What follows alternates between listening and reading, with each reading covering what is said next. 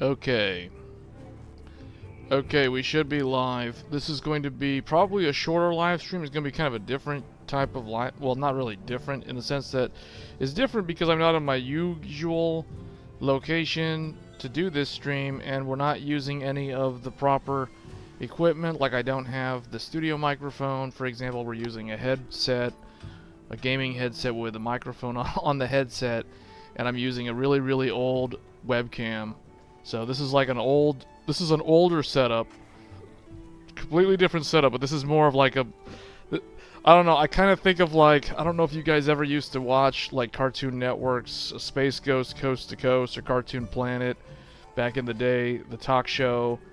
You know how if you guys ever watched Space Ghost, Space Ghost was basically like a talk show host. So he had his setting where he had the guests and everything, and then there was the people behind the scenes. You know, so they had Zorak and Brack and Moltar. This setup, this location that I'm in, this is kind of like Moltar's setup. This is more like a behind the scenes, you know, the audio room and all that. Like, this is like the server room, so to speak. So I got like all this extra stuff here. So that's why this stream is going to be kind of different. But basically, we're streaming with the CUDIMM, the CUDIMMs that we were talking about. I only have the 2 sticks right now. Supposed to be getting a replacement set so I can run 4 sticks. But until then, we're running only 2. And let me see if I don't have I just realized I don't have a proper camera setup for the second to show you guys like the computer, but maybe I can get that to work. Hold on, let me see. Maybe I can get this one. Oh wait, no, that's AverMedia. What about this one? Does this work?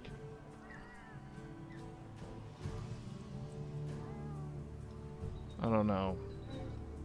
Probably should have looked into this first. Oh wait, there we go. Hold on. Oh, there's something. This is probably gonna be a little bit blurry though. So let's see. Oh boy. Okay, so this. I don't. How do I sound? Is the audio too loud or too quiet or whatever? So this is the setup. This is the I guess we'll call this the other computer. This is the one that you guys never normally see, but it's kind of behind the scenes. So you can see there the Asus ROG with the crosshair, not crosshair, that's completely wrong.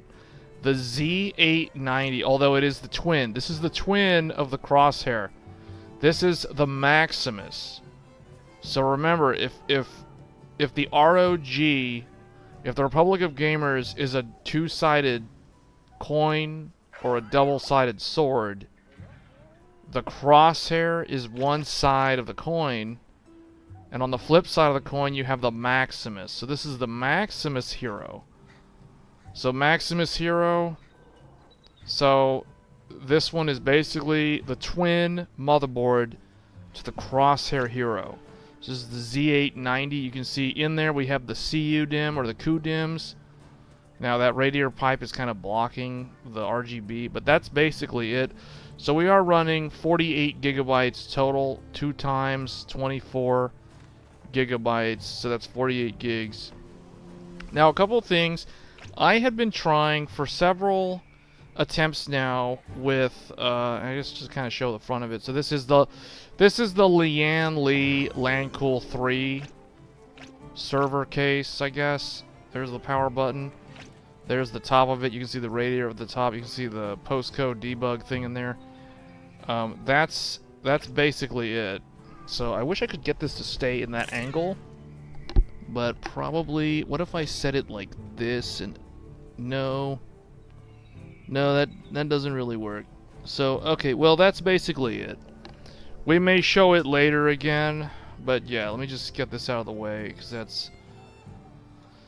that's gonna be very distracting. So anyway, that's the computer that we're working with. This is the only platform currently that supports the CUDIMM or CUDIMMs, but this is kind of bleeding edge technology. Now, what I was saying earlier, this memory kit is rated for 8200 megatransfers at cast latency 40.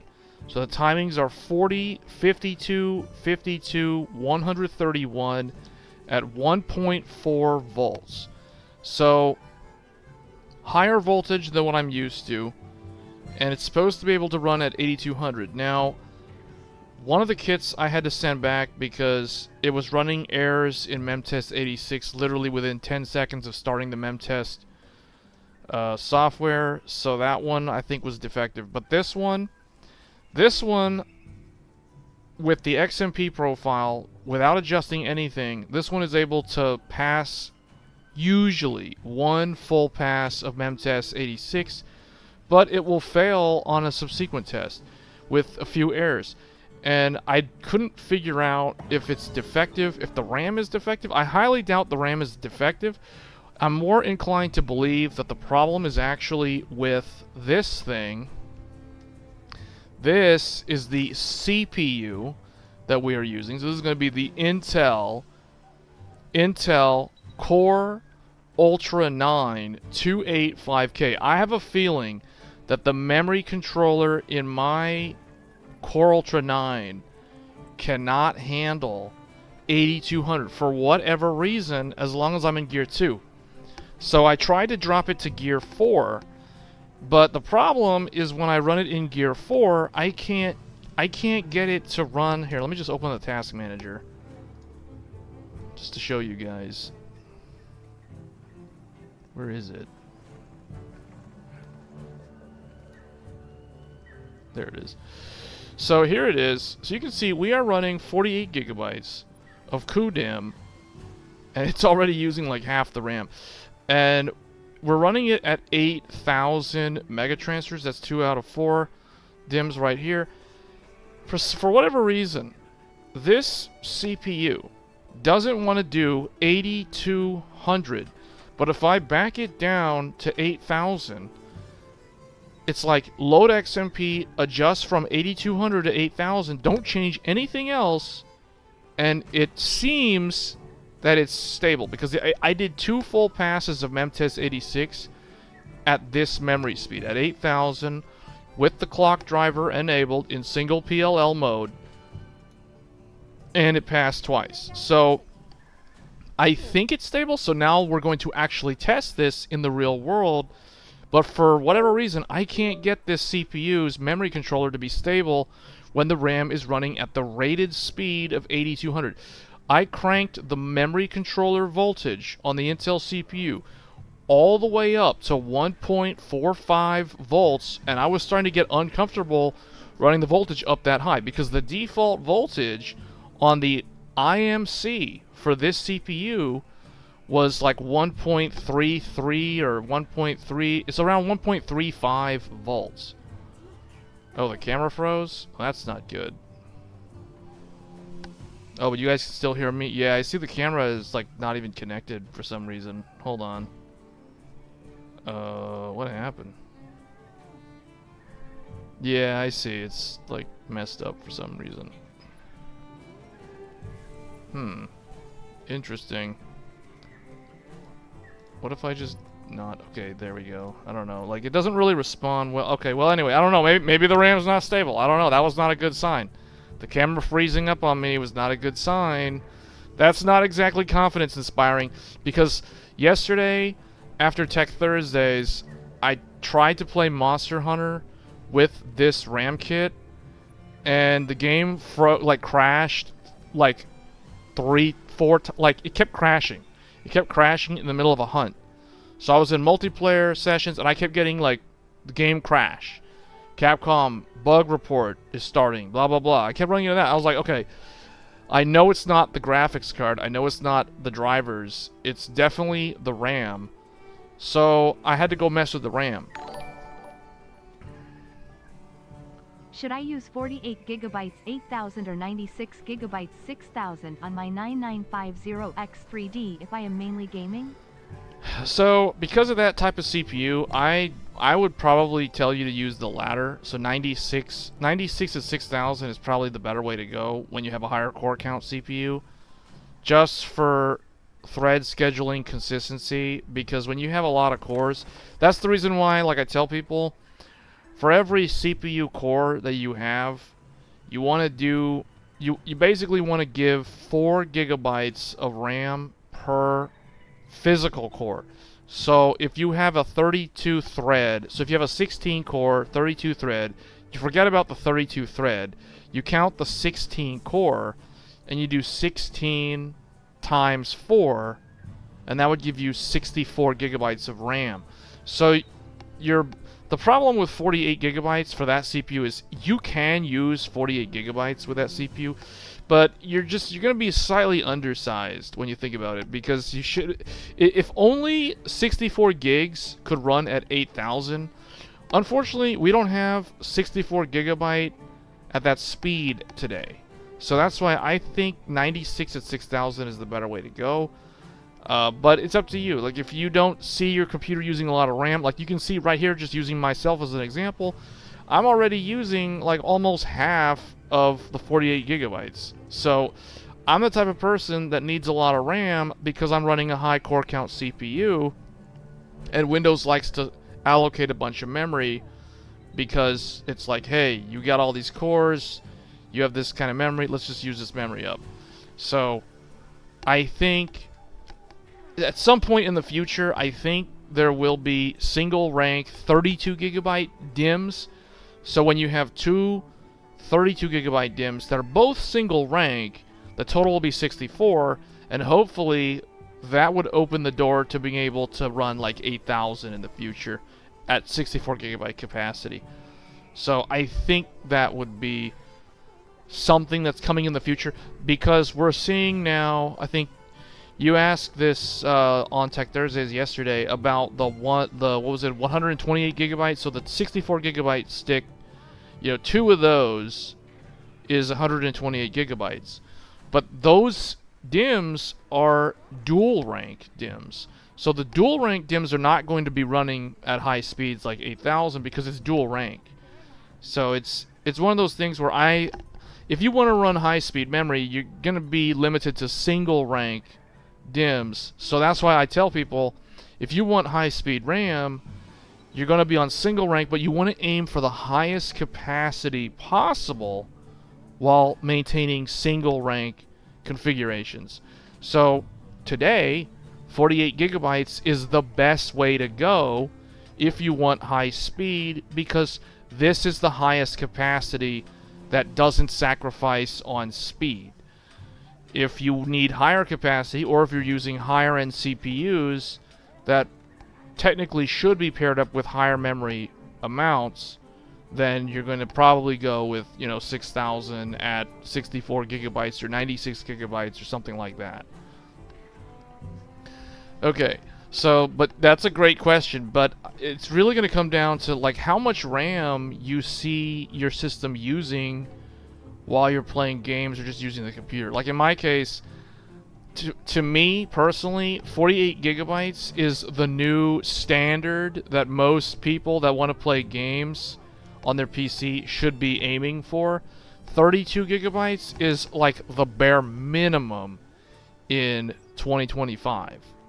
So the fact that Micro Center gives away 32 gigabytes, 6000 for free when someone buys a Ryzen CPU, or they're doing like a build, they have those bundles that come with like 32 gigs, 6000, SK Hynix. It's that RAM that they give away for free at Micro Center is not that bad, but I consider that like the bare minimum, because they've been doing that since Zen 4 launched back in 2022. So 32 gigabytes is the bare minimum now. Like that's what I think. 48 is the way to go if you want speed without being at bare minimum memory requirements, so while giving you enough of a buffer window there. So I mean, look, all we're doing is streaming Monster Hunter Wilds, and we're already using 22.5 gigs of system RAM. Like if this was 32 gigs, it's like, yeah, we could get away with doing this on 32 gigs, but do I really Do I really want to be running like with only what 10 gigs of free RAM? So no, I don't. So 48 is the way to go if you want high speed. Otherwise, if you want higher capacity, 6496, that's where it's going to be at if you want to run 4 sticks of RAM, because 6496, that's better.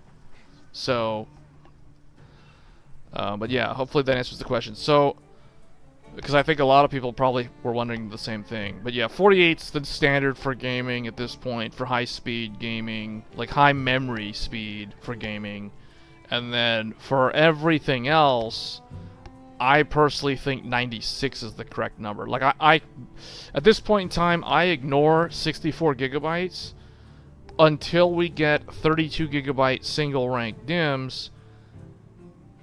So if you can run 2 single rank for a total of 64, that, in my mind, will automatically replace 48 gigabytes as my recommendation for single rank setups. But until that time, I really only recommend 48 gigabytes or 96 gigabytes. So if somebody wants a lot of RAM, I tell them 96 gigabytes, 4 sticks, 6000, or whatever speed, but typically it's going to be 6000. And then if they want fast RAM for the fastest gaming performance possible, I tell them 48 gigabytes, 8000. So the fact that this CPU, so this is the Intel Core Ultra 9 285K, the fact that this thing can't even do 8200 with the help of CUDIMM, because we're using CUDIMMs. The clock driver is supposed to help get higher memory speeds. But I don't know, I just have like a dud or whatever. The SP score of this CPU is 84, so I guess it's average, but like, man, compared to my 9950X 3D, my 9950X 3D, the silicon potential score per ASUS, the Crosshair Hero evaluates my 9950X 3D and gives it a silicon potential score of 120. So I got a 120 on my 9950X 3D. Meanwhile, the Asus Maximus Hero rates the silicon potential score of my Core Ultra 9 285K with a score of 84. So maybe because I didn't win the silicon lottery with the Intel, I'm kind of relegated to running lower speeds or whatever. Like, I'm kind of like max at 8000 at this point without running copious amounts of voltage on my memory controller, and I'm afraid to do that, and I'm not about to do that because of all the whole, oh, the Intel CPUs were degrading due to too much voltage last year. You know, the last thing I want to do is to kill my Arrow Lake CPU because I have to run the memory controller over 1.5 something volts just to get 8200 to run stable, even with CUDIMM helping. So kind of sad that I'm kind of relegated to like 8000 maximum with CUDIMM, but because it kind of defeats the purpose of CUDIMM, to be honest, because it's like, okay, I literally have an 8000 kit that's regular UDIMM, so it's like, why can't I just use that, you know, like... This is kind of looking like a waste of money right now as far as the CUDIMM goes, but we're still going to try the 4 sticks and see if I can get the 4 sticks working at like 6400, for example, so that it can at least match my 9950X 3D in terms of RAM capacity and RAM speed, because man, the 9950X 3D is just like, it's killing it right now. But okay, so this is basically the Core Ultra 9. Just for those that are curious, Core Ultra 9 is different from all previous Intel CPUs because they changed the layout of the CPUs. You can see that here in terms of the core behavior, in terms of how they do core parking for the game mode. It is quite similar to the way the X3D performs. So we have here P-core, P-core. So the P-cores are at the ends of the processor and in the middle of the processor. All the cores around them are E-cores. So we have P, P, E, E, E, E, E, E, E, E, P, P, P, P, E, E, E, E, E, E, E, E, P, P. That is the order of the core allocation on Core Ultra 9 285K. So now that we've gotten that over with, we are using the trusty AMD Radeon RX 7900 XTX because it has 24 gigabytes of VRAM, and this game with the high resolution texture pack at 4K resolution will use as much VRAM as you can give it. So we are currently using 20.6 out of 24 gigabytes of VRAM. Monster Hunter Wilds is the new Crisis of video games. It is the most demanding game that I have seen launch this year. You need the highest end hardware possible to get a good gaming experience on here. So we have to have that. And then for the live stream encoding, we are using the integrated graphics. If I can figure out which one of these it is. But basically, we're using, okay. Somewhere in here, it has it. Okay, maybe it's decode 1. I don't know why it doesn't say encode, but anyway. We're using the integrated graphics, the Intel QuickSync HEVC H265 to encode the live stream. So we're doing that on there. So we've got the integrated graphics handling the live stream. We have the discrete graphics handling the game, and then this is basically what the CPU utilization looks like. So we got some core parking. Parked. We have 4 E-cores that are parked using core parking. And then this one is parked as well. Parked. So 8 of the E-cores are being parked. You guys can't see the tooltip, but when I mouse over them, they're saying that they're parked. So 1, 2, 3, 4, 5, 6, 7, 8. This one is these two are constantly getting like unparked and parked for some reason. It's very jarring, but so 8 of the E-cores are being parked here in the middle. Then we have 8 E-cores on the ends that are doing stuff. I don't know what exactly they're doing, but they're doing something. And then we have all 8 P-cores are being utilized for the game, and then these 2 down here are fully saturated at 100% utilization. So, that is that. Okay, and I moved it, so now it's like, hey, I just woke up all these. Oh, because I'm not focused on the game. It unparked a bunch of these E-cores. So, okay. So, in a lot of ways, the Windows scheduler treats this Intel CPU very similar to the AMD X3D, because when I click on the game, it parks a bunch of these E-cores so they can't do anything. But then when I click away from the game, like if I click on the task manager, it unparks all these things. Okay, but it's like shifting the load. So I don't know. Anyway, that is the game hardware, or that's the hardware that we were using. Let's get this out of the way. Switch to online because of doing nothing. Okay, great. Okay, so let's test this game, or let's test this computer. I want to test the stability of this computer because the game was crashing when we were trying to run the RAM at 8200, and I was failing mem tests on the second pass with a few errors. And I kept increasing the memory controller voltage all the way to 1.45 volts, and that wasn't really helping with stability. So by downclocking the RAM to 8000, I was able to do 2 full passes of memtest 86. So I have a feeling the reason for the crashing in the game was because of unstable memory on the Intel memory controller, meaning it has nothing to do with the RAM. The RAM is fine. The problem is actually the memory controller cannot handle the speed in Gear 2 at 2 gigahertz. So, and the way I verified this last night after Tech Thursdays, I went into the BIOS and I forced the memory controller to run in Gear 4, meaning it was running at less than 1 gigahertz. So it's like, okay, if you're supposed to be 2 gigahertz Oh, it was running at 1000. Yeah. So I ran the memory controller at 1 gigahertz. And then at 1 gigahertz, DDR5-8000, the game no longer crashed, and I was able to do all of my weeklies and everything consecutively with no crashes. So the problem definitely was the RAM and the memory controller, because we don't have these crash problems when I ran the memory controller at quarter speed, 1/4 of the speed. But now we're running in Gear 2 mode.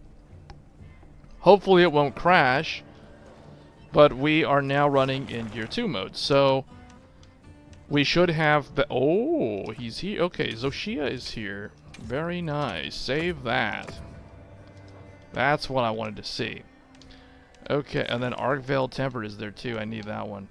Okay, we are going to... Let me see, what do I need to do? Oh, there's a thing. Well, what can I do? There's a new weekly event quest. I need to talk to the blacksmith, but this guy's in the way. Hey. Anything catch your eye? Yeah, there's like a new... Where is it? Okay, see, I don't even do it. So we're going to test this. This way, we're at low risk of messing it up. So we're going to do this. We're going to go in... Oh, wait. Oh, I already ate a big meal. Okay, that was a big meal. Okay. Right.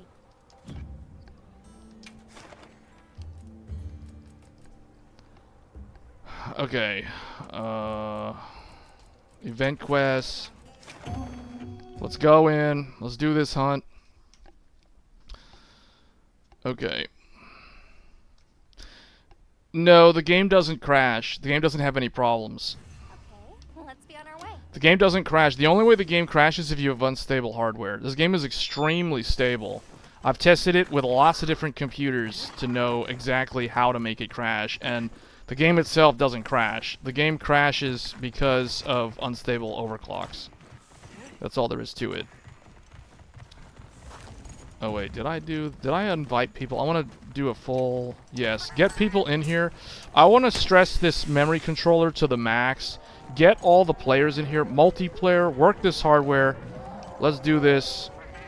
Leroy Jenkins, here we go. Gun Lance, Gun Lance, Gun Lance.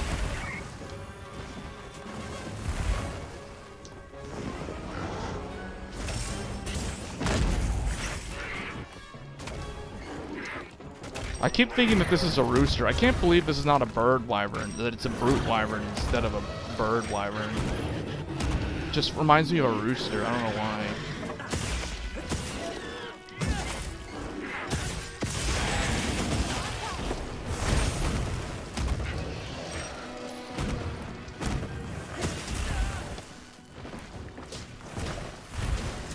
Yeah, this game is very good. This is currently Game of the Year right now, so far, until something else that's better than it comes out. Which, I don't know. I don't really have very high expectations for the remainder of the games coming out this year. Oh, I didn't even need to do that. I could just put on the Mending Mantle.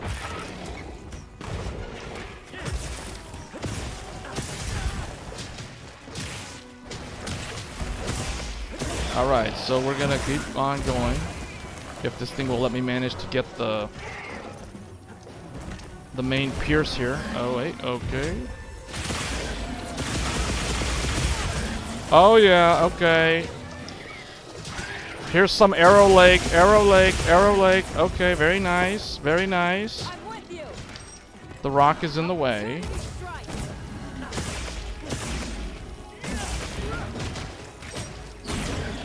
Oh, we got two gun lance. Oh, is that a lance user or is that a gun lance user? That's a lance user, isn't it? Yeah, that's lance. All right.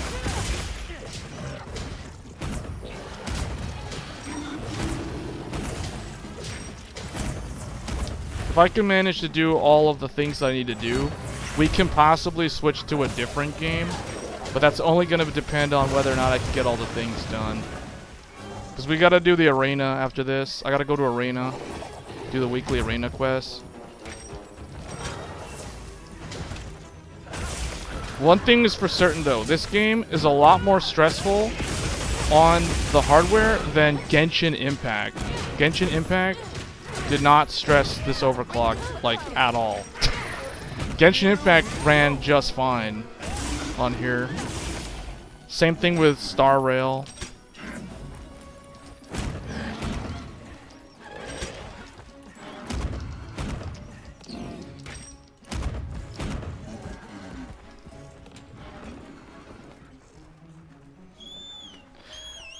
You guys know about the new armor set? So there's like 3... Title Update 1 introduced 3 new... Is it 3 or 4? No, it's like 3 armor sets. There was the Mizutsune armor. There was the Zoshia armor. And then there is the armor that I'm wearing, which is known as the Guild Cross armor, which is like one of the best farming sets because it gives you more items. I gathered some materials too. Here, I'm just gonna, since there's no, but let's just cap it. Do this. So we don't have to spend a lot of time here. Okay, well that was good. I need to get 3 of the tickets though. So try Blade and Soul Neo. I don't think I have that game.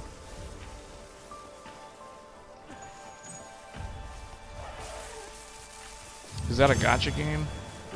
Is that like Genshin or is that like a different... Sounds like a... Blade and Soul Neo sounds like a gacha game. See, because check this out. See, the ones that say luck, active skills, luck. This one and this one. This one has a like a yellow glow around it, like this one and this one. The only reason why I got these 2 was because of the armor set that I'm wearing. The armor set has a special ability that allows you to get more rewards from quests.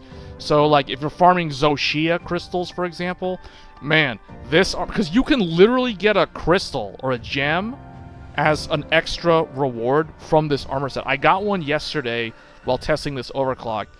I got, like, a bird gem or something. I was like, what? I didn't know it gave me gems.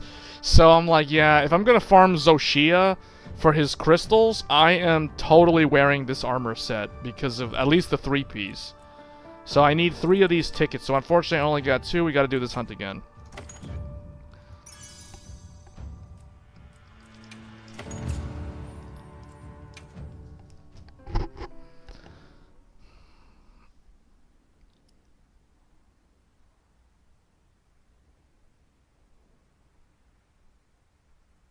You like the Darth Vader look from someone last week? Wait, the Darth Vader look? Oh, was that the one that I was... Oh, today's login bonus is up. See, you get this stuff.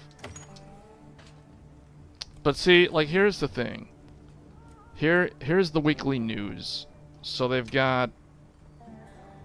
Is this the one that I'm doing? Yeah, when do Kematre sing? That's the quest that I'm doing. Because you can get a special limited time thing. It's like basically like a FOMO quest. Or like a FOMO armor piece. This thing, you can have the little bird sit on your head. This is the armor set, or the armor piece that you get from doing that quest. So I need 1 more ticket because you need 3... what is this? Amstrigian ticket. I only got 2, so I gotta do the quest again. Done already? So we're gonna do it again. Immediately, no rest.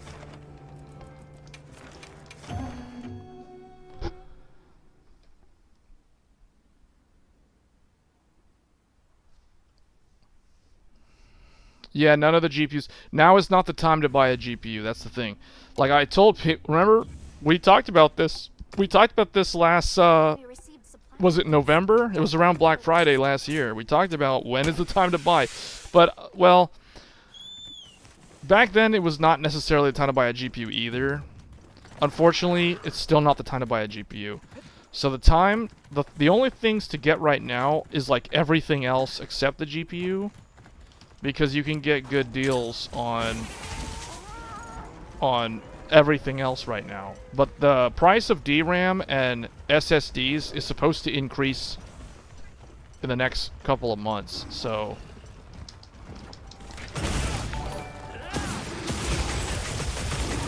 What is the best way to farm armor spheres? Monster gems? So the best way to farm the armor spheres is probably just gonna be. Well, okay. There is one way. One way is when they do the event quest. There is an event quest. There's actually more than one event quest that gives you a lot of armor. There was one quest the first week that they added the live service system. One of those hunts, I don't know if it was the Chotacabra hunt or if it was the other one. There was one quest that gave a lot of armor spheres. But yeah, I need armor spheres because I'm currently out right now. Like, I don't have any of the red one.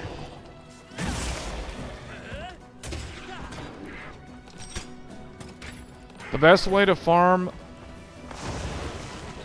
yeah, you can do the top rank, so 6-star, 5-star. 6-star, 5-star would be the best way until there's an event quest that gives more. But always check the event quest list every Tuesday when they reset, or just check the website. Back when I played Monster Hunter World, I used to check the website to find out if they were going to have one, because they show you it in advance. So you know which week to prepare for. Like, if you can't play the game, like, if you can only play the game, like, certain times, or you're not actively playing the game, you can check the website to find out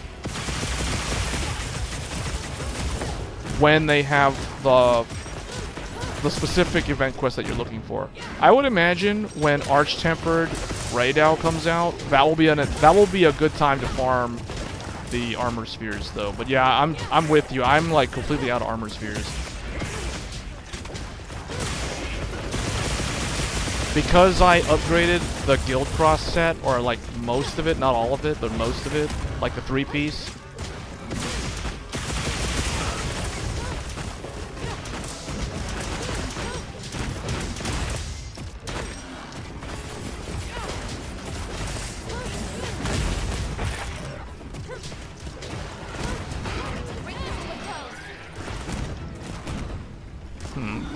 Looking at the stream, it looks kind of, I don't know. Oh, maybe it's because... How did that miss? Oh, I didn't have one? Oh, well.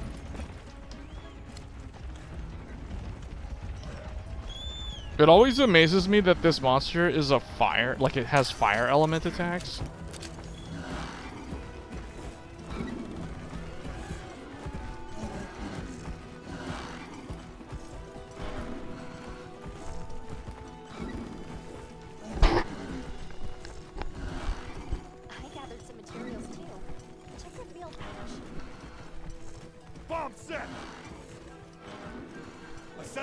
This guy planted the bomb. Hold on. Okay, that makes me think. Oh, he doesn't want to go to sleep because you guys put all these bombs down.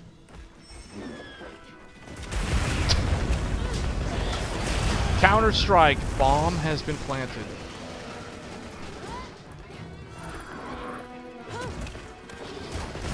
Bomb has been planted. Okay, yeah, see, that's why you don't put the bomb down until the monster goes to sleep. They literally put the bomb right where the monster wanted to sleep. That wasn't smart.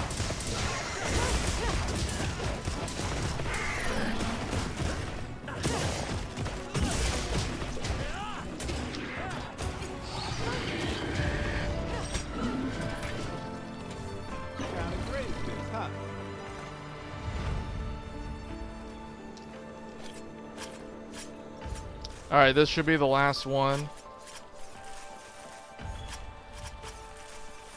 This is a rare research opportunity. Okay. Can't let it go to waste. Oh wait, I want this one too. Oh, the Nova Crystal. The Nova Crystal. The Nova Crystal. Like, it's like so rare. Man, the green one? Oh, Dragon Bone Relic. What is this, streamer's luck? This never happens to me when I'm playing this off stream. Like, it's just, I got a Nova Crystal and a Dragon Bone Relic, like, back to back. Like, what? Okay, see, so in this one, that's new. I've never gotten Steel Egg. Steel Egg? Like, what is this? Just randomly got these. Okay, 2 more. See, again, extra things. That's the power of the Guild Cross set. Hunter rank 93. Almost Hunter rank 100.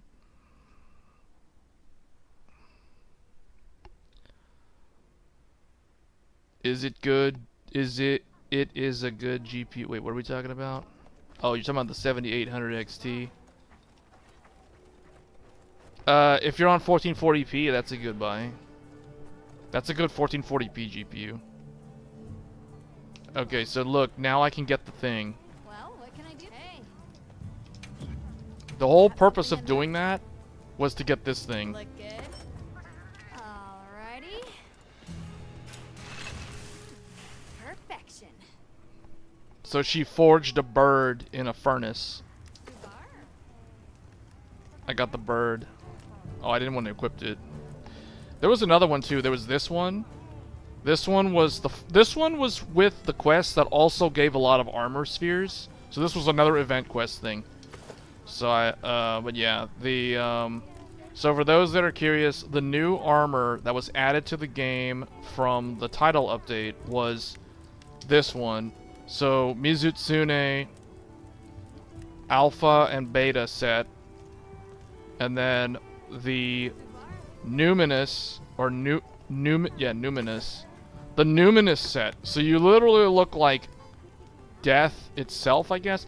Like this is there's two styles. So there's this one, there's the male version, which literally looks like a death angel or whatever, and then you have like the female one, which is like, it's interesting because it's like if you mix these sets, like if you take the male like headpiece, chest piece, and the arms, and you take the female overlay and the boots, you get like a full, like, I don't know, this thing looks like something out of like Bloodborne 2 or something. But if you do the opposite, if you take the male shoes and the overlay, and then the female gloves, the female chest piece, and the female hood, you get like, you literally get a Sin Eater from Shadowbringers. This thing literally looks like it's straight out of Shadowbringers. So the Numinous set was added to the game, and then the third one is the one that I'm wearing right now, the Guild Cross. So the Guild Cross set, well, I'm not wearing the full set, I'm wearing like 3 out of the pieces. Yeah, I'm wearing 3 out of 5. But yeah, like the Guild Cross set is the one that has the special ability, Glory's Favor. Increases quest target rewards. The only thing is you can't join someone's SOS mid-quest. I don't know what the cutoff is, because I have joined SOSs and I still have gotten extra rewards. I think if you join before a certain cutoff, it counts. But if you join, like, I think, like, I don't know, 10 minutes after, 5 minutes after, whatever, then you don't get rewards. So, but I don't know exactly when the cutoff is. But anyway, this is the secret, like, farm set.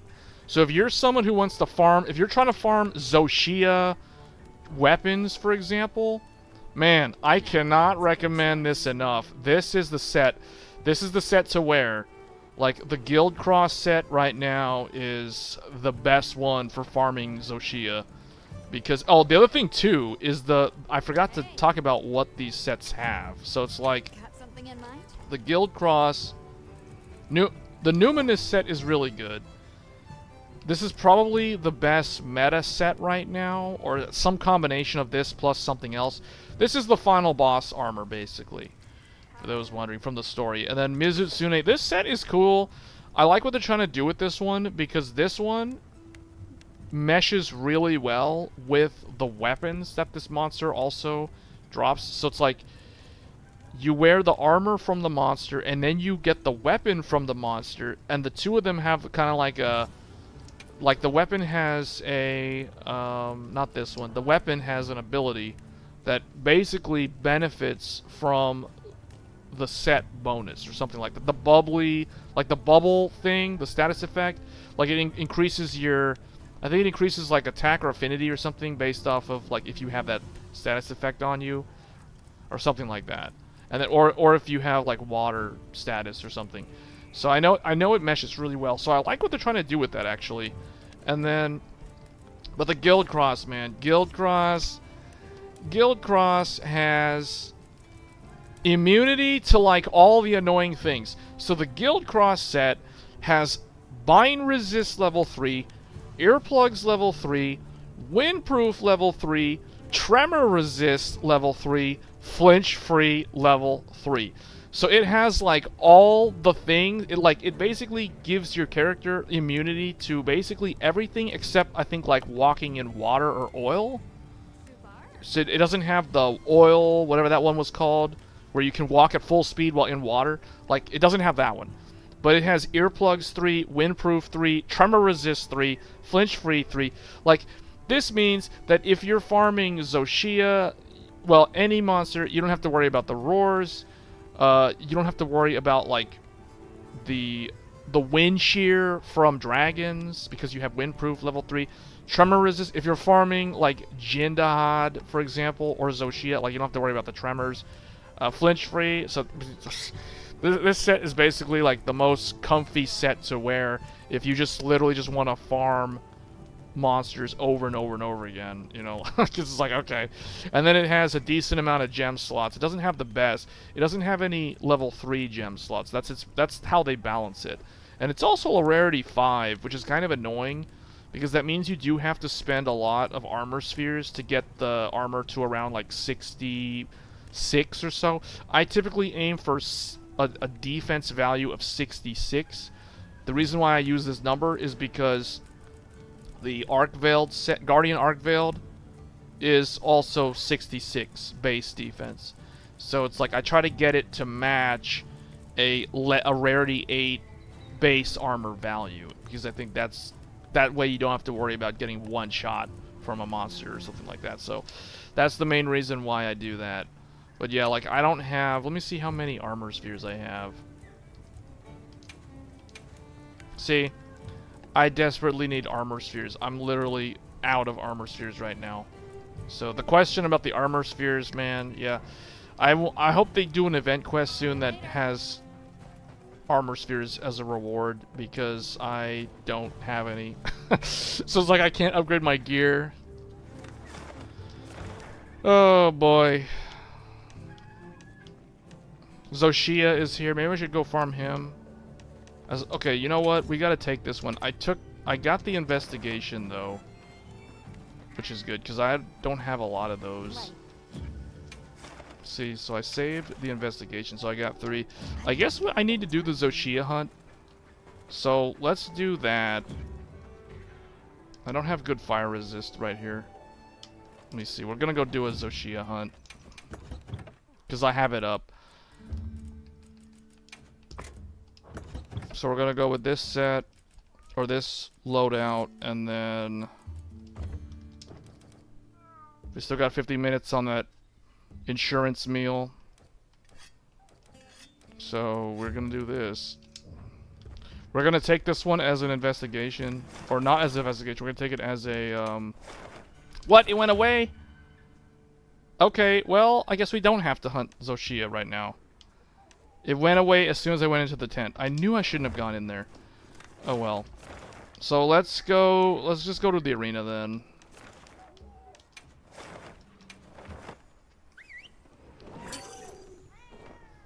Have you tried Withering Waves? I tried playing Withering Waves like the first month that it came out, and then I quit and went back to Honkai Star Rail. That's a pretty good game. It's just, I don't know, I'm trying to stay away from gacha games. Monster Hunter Wilds kind of cured me from gacha games, because before this game, there was Genshin Impact and Star Rail. Like, I was playing Genshin Impact in January and December. And then this game came out in February. We did a bunch of, like, live streams for Elden Ring Night Rain sneak peek. This game's open beta test back in February. And then this game came out, and I was like, okay, fine. Finally, I can quit Genshin. I'm done with Genshin. I quit Genshin. So, we're done with Genshin. We're done with Star Rail. I don't want to go back into another gacha game. I feel like it's one of those things where you go through withdrawal symptoms. Thankfully, this game came out, and I didn't have any withdrawal symptoms, because this game is basically a live service game, but it's not a gacha game. So, you know what I'm saying? So it's like, yay, I don't have to deal with that anymore.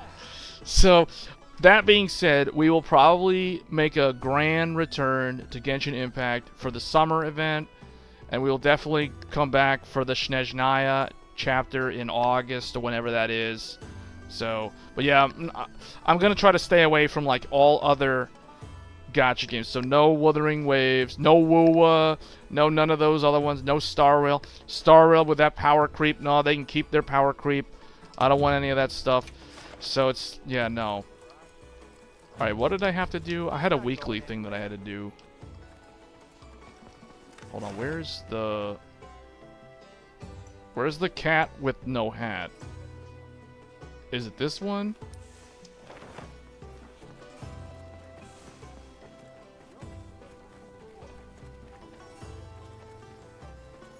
Wuthering Waves is a gacha game.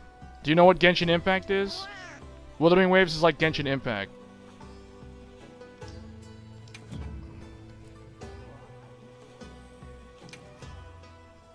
This is what I need to do. I need to do the Chatakabra Arena, the Radeon Arena, which I have never done that one. Oh, okay, we are definitely doing this. You know why? This is how you can get armor spheres. Check this out. In addition to the weeklies. Oh, I guess the question earlier, assuming you know about this, or maybe you, I don't know. For people who don't know, you can do the weekly quests. They reset every Tuesday. So we've got 3 days left. And I've already done, you know, obviously the weeklies here. But this is how you can do, you can get a heavy armor sphere for doing all of them. You get a couple of hard armor spheres, some advanced armor spheres. But then they also recently added the arena quest. And you can get a whole nother set of, you know, like, you can get 2 more hard armor spheres and then a heavy armor sphere. I am so desperate for armor spheres because I literally have 0 of both of these. So we are absolutely doing this right now, and this is kind of easy. I mean, it's just, these are more time consuming because you can't use your build. You have to choose a preset build. So this feels like I'm going to be playing, this is like playing Apex Legends, where you have to choose a specific build. So let's do the Chatakabra. You can do this with friends, but this is more for like leaderboards, for like time, it's like a time attack mode. It's like how fast can you hunt the monster in the arena. So in this one, I have a B, so I forget what my time was, but it was sometime, it was like 4 or 5 minutes. So you can choose between the Great Sword and Hunting Horn with the Shuwu armor and the Rocksteady Mantle. And I think you also, so Paralysis Knives, which I forgot to use those. Okay, so it does have those. And then for the second build out, you have the Longsword and the Lance, and this one has the Mending Mantle, and it looks like it has a Pitfall Trap, which is interesting.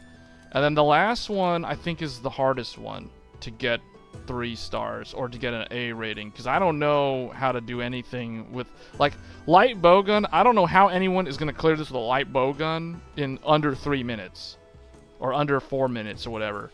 So it's like, yeah, good luck with this one. You don't even get a Pitfall Trap, which is interesting. So it's like the dual blades are supposed to do all the DPS. Anyway, I'm just gonna choose probably the... Should I try to beat my last score? No, actually we're gonna try to do... Let's do the light bowgun, because we need to learn how to use the light bowgun. Have you seen people doing time attack in like 0 seconds? I have not. I have seen people doing like Zoshia hunts solo in like less than 5 minutes.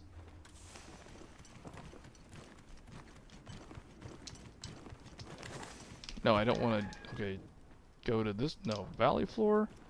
Where does the other one go? Whatever. Wait, what? I thought there was a way for me to go to the back of the arena. Is it this one?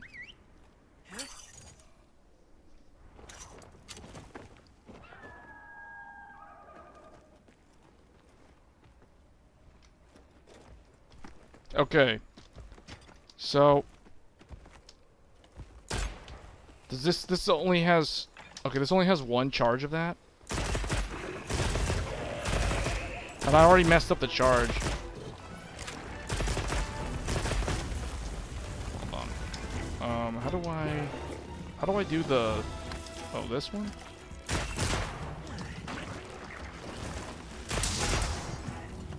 I am going to switch to like range weapons at some point. Like I want to use the bow and the heavy bow gun and the light bow gun.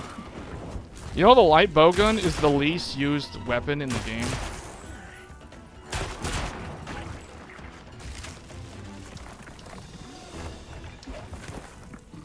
What's the difference here?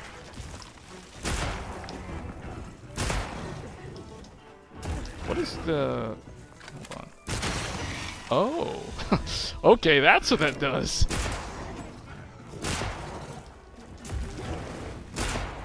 Okay, so if I wanted to switch weapons, I can do that, right? Like I can call this guy, eat some rations.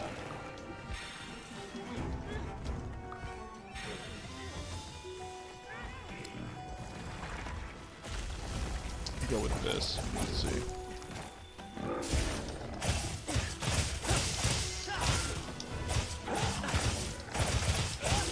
You can go attack on Titan on him.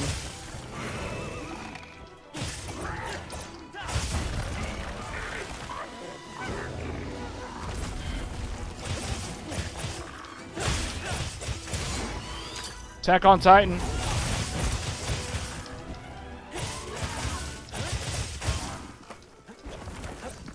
This one, I think when I did dual blades the whole time, like I almost got A rating with dual blades, but my weapon sharpness ran out. Like I was in the red on sharpness on the weapon, so I don't understand like how somebody manages the... Unless there's a tool, like does it have anything in here for sharpening? Oh, it has the sharpener, but doesn't have like a fast sharpener. Or maybe I'm supposed to do something with this.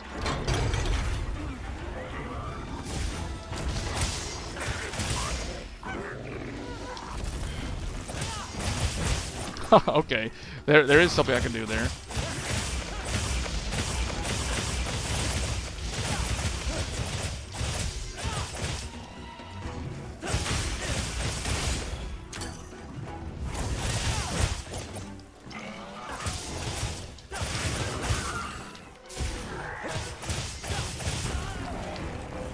No, it's not on Game Pass.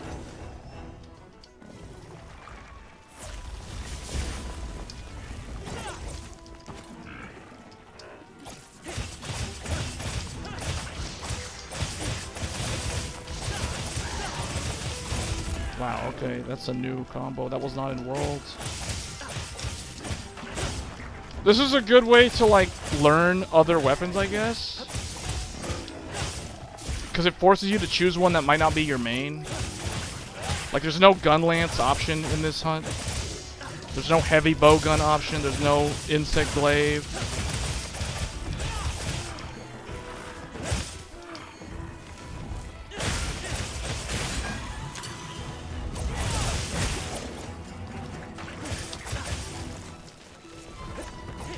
I don't know, for some reason that lion's mane on the character makes me think of Kraven the Hunter from Spider-Man.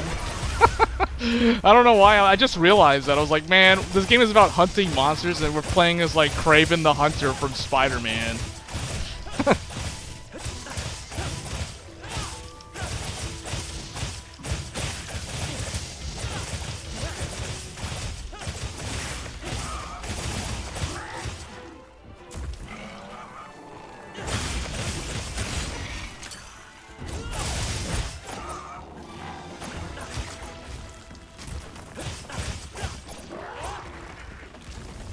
Alright.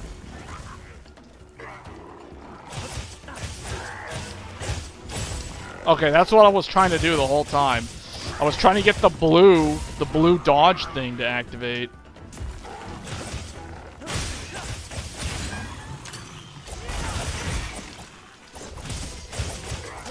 So, okay. I guess you gotta use focus mode to, like, stay in focus because the character's moving so fast.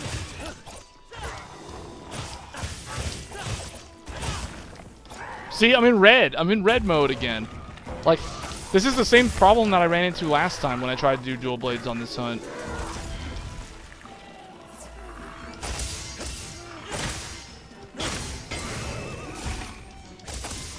He's almost dead, but now it's like I have to hit him in the face only because I'm barely doing any damage because I'm in red. So it's like, is there a way to sharpen or something? Like, there's a throwing knife? Does that do anything? Oh man, I shouldn't even bother to sharpen. He was that low. Should have just kept going.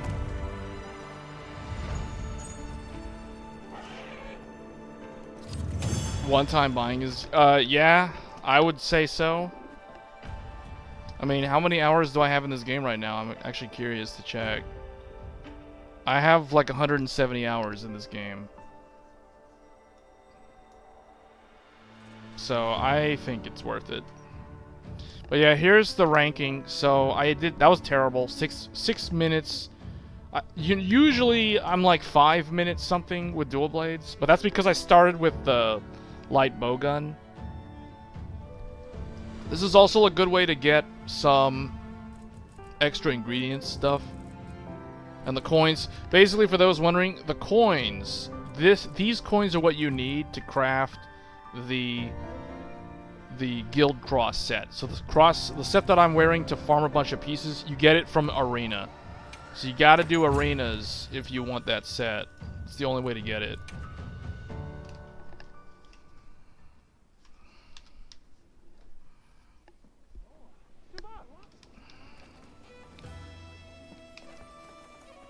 Okay, and I think I just have to hunt Radeon now in arena. This one's gonna be more interesting. I haven't done this one yet. So Radeon. Okay, so here you have sword and shield and hammer, or switch axe and charger blade. That is interesting. They put the two file-based weapons together. And then gun lance and another gun lance? Wait, what? 2 gun lances. Why? That is very broken. That is very broken. Dual gun lance? You have a paralysis gun lance and a sleep gun lance. But I actually want to go and bring Radeon to the, like, where the platform is. So, does this have Rocksteady? Yeah, this has Rocksteady. How do I get down there?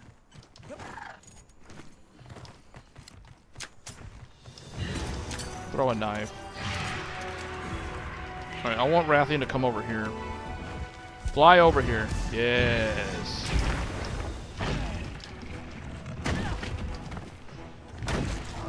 Well, I didn't really want to do that, but I knew that was going to happen. I want to use ledge hopping strategy with the hammer, because that's like an easy way to get a quick A ranking. But I probably... Alright, just make her fall down quick here. This is a good spot because of the ledge. No, I didn't want to dive bomb. Oh well.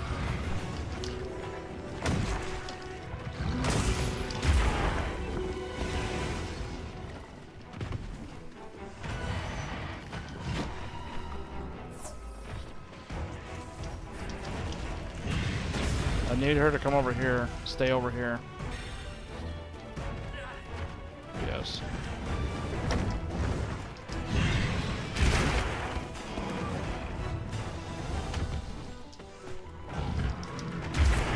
Okay, well maybe this isn't gonna work the way I thought.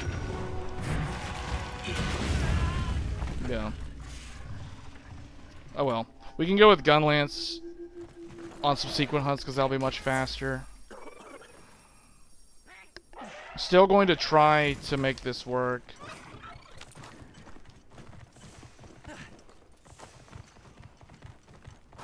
The ledge hopping strategy is usually one. I probably should have gone with this now that I think about it.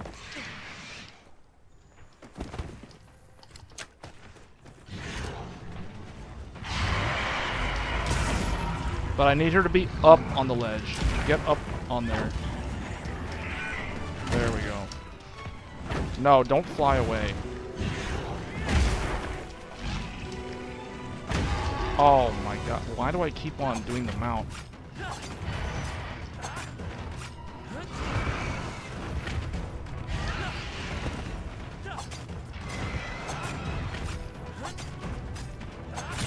Okay, well I guess that strategy didn't work. I'm just gonna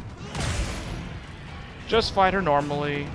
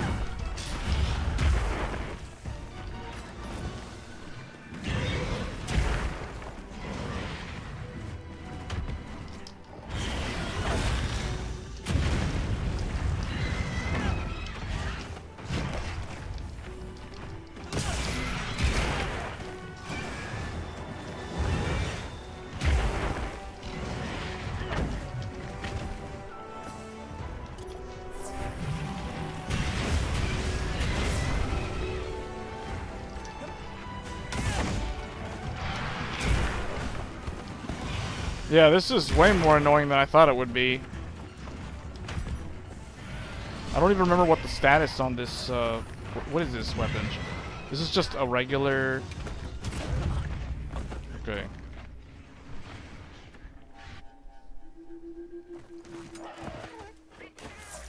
Do I have any traps? No. I have like I have 2 large barrel bombs.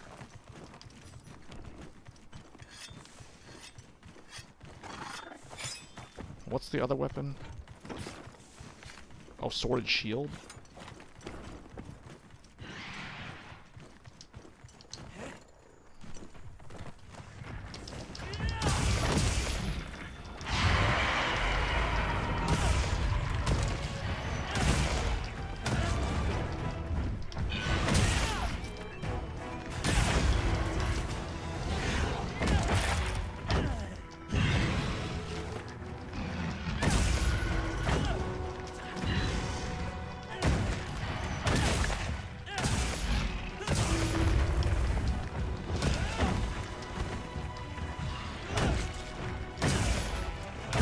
Yeah, the hammer, you basically just want to keep on.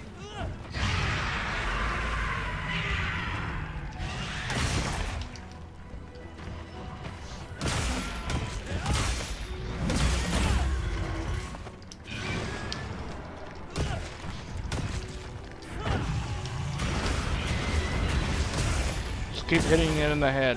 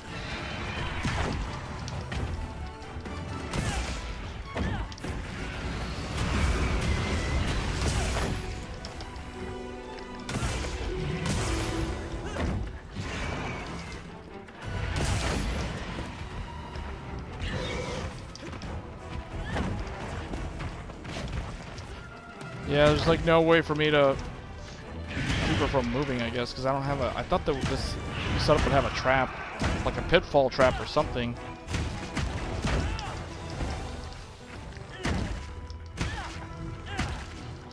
That leg is in the way.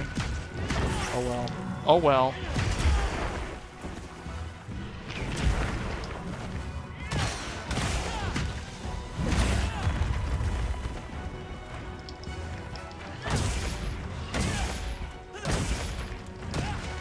Almost dead.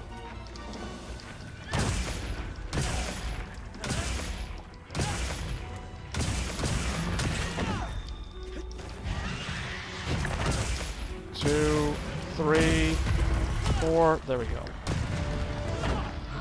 Okay, well I learned, do not try to set up the positioning. There's no reason to even bother. Just fight it normally.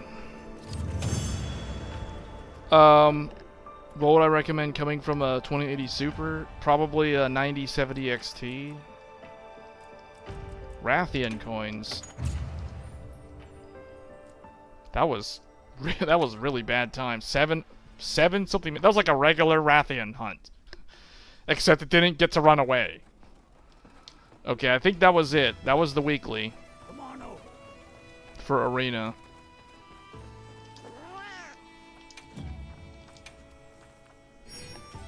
There we go. Finally, some armor spheres. Oh, and you get the cheese thing too.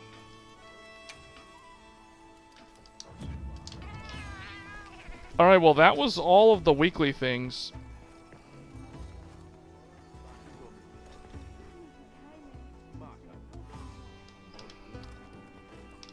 Hold on, what was I gonna do? I was gonna check the armor, see if there's like a new armor for the Radeon coin. Otherwise, what's the Radeon coin good for? You have any requests? Is it this? Oh, earrings of dedication. Wide range. It's a healing. It's a support thing. Oh, clerk. Wait, what? The clerk set is from the Radeon coins? Oh, you need Chattacabra and Radeon coins and Pinnacle coins. And then a bunch of other things from random other monsters. Okay, so if you want the clerk set, why is the clerk set higher rarity than the guild cross? Like, what is up with that? Both of them have luck, though, so it's like you could use this to farm crystals.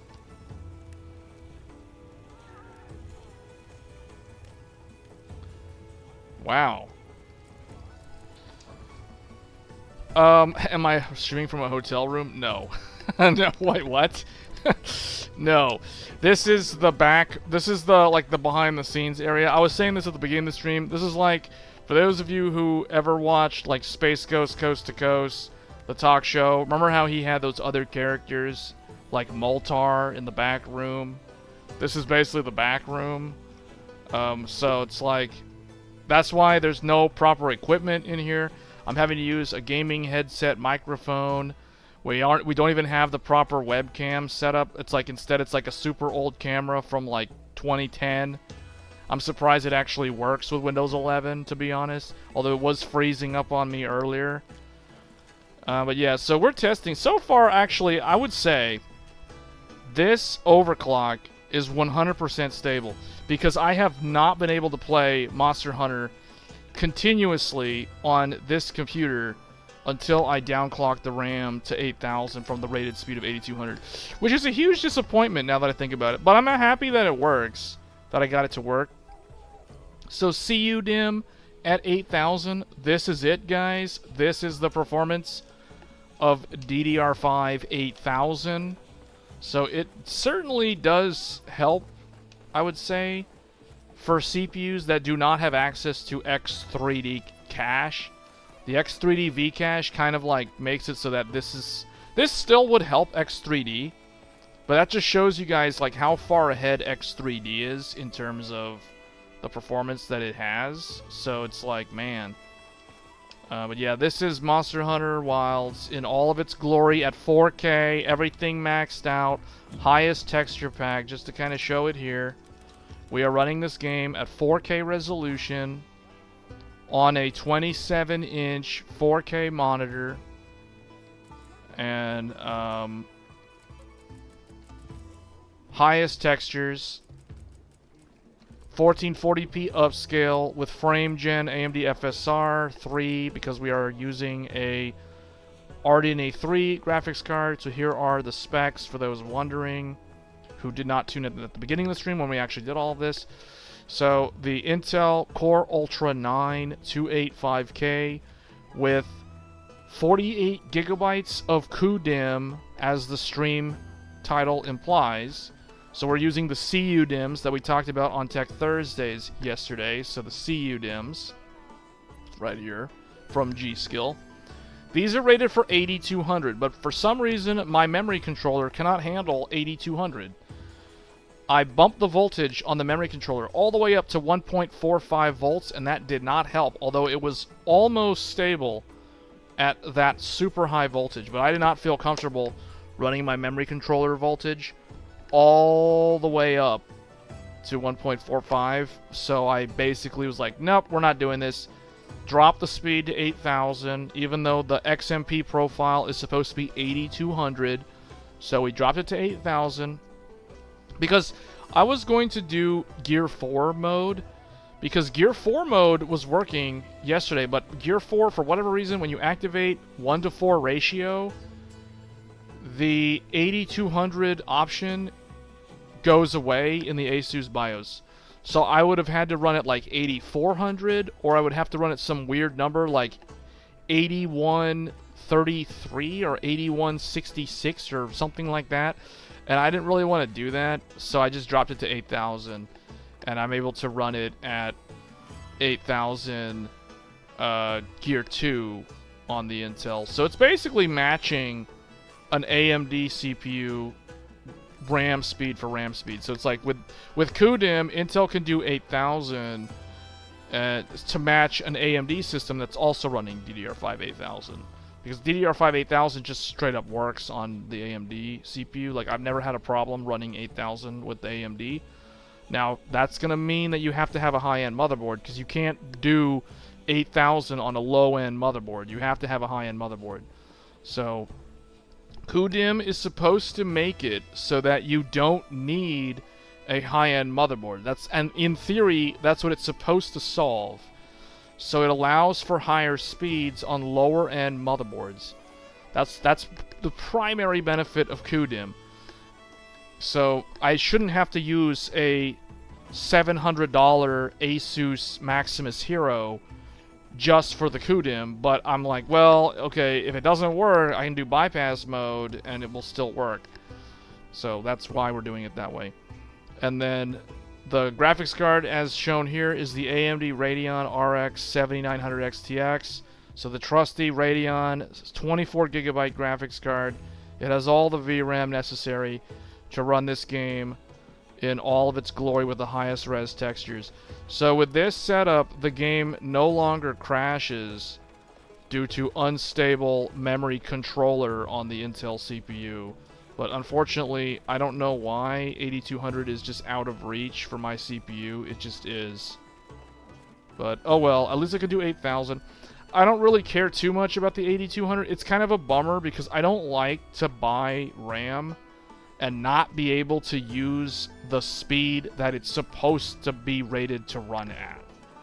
So I literally bought 8200 memory and I can't even run it at 8200 with the CPU because the CPU can't handle it.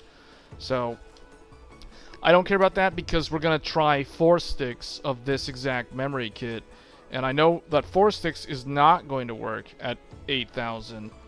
So I just hope that I can get it to run at 6400. And because the nice thing about these CUDIMMs, they have 2 XMP profiles in here. They have the 8200 profile, which is CL 40, 52, 52, 131 at 1.4 volts. And then they have another profile, which is 6400 CL 32, 39, 39. It's the typical, what I call the typical G-Skill CL 32 6400 profile. They have that one. The one that's in my AMD Expo profile that I'm using currently with the 9950X3D, it has that profile built into these CUDIMMs. So that is the one that I'll actually be loading when we switch to 4 sticks of RAM. So I can finally, hopefully, we can finally run 4 sticks of RAM on an Intel-based platform and it not crash or be unstable, because that was a huge challenge with Intel up until now, effectively. So yeah, if you wanted 4 sticks of RAM of DDR5, you basically had to go AMD, or you were running like an Intel 13 or 14 900K at like DDR5 4000. Yes, DDR5 4000. So it's like, hopefully we can run that DDR5 6400 with 4 sticks at long last and finally get the Intel up to par to match what the AMD CPU has been able to do for like 2 years. It took Intel Core Ultra and CUDIMM technology to get it to catch up, but I mean, it's a start. It's definitely a start. So we'll be looking at that in a video format in the future. Oh, there's bountiful stuff. There's like a lot. Like, what's happening? There's something happening in the game. Bountiful treasure. Okay, wait, this is in the forest? Are you at 60 FPS capped? I have it capped at 60 FPS, but because of frame gen, the frame rate is way higher than 60. It goes into the 100s. Here, this might... Well, hold on. This might cause the game to crash if I open Afterburner right now. Well, I have the frame counter in the top left of the screen. It says 112 FPS. So if you're curious, that's kind of the frame rate. I mean, it fluctuates a lot because it's frame gen, and this game is incredibly CPU bound.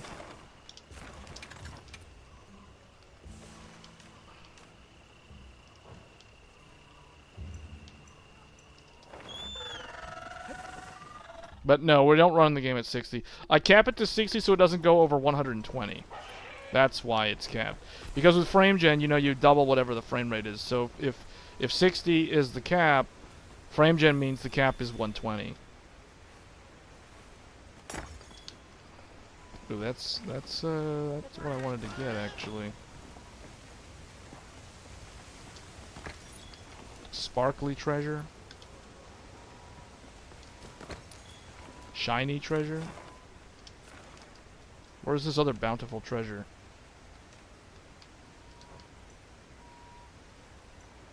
It said there was a bountiful treasure.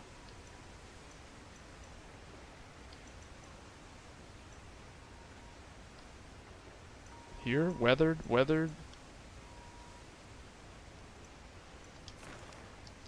I mean... It doesn't want to tell me where it is. Did I get rid of all of them?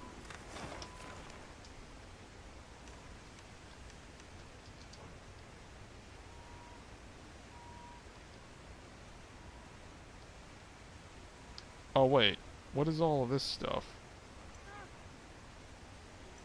There's a bunch of things here.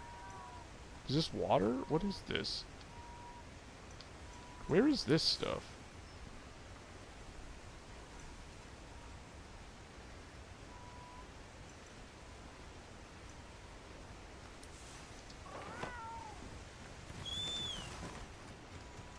I gathered some materials too.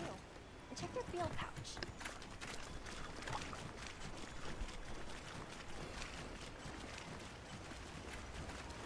Alright, here we go.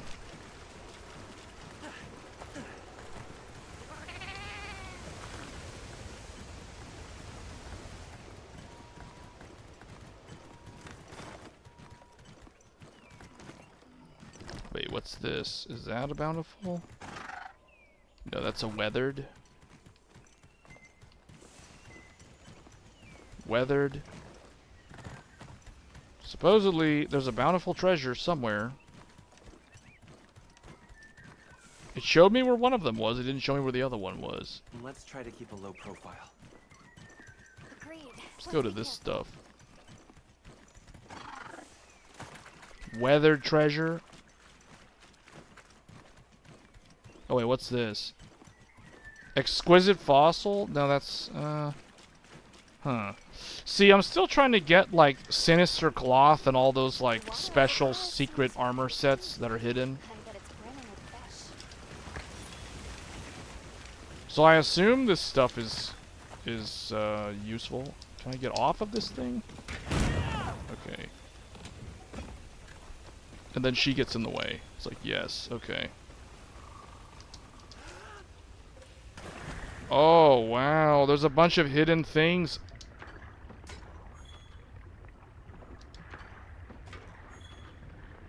There's even fish. I need to catch a whopper.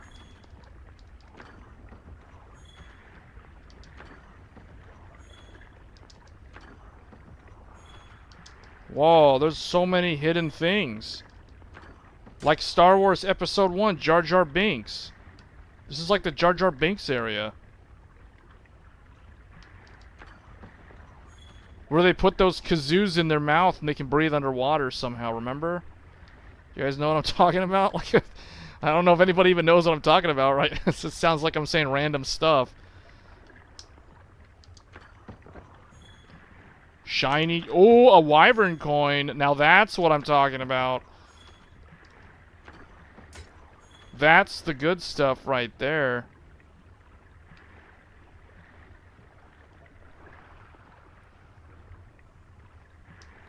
I couldn't get 8,200 to work. No, 8,000 seems to be the max on this CPU. With this motherboard. And that is with CUDIMM.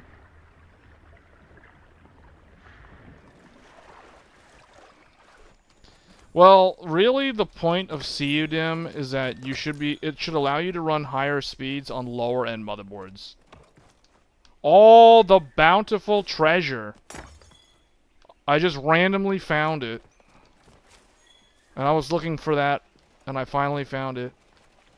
In a hidden area. This is cool, man. Like, Monster Hunter is legit. Like, this is like Tomb Raider. This is better than Tomb Raider.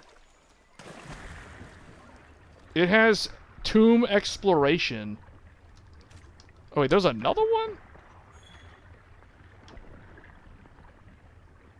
It looks like there's another... There's one more of the green one. Somewhere. It's above me? Is it above me or is it below? I don't know.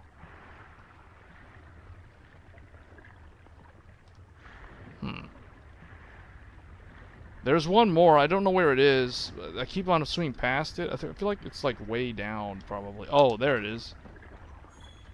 And there's a fish too.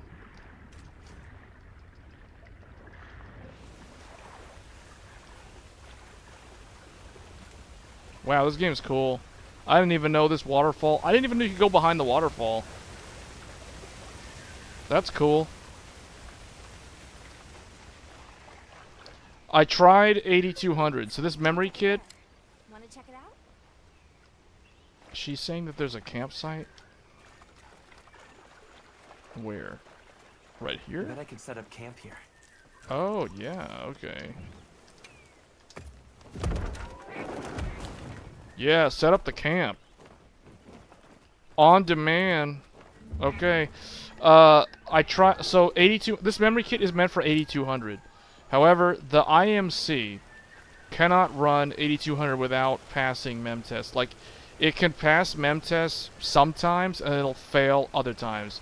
Like, I did one full pass of mem test 86 and then literally within 30 seconds of the second test starting, it counted an error. So, and last night I tested, after Tech Thursdays, I tested this setup at 8200 and Monster Hunter was crashing. I went into multiplayer sessions and the game was crashing. Capcom bug report, blah blah blah, and I'm like, okay, event viewer is saying that there's like, you know, bug check, whatever. The Intel network controller thing was also acting funny. So I was like, yeah, that's a sign that the memory is unstable. So I tried Gear 4. When I do Gear 4, I can't do 8200. For some reason, that ratio goes away. So I could do Gear 4 at 8000. Gear 4 at 8000 was working totally fine. I didn't even bother to stress test it. I knew it was going to work. So then I tested this 8000 at Gear 2. And it did 2 full passes of MTest 86, and at that point I was like, okay, yeah, it's the memory controller. Because I brought the memory controller voltage all the way to 1.45 volts, and it was still not stable. Like, it was still, like, it failed on the second pass of MTest 86, and I was like, yeah, no, I can't, you can't use it like that if it's going to do that. Oh, there's a crocodile. Hold on. Grappling hook his teeth off. Bam! He didn't like that. Crocodiles. Yeah, I bet this crocodile... Let's see if this crocodile likes this. No, he didn't like that. This crocodile doesn't know. Like, you don't walk up to a human with a gun lance. That's not how it works. You're a reptile. You can't survive in freezing weather, man. Okay. RAM tests are so inconsistent. That's what Buildzoid is always saying. If it can pass memtest 86, so the reason why I do memtest 86 is because I can run it without Windows. Like, I don't have to go into my operating system to test the RAM. And I like to do that because if you suspect that the RAM is unstable, it probably is. Like, if your gut reaction tells you that the memory is probably not stable due to either the memory controller or the RAM itself or something, then you don't want to go into the Windows, because if you go into Windows with unstable RAM, you could end up corrupting your operating system files, and then you have to reinstall Windows. Or worse, you could actually corrupt your personal files, and then you would literally suffer data loss. And if you don't have a backup of that data, you basically, that's it. That's not good, you know what I'm saying? So, the other thing too is, if you loot, like, okay, if you lose files, or, okay, if RAM is unstable, you can lose your files. The worst example I can give somebody is if they have unstable RAM, and then they play a game, and the game save gets corrupted, and then Steam syncs the save file into the cloud. So Steam literally takes the corrupted save file, which is unrecoverable, and loads it into the Steam cloud. So now when you try to sync your save, you're going to sync to a corrupted save file. You basically lose your hours of progress. You know what I'm saying? You basically lost your entire save for that game. So that's like one of the worst examples. That's like a terrible situation to be in. And that's all due to unstable RAM. So overclocking RAM is no joke. Like, you do not want RAM. Like, RAM is the worst thing to try to overclock and it not be stable. If your CPU is unstable, you're not going to suffer data loss. You might get a blue screen, you might get a game freeze or a game crash, but nothing bad is going to happen from a data recovery standpoint. If the GPU is unstable, same thing. Like, who cares? If it crashes, whatever. It's not gonna lose data. If the RAM is unstable and it does something to the files, it flips the bits and corrupts the files, that's it. That file's gone. It's gone. It's gone for good. So I cannot stress that enough. Like, that is the reason why when I test a RAM overclock, I prefer to test it outside of Windows, because I don't want to risk losing files or corrupting Windows or any of those kind of things, because that is the most severe sort of unstable overclock to deal with, because you're talking permanent data loss. Don't be shy. Man, every single time Santiago goes out to sea, he never brings in the commission ticket. Like, I haven't gotten a single commission ticket from his adventures. Like, this guy needs to go with Gulliver from Gulliver's Travels or something, go on like a journey, or go meet what's his name, Black Myth Wukong, and go journey to the west and go find some cool stuff, because this guy keeps bringing back a bunch of boring items that are just not good, man. Like, he just keeps on bringing all this stuff, and he's like, you want to buy it? I'm like, do I really want to buy this? No. And then I proceed to buy everything that he has. So it's like, Santiago, can you go and get me commission tickets? Like, please, for real? For real? Go and do something useful? Like, he keeps bringing back the same boring things over and over again. Because I really need to craft that commission armor. That's like the one armor that I do not have. But see, like, okay, there's some secret armor in this game. So Ardean, that matches the Ardean weapons. This armor from a previous Monster Hunter game the battle armor, the high metal armor. These are from old Monster Hunter games.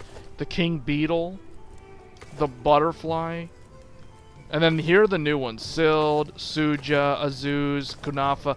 These are like the new tribes from Wilds. Then you have... Let's see, I don't even have the Death Stench armor because I don't even have a single Sinister Cloth. Which reminds me, we need to go see if anybody has one for trade. Would you like to trade something? I don't know if I need this.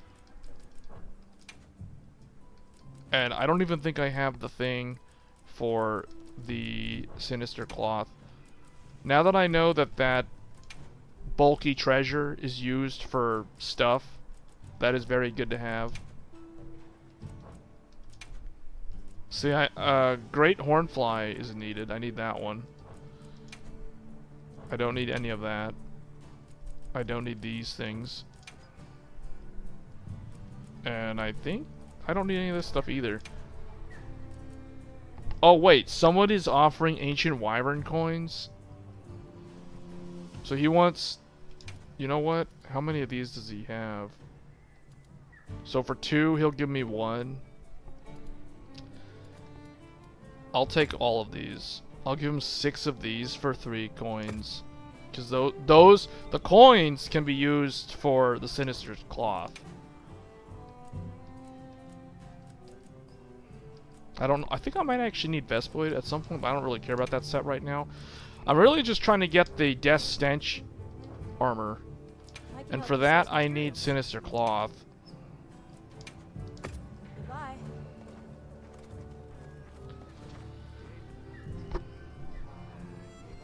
Okay. What else? Oh, Zoshia. I wanted to hunt a Zoshia. Do I need a bird gem? No. Nothing. Nothing. Oh, wait. What's this? Oh, a bird gem? Off of a tempered. Arkveld's in town. Okay, let's try to get into a... Hold on. Let me try to do a Zoshia hunt. Let's see if I can actually get into somebody's group here. 39 minutes on the insurance. So we still have the insurance policy. So let's do SOS, or actually check the lobby. Oh, am I not in a lobby? Did I go into offline mode? Hold on. Did I go into offline mode because I was like talking too long or whatever? Yeah, I'm in offline mode. Oh, no wonder. Okay. Join a lobby. I was wondering, I was like, man, the game, there's like no one around. Okay, so now... That didn't change it. Oh, wait, a settlement? What is this? Yes. Okay, let's try to join somebody's Zoshia hunt.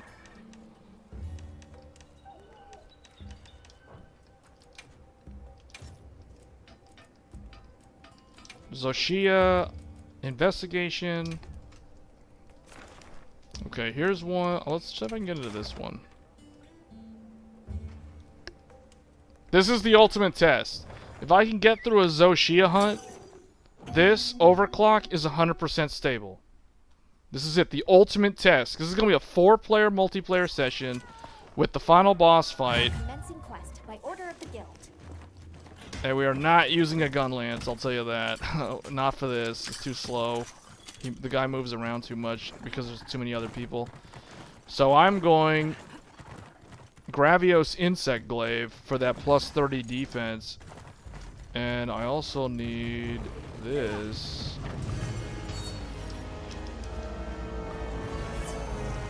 Buff those guys. In fact, if I drink this, does this...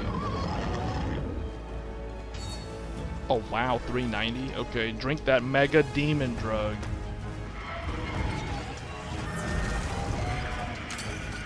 Alright, here we go.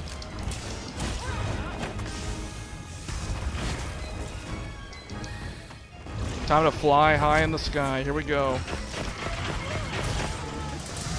I need that beetle to get me the final buff.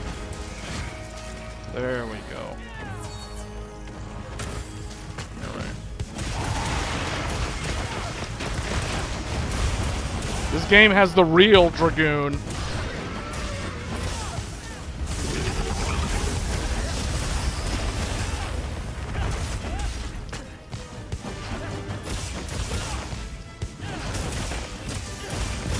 Yeah, yeah, get him. This is it, the final boss in multiplayer.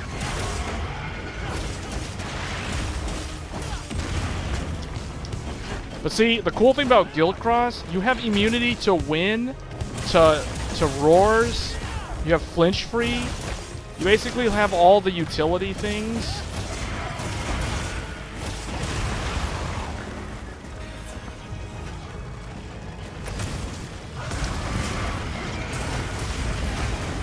Oh wow, oh man, that hurt. Swear this. And I also have this setup designed around... Why am I doing this? Okay. There we go. How is the CUDIMM working? I mean, I can't get 8200 to work, even though it's rated for 8200, but 8000 is working. This memory kit is an 8200 XMP2.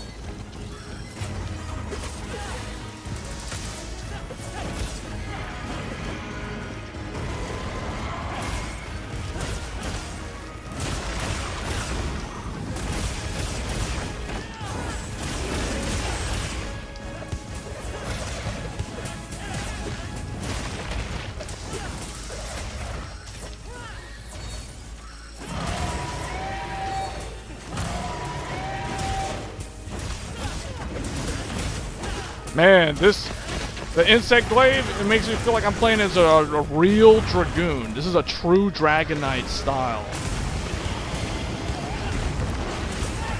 This is the real Dragoon. Not the one that like backflips off the platform in Savage on accident. You know, not the misclick. Not that type of Dragoon. This type of Dragoon. The real Dragoon.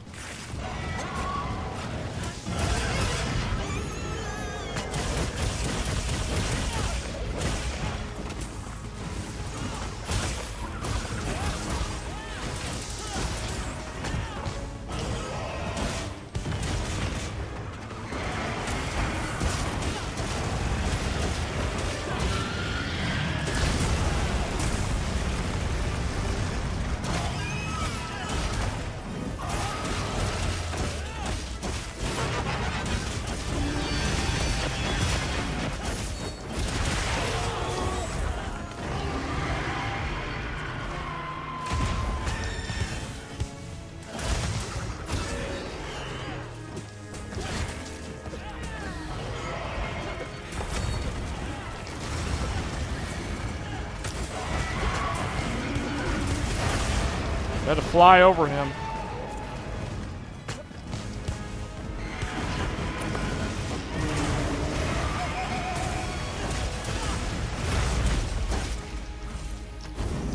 This one has the most sense of like epic scale out of all the hunts in the game right now.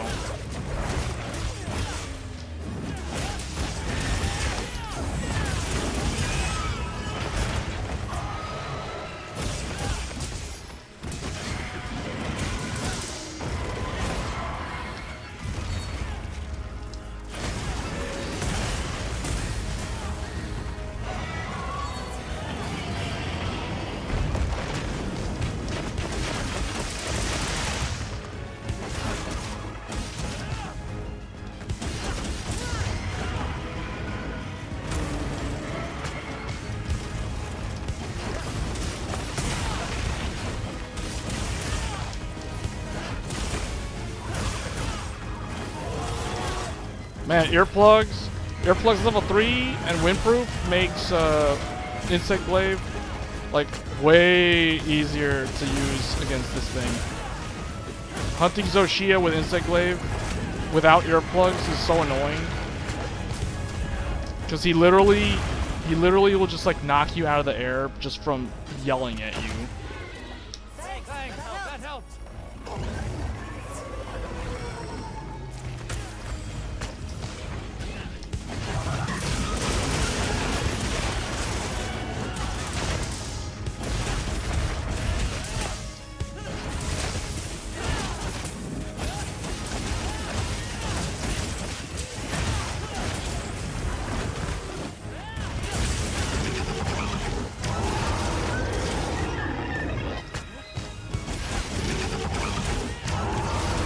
Look at that, he's roaring, I'm just doing the moves,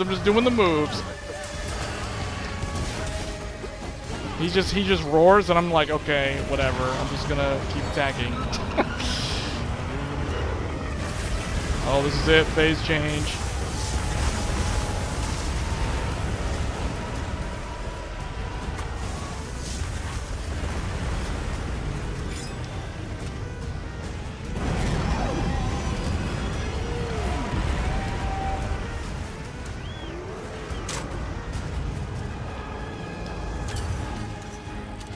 Alright, this is it. This is it, phase 2.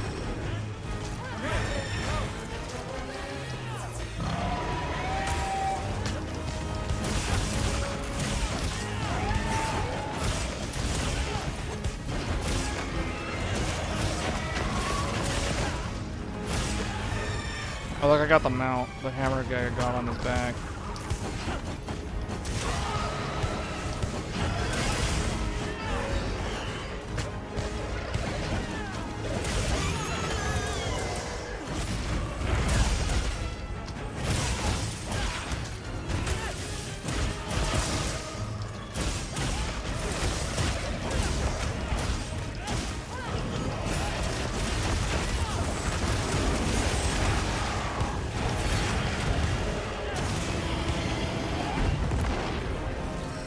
I'm missing the red. I hate when the beetle like gets stuck behind him, because I can't get the buff that I need.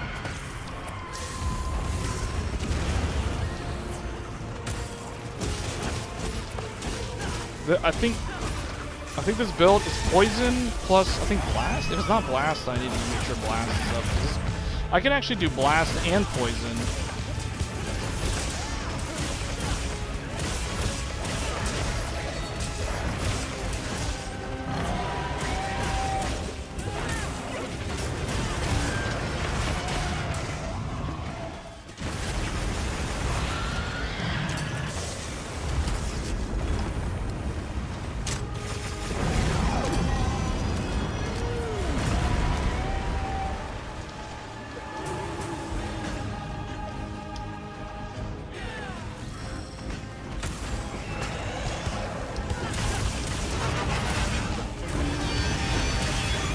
Get 'em, boys.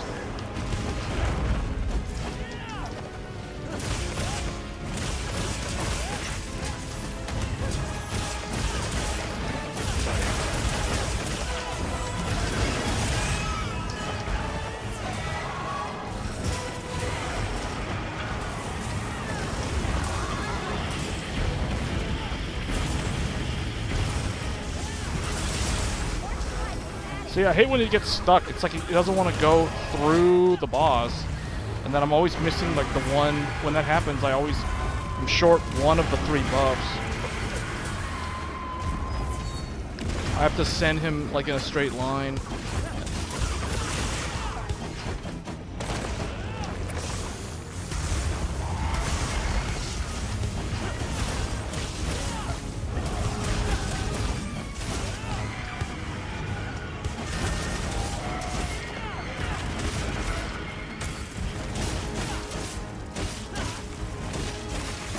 Man, week 1 of this, people were carting like all over the place.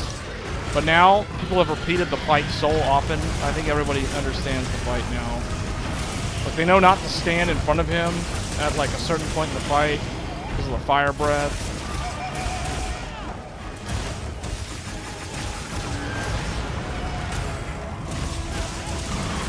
Okay, this is it. Final phase, final phase.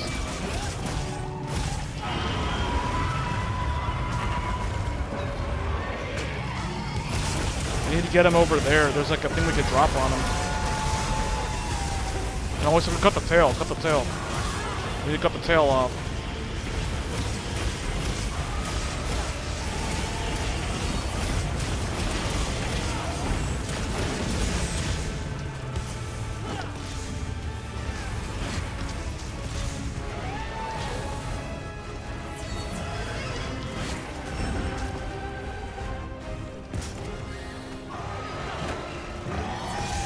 Oh boy, he's mad.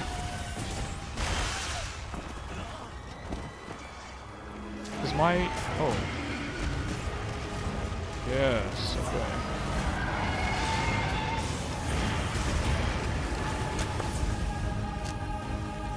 I want to cut the tail. Oh, did they already cut it? No, I don't think so. No, no one's cut his tail off yet. Somebody died, but that's okay, we have insurance.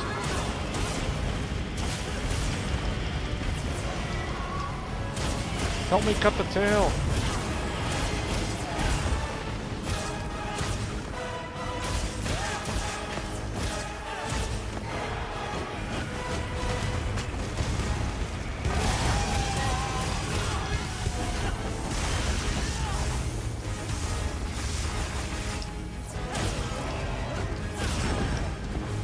No one wants to cut the tail off for some reason. This is like the first group that I've seen that has no interest in cutting it off.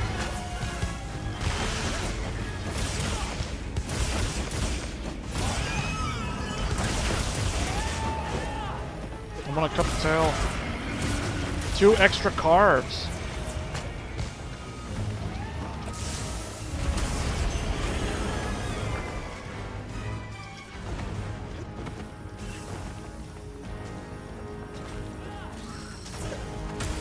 Oh wait, the tail. It's still not cut off?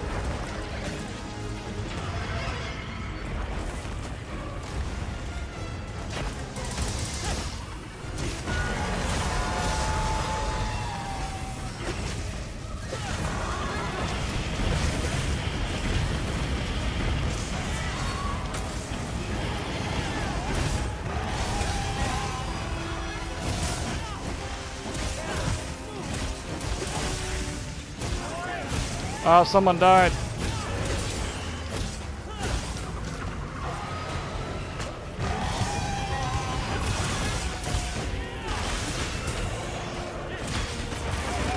There.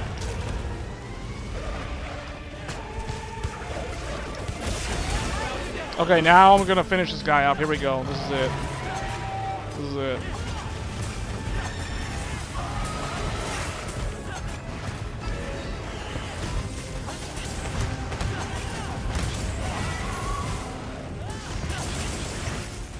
Alright, bring him down.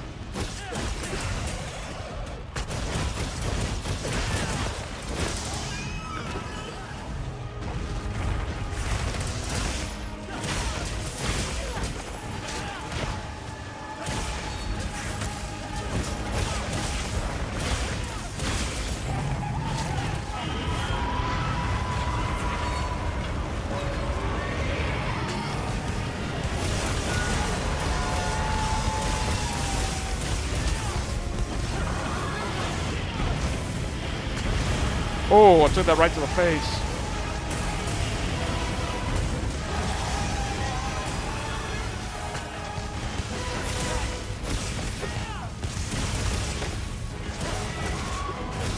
He's almost dead. He's almost dead. So she just wanted to be... no, not, no, not, no, no, no, no.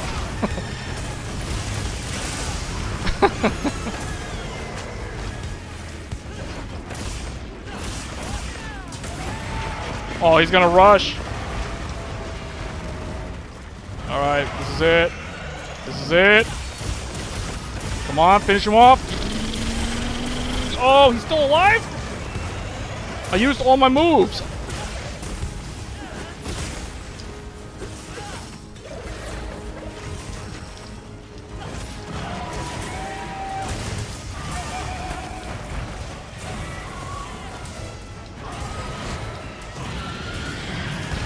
Oh, man. He's so mad.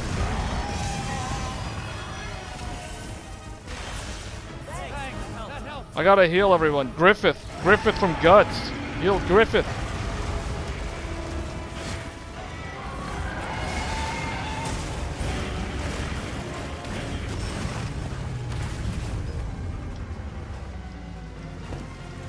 He's almost dead. Oh, he's running right at me.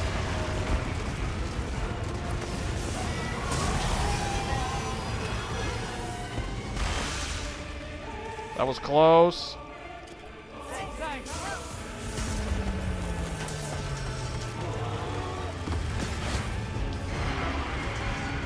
I don't understand how he like jumped forward. That messed the positioning of my beetle up. Alright, here we go. There.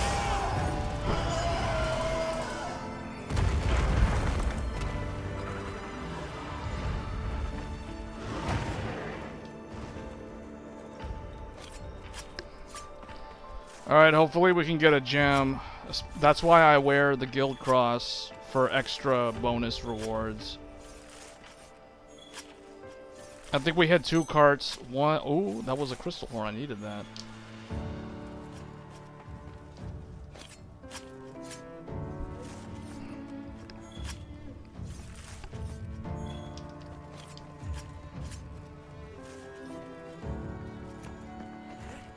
Because I don't have any armor spheres and I can't upgrade my gear, I'm using this Gravios Insect Glaive for plus 30 defense to make it so that I don't die instantly if I get knocked out of the air from like a lightning strike or something.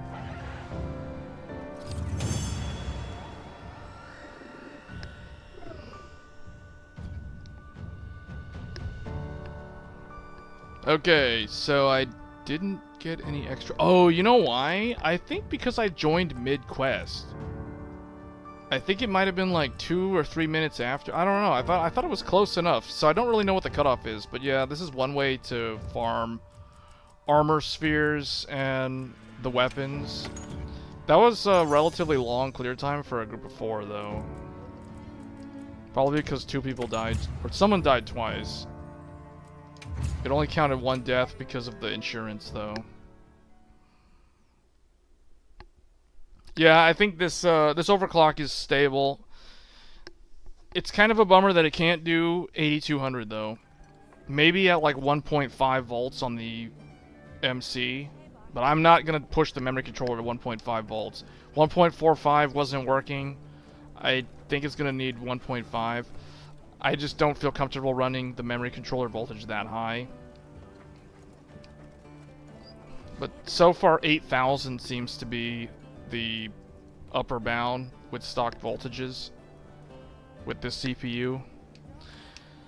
But that's, yeah, so how long have we been live? Okay, about 2 hours. So that's it. I mean, the overclock works. Well, what can I do for I just wanted to make sure that at least 8000 worked. If 8000 worked, I'd probably just give up and return all this RAM.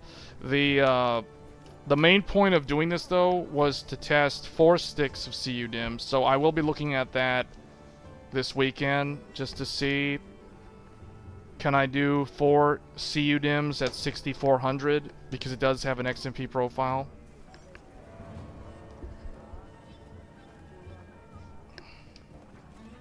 You need a 2005 RAM cooler. The RAM does get pretty hot. This RAM can get up to like 60 degrees Celsius, and you typically don't want RAM to go above 55 Celsius for stability. Typically, it's like low 50s though. But because of the graphics card and all the waste heat, see, that's the other reason why I miss blower style coolers, because blower style coolers, they didn't add heat to the case. So like RAM did not run so hot while gaming. They were loud, but they were actually a lot better for the rest of the computer.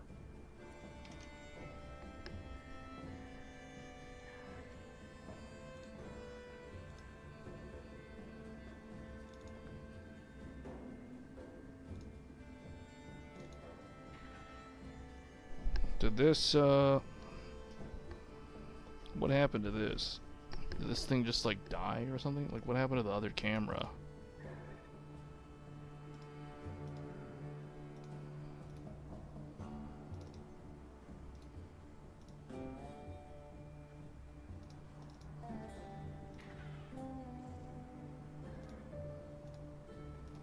Yeah, I don't know what happened to this. We had the camera, we had this other camera connected earlier.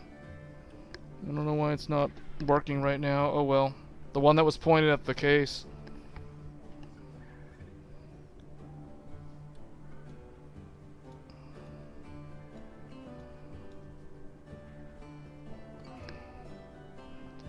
Okay, well.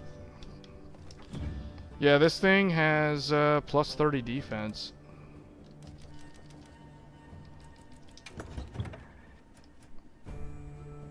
Gravordius. 30 defense bonus. Negative 15 affinity. 250 blast. Oh, that's what I forgot to do. I forgot to upgrade the Kinsec on here.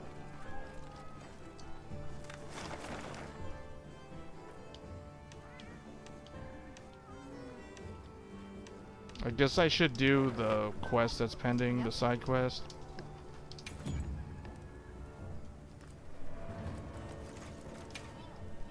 What are we making? Yeah, this thing. Why did I not? Okay, blast. Poison. Poison is actually really good in a long fight, but I want to keep harvest extract. Although paralysis is also really good. Stick with this one. Poison. And then... Oh, but see, now it's gonna go with attack boost, powder, recover, poison. Okay, combo boost, element. I guess this one. And then this one.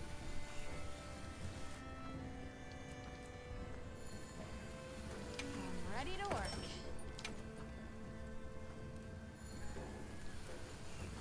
Fast charge.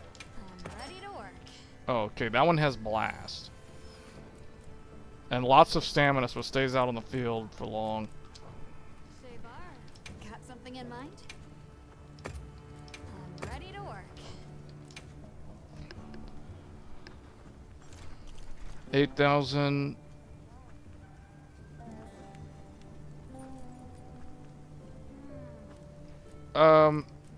It does make a difference. But it's a little underwhelming because I can't get it to run at 8200, which is the rated speed. Shavar.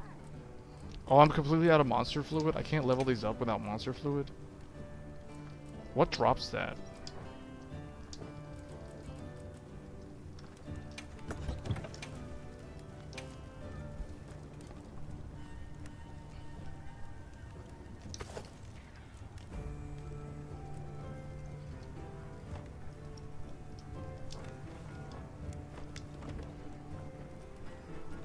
Fit you to a T. Kinda need to level up the armor.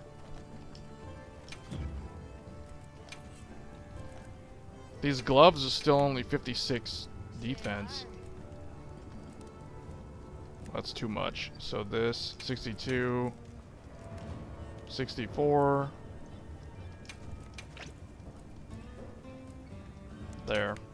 431. Ready to get to work? That gets the gloves to 66. That's where I'll stop. I don't level them beyond 66 defense for now. I haven't encountered anything in the game that makes me feel like I need more than 66 defense per piece of armor. Shavar. Well, that's too much. So I guess that one is going to stay like that for now. Wait, I was wearing... Hold on a second. No wonder I wasn't getting the reward. Oh, no wonder I didn't get the reward. It wasn't because I joined late. I didn't even join that late. It was because I was wearing this thing. I accidentally equipped this and forgot to unequip it. That's why. I didn't have the 3-piece bonus. That's why it was not working. Okay, well now... Now that's a good choice. Now... It should be active. I got Zoshia's Pulse Super Recovery 1 and... Wait. Buttery Leathercraft? What? I'm still wearing it? I thought I changed it.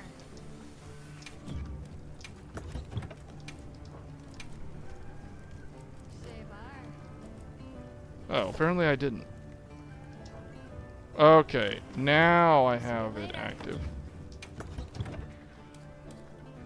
Now I have Glory's Favor and Guardian's Protection, and also Zoshia's Pulse Super Recovery 2 set. There we go, 410 defense. That's more like it. That's more like it.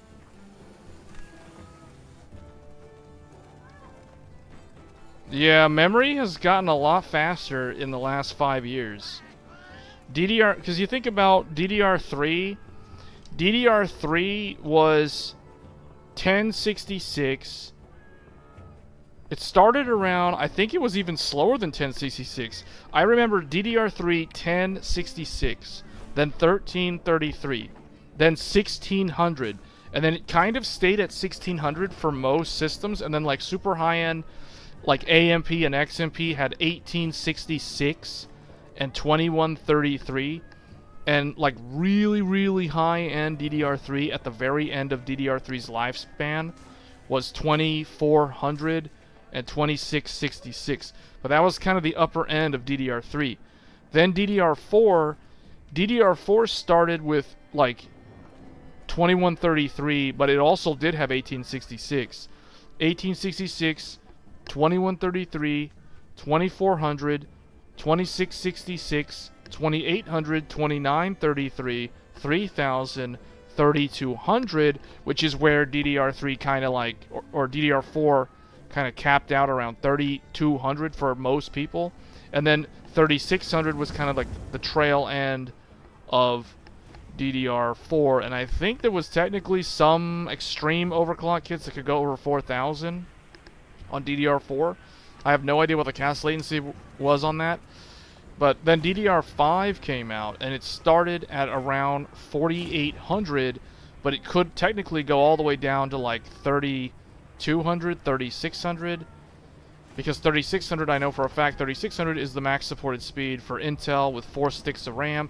It is also the max supported for Ryzen if you have 4 dual rank DIMMs. So that's 3600 is definitely like a DDR5 speed. Then it goes to 4000, 4400, 4800, 5200, which was like Zen 4's max. Then 5600, which is currently Zen 5's max, and that was also Raptor Lake's max. And then after 5600, you get 6000, 6200 is kind of a number that no one actually uses, but technically 6200, 6400, which is kind of where I see DDR5 kind of like capping out for most systems. It's going to be around 6400. So it always seems like it's a doubling of a certain number. So DDR3's typical number was 1600. DDR3 1600 was like the most common DDR3. Then DDR, like throughout its lifespan. Then, or I guess it's when it was actually relevant, because DDR4 there was overlap. DDR4, the most common was 3200. It ended up being 3200. So now with DDR5, I kind of think 6400 is the common denominator that I think a lot of systems will cap out around. But we are seeing it blow way past 6400 with like 66, 68, 72, 74, 76, 78. All the 7000 numbers, in my mind, are kind of irrelevant, though. And then 8000 is kind of like the new upper number, if you will. You can go above 8000. It is kind of like a joke, though, because I don't know how to get like 8200 to work on this Intel platform. Even with CUDIMM, it doesn't seem to work. So I guess I need a 2-DIMM Apex motherboard for that to actually work, which is kind of disappointing because I thought the whole point of NitroPath was to make it so that it would actually clock on average 400 megahertz higher on the RAM. So that is a huge letdown. But it is what it is. I guess I can hunt this arc veil. I don't really want to hunt that tempered arc veil though. We need to get some of these investigations out of the way instead.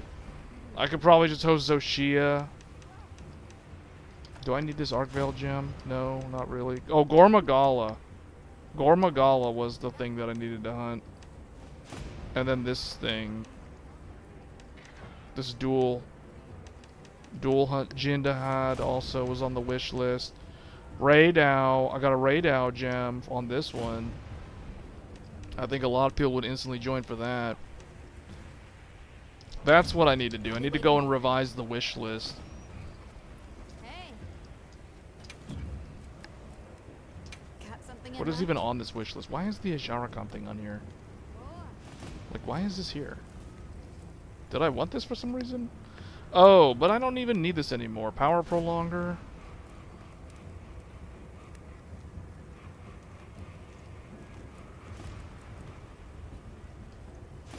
Oh, wait. I was trying to upgrade this to weakness exploit 2.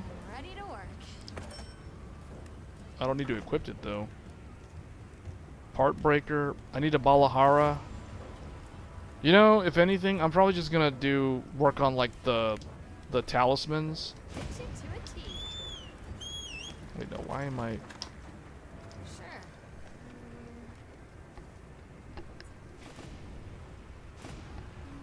200, 400, 800 gigabit Ethernet as CXL or IBM.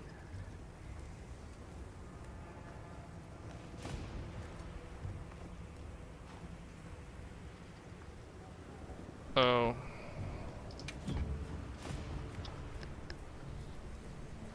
Yeah, CXL is another interesting technology that is something that might be one of the things that is Anything catch possible your eye? because of these higher memory speeds.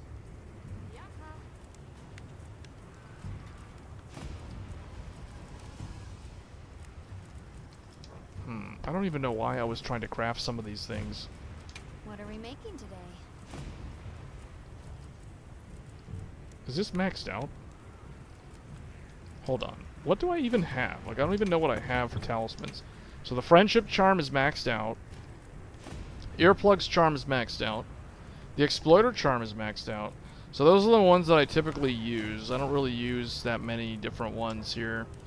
I guess Part Breaker, whichever one that one was, Anything catch your eye? which I think was on my upgrade list. Anything catch your eye? Yeah, this one. So a Balahara Skull Plus is what I need to get. There's a tempered Radeon here. There's a tempered Radeon? Oh, there's a Balahara with a gem. Well, we're gonna do that, like, right now.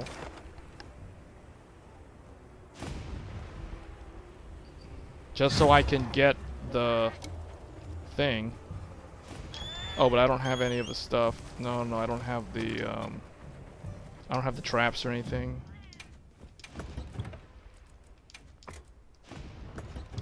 What's the time on this? 19 minutes?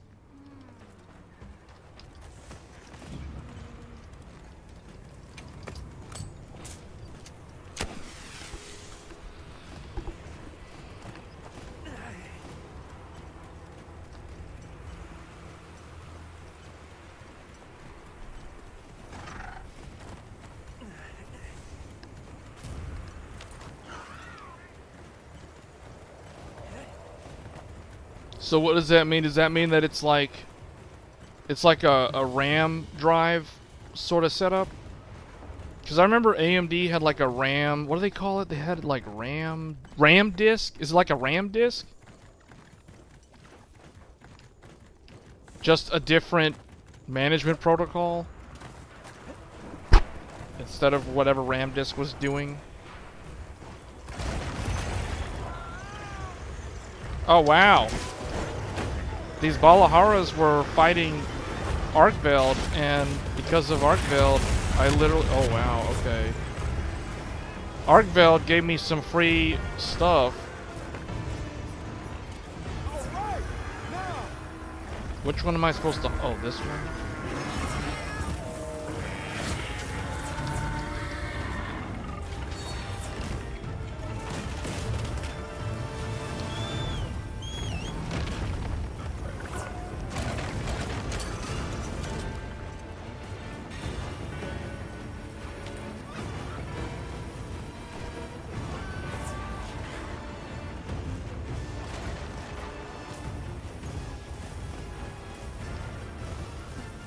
Where is this Balahara? Where'd he go? Oh, he's like right here.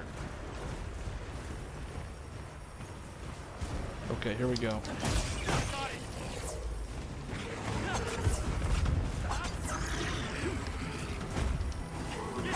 Rosso.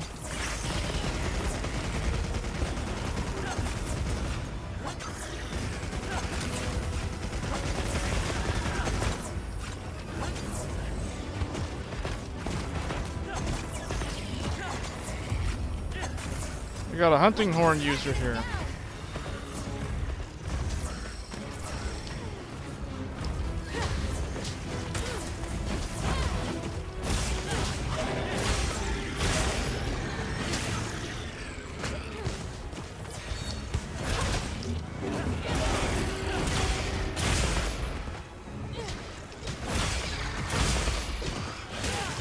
And this thing, okay, he's got like all these spots.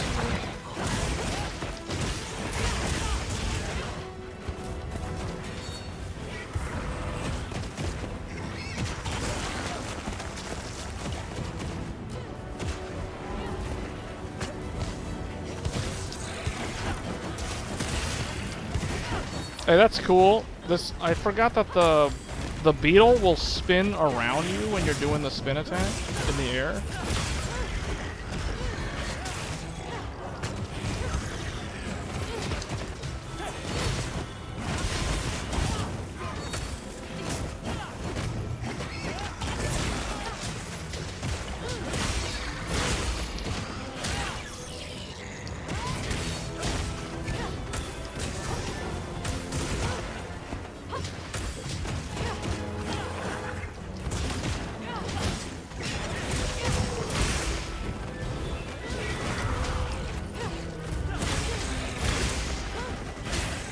Oh man, that's so satisfying to get those attacks.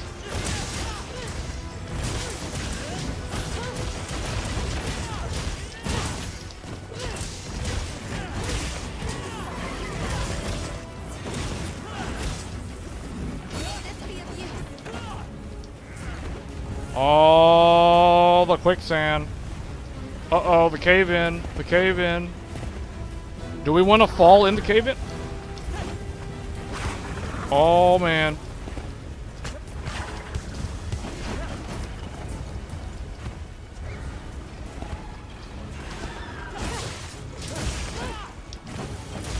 Do the other two fall in there?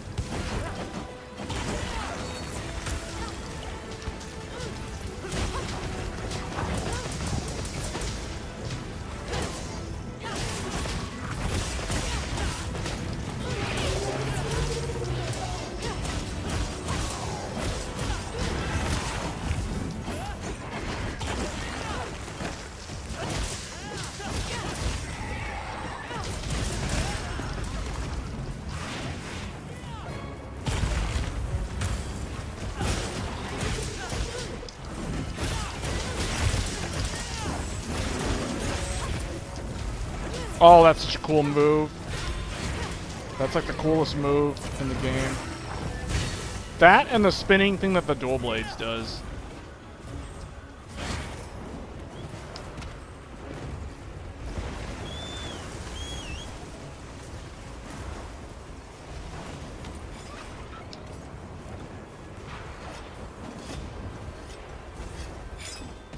No, no, no, we're not at 1.45.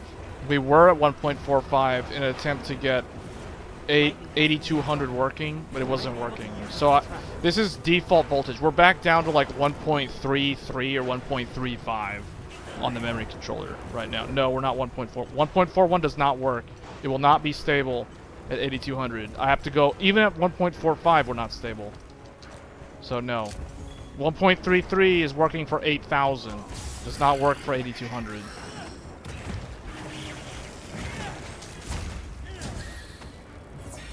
But see, that's the problem with Intel. Intel, the silicon lottery on Intel is terrible compared to AMD. Like I have like out of all the CPUs, my 7950X, my 7950X3D, my 9950X, my 9950X3D, the 9800X3D, the 7800X3D, all the AMD CPUs can do 8000 without CUDIMM, no problem. My 13900K cannot even do 8000, like, at all. At all. It's like, not even with like 1.5, which is like, I don't want to run 1.5 on the memory control, that's bad. So the silicon lottery on Intel is like terrible. Now, Arrow Lake, so far, this one, it seems like you can do 8000. But the thing is, I'm pretty sure I can do 8000 with this CPU without CUDIMM. So CUDIMM is like complete waste of money at this point, because I could literally run this speed without CUDIMM with this exact same CPU. So I don't understand, like, why do I hit a wall in terms of voltage scaling if I want to go beyond 8000? I don't understand why it's so hard. I mean, it's 8000, it's 8200. It isn't even like, we're not even trying to do anything crazy here. We're not trying to do like 9000 or 9600 or 8800. Okay, now the extra rewards are working as intended. Did I get the thing that I was looking for? Balahara Skull Plus, was that it? I think so. I think that's what I needed.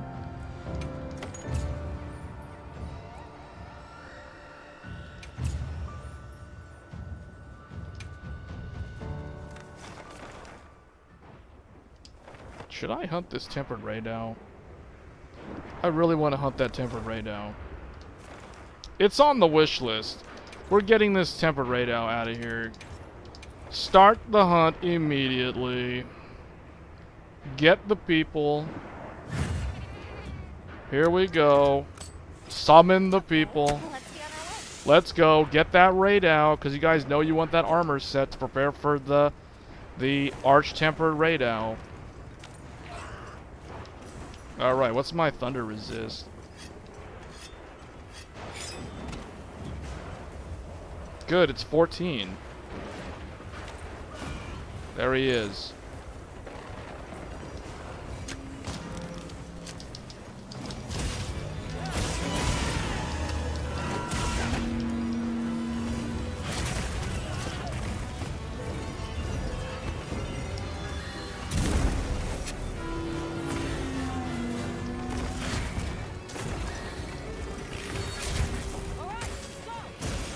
Get him.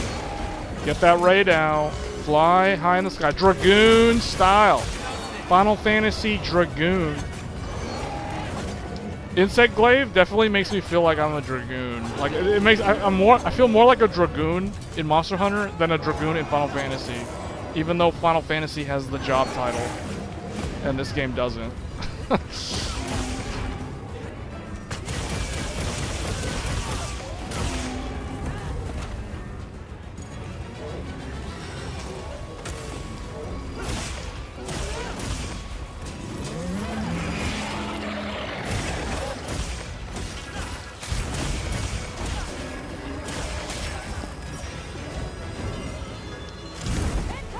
Oh man, that hurt. Oh, I got thunder blighted. I got thunder blighted. Mending mantle.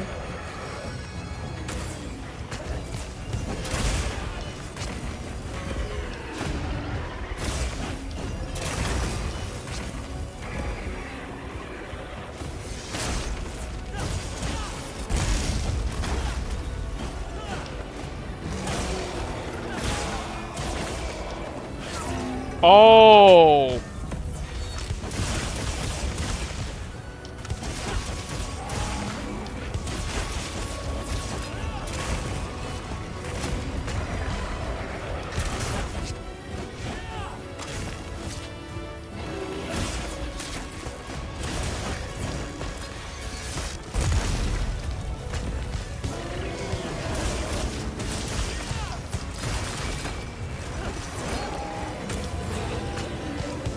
Blast activated on him.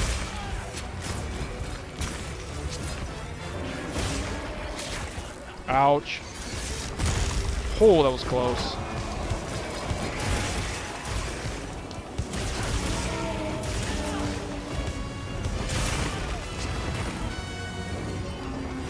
We got all humans. This is all humans. We got no AI in here. It's all humans.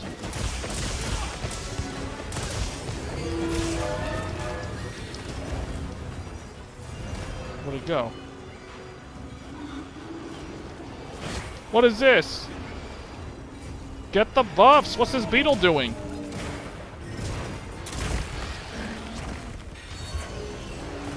Oh, this is perfect.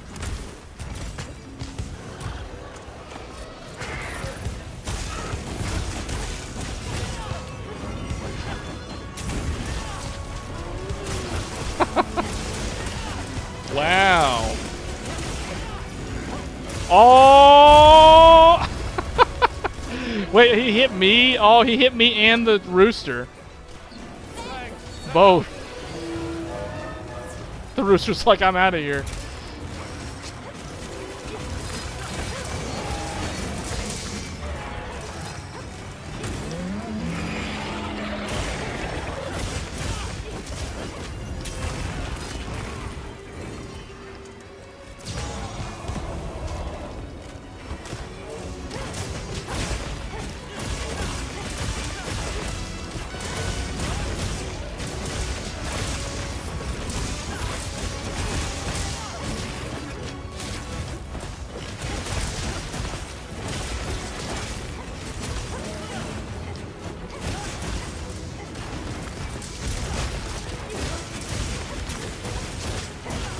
This is what I call the chaotic fighting.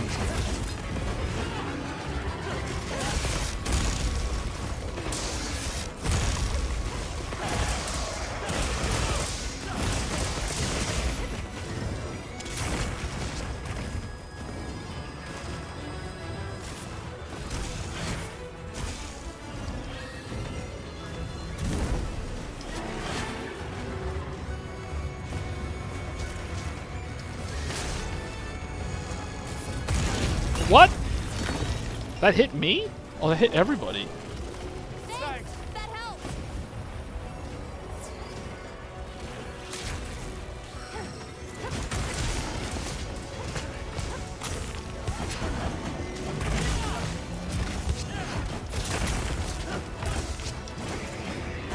Look at all these whiffed attacks.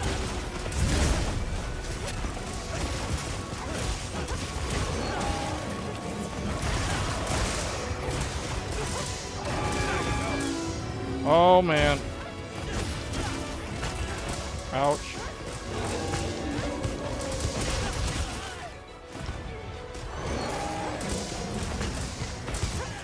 I keep getting like knocked out of the sky.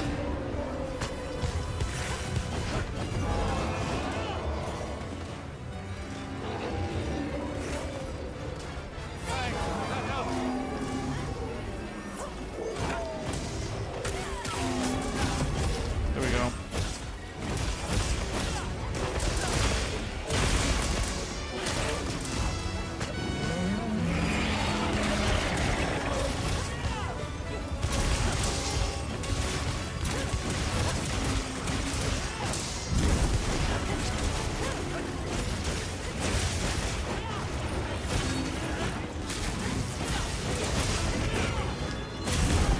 Oh, he interrupted me. I was trying to do the big move.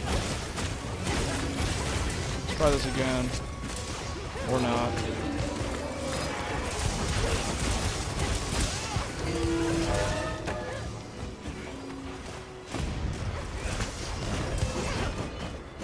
Flies away.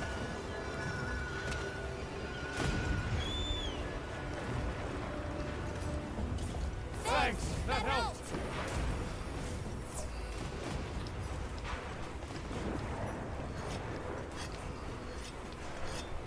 Wow.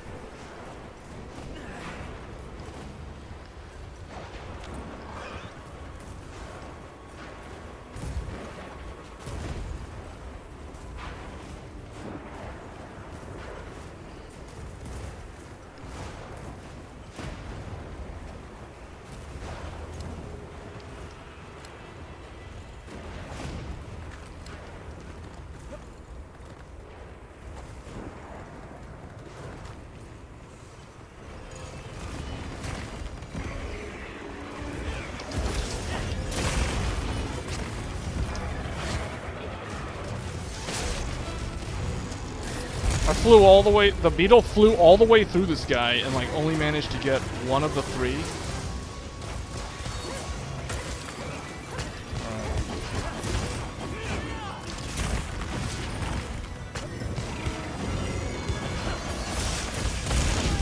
Oh, I took that right head on. I took that head on. That's what I mean by 30 defense and like 14 lightning resist. Or 18 lightning resist because of coalescence. Coalescence comes in clutch there and prevents those one-shot KOs.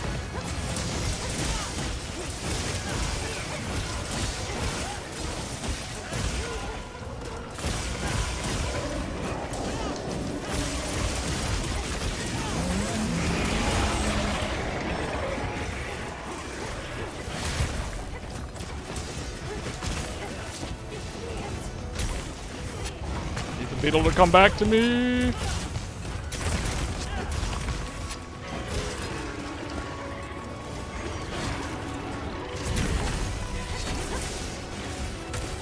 Fail.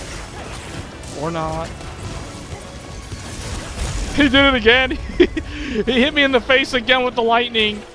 But I can tank it. I can tank it because of this staff.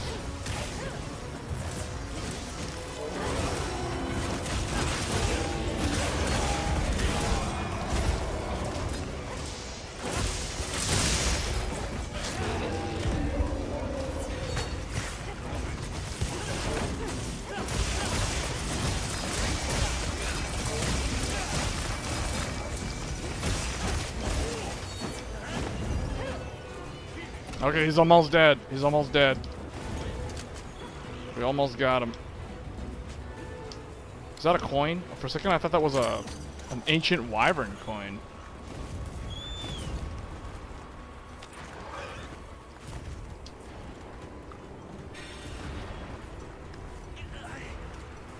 And now the thing wore off.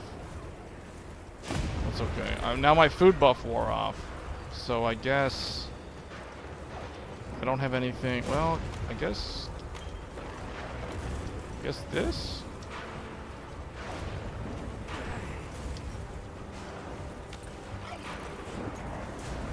If this hunt goes on, I have to eat a well-done steak, and then we're gonna have to go and like go find actual food here.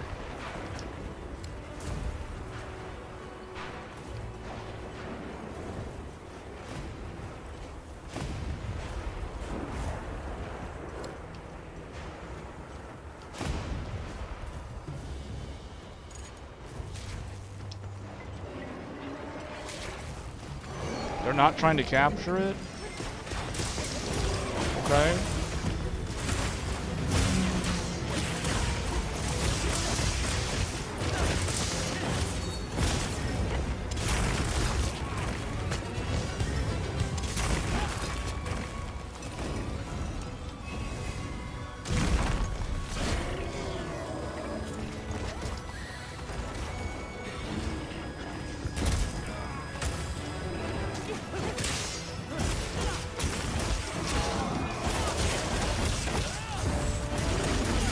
Oh, that move that the insect glaive got in Wilds is so cool. That's the only reason why I decided to learn how to use insect glaive in this game, only because of that one move. This was one of my main weapons in World for a while, like during like the Behemoth arc or whatever, like when people were doing the collab.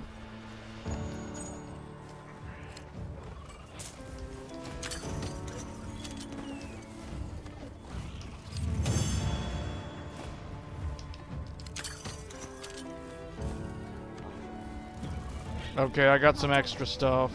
Ultra Symbol 3. You can never have enough of those. And then I got Radow's things. Ooh, double plates. Can I craft the entire set? I need to craft the beta set just to have it on hand, just in case I need it for the Gamma. Or to get to fight the Arch-Tempered one.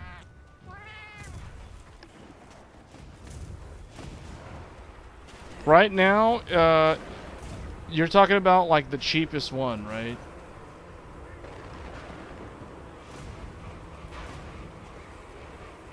Okay, when you say... Oh, you're talking about prices? 137, 139, 147. What is that? Are those... Oh, that's used price.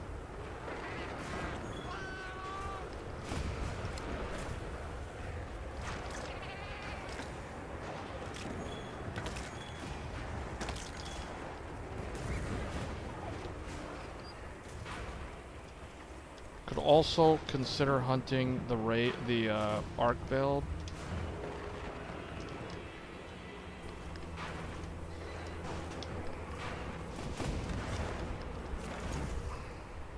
What is this continuing conflict quest? Oh, that? Oh wow, the weather like cleaned up really quick.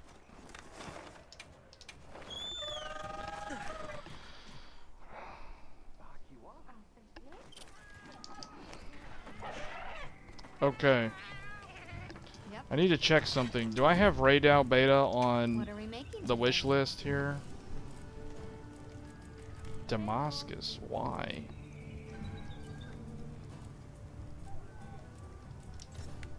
Remove this. I don't need it anymore.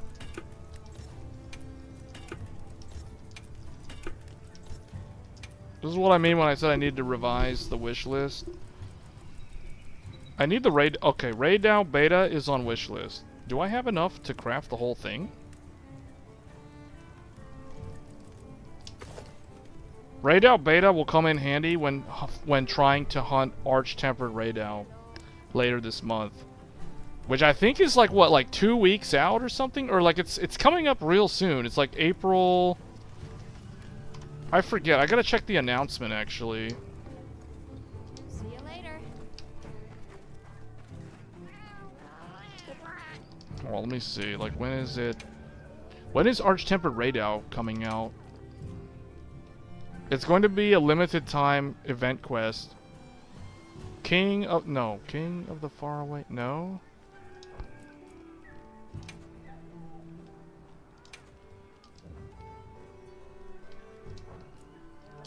Arch-tempered radeon makes its appearance as the first arch-tempered monster in Monster Hunter Wilds. People are gonna be carting to this thing like crazy. The fact that people kept carting to Gore Magala since like forever tells me that multiplayer sessions of that is going to require a dedicated healer for the arch-tempered fight. And I might actually have to consider farming armor spheres just in case, because arch-tempered hits really, really hard. Yep. What are we making today? Hello. Although, there is this. There is that.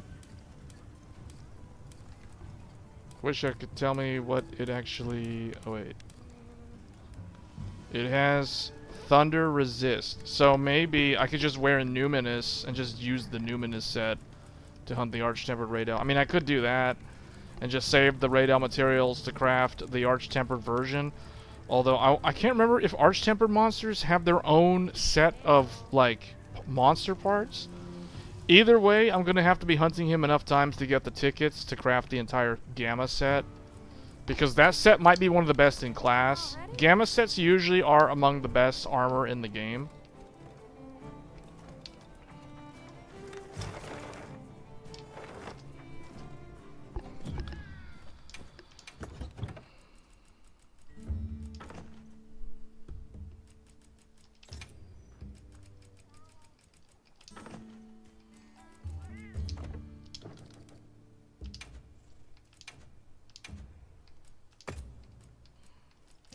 Like, let's see. Do I have enough of this stuff? See, I don't even have that many food materials. I need to get more food material.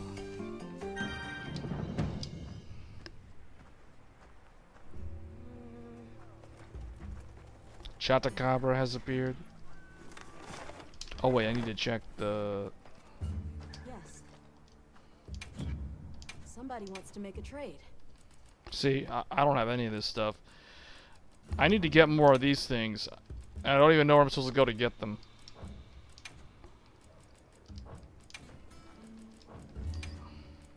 Azuz. Azuz. Azuz tanned leather.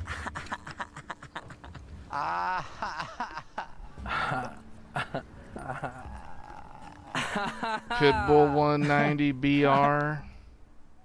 Just subscribe to the channel.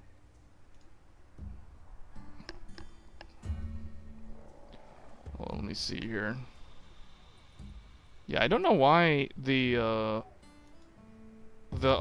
camera doesn't seem like it wants to work. I don't know why. Because it was working earlier.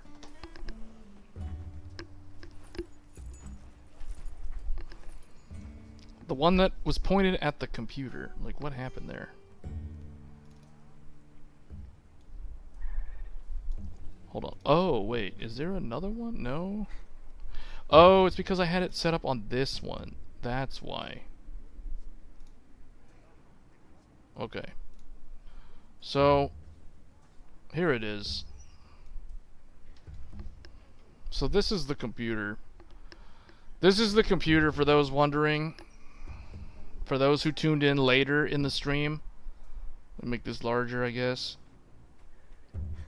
We showed this at the beginning of the stream. So this is the computer build. You can see it is the ROG. The ROG. And then we've got, those are the CUDIMM. We're going to increase this to 4 sticks of CUDIMM to try to run 6400 so I can match what I'm running on the 9950X3D. So those should arrive soon. I mean, I had 4 originally, but one of the kits was defective. Like, it ran errors literally within 10 seconds of starting memtest. And when I was trying to run all 4 of them, the memory training was, like, not working correctly. Like, I don't know. It was just weird behavior that just made me think that the RAM, something about the RAM was defective. So you guys can see, this is the computer. This is basically a full tower build. This is featuring the Lian Li Lancool 3. Lian Li. There it is with the triple 140mm front intake fans. The power button right there with the audio jack and the reset button and the lights. And then we've got the top here, the radiator. This case can fit a 420mm radiator in the top. It is one of the few cases that can do that.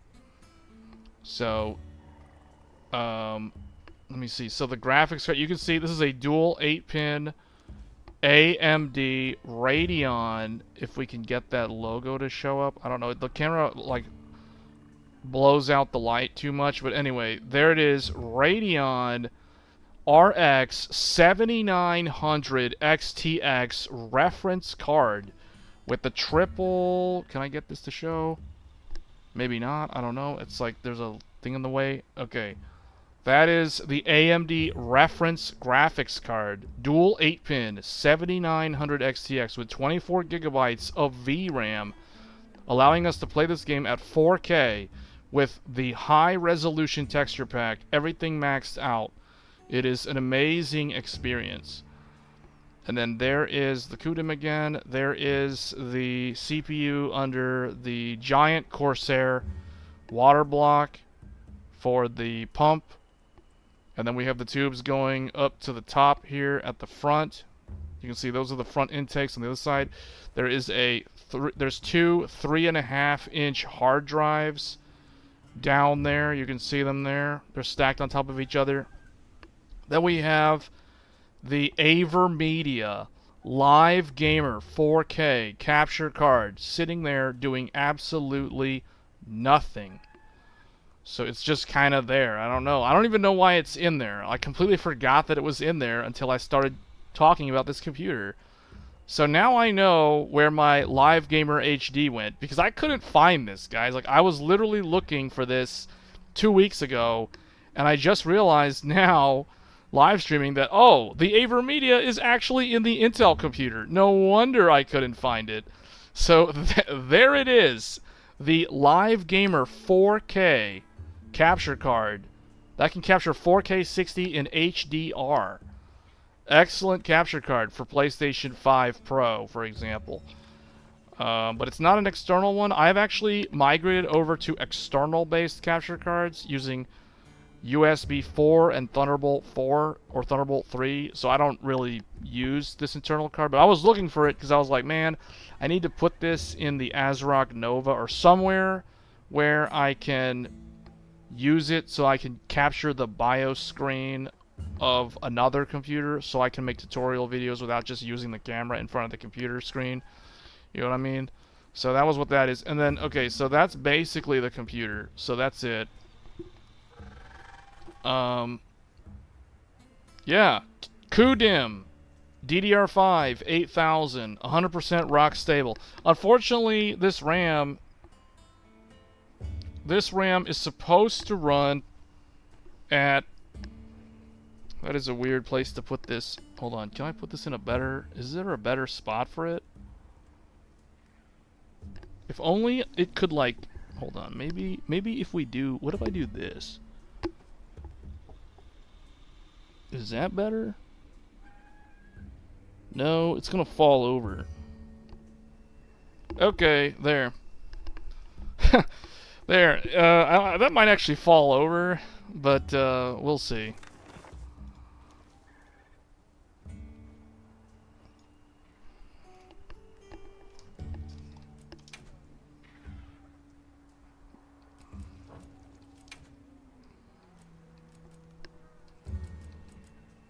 I never have the thing that I need for the Great Hibiscus.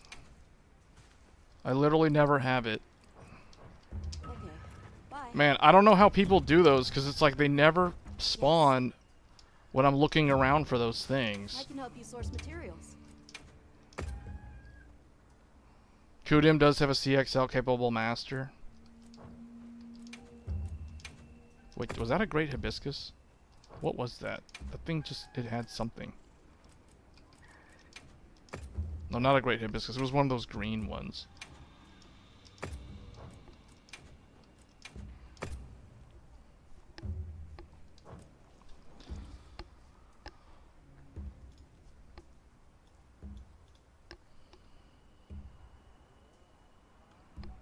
Why does it seem like the camera, like one of the cameras seems like it's, the old camera that I'm using is acting kind of weird. What if I just get rid of this one?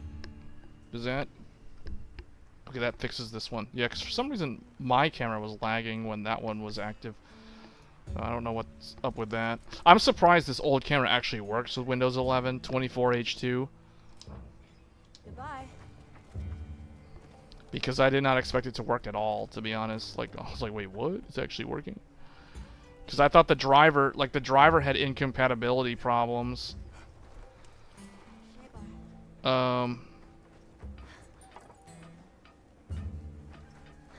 Lumina Nanite got jilted. But what does that even mean? Like, Lumina Nanite are like software components of Unreal Engine.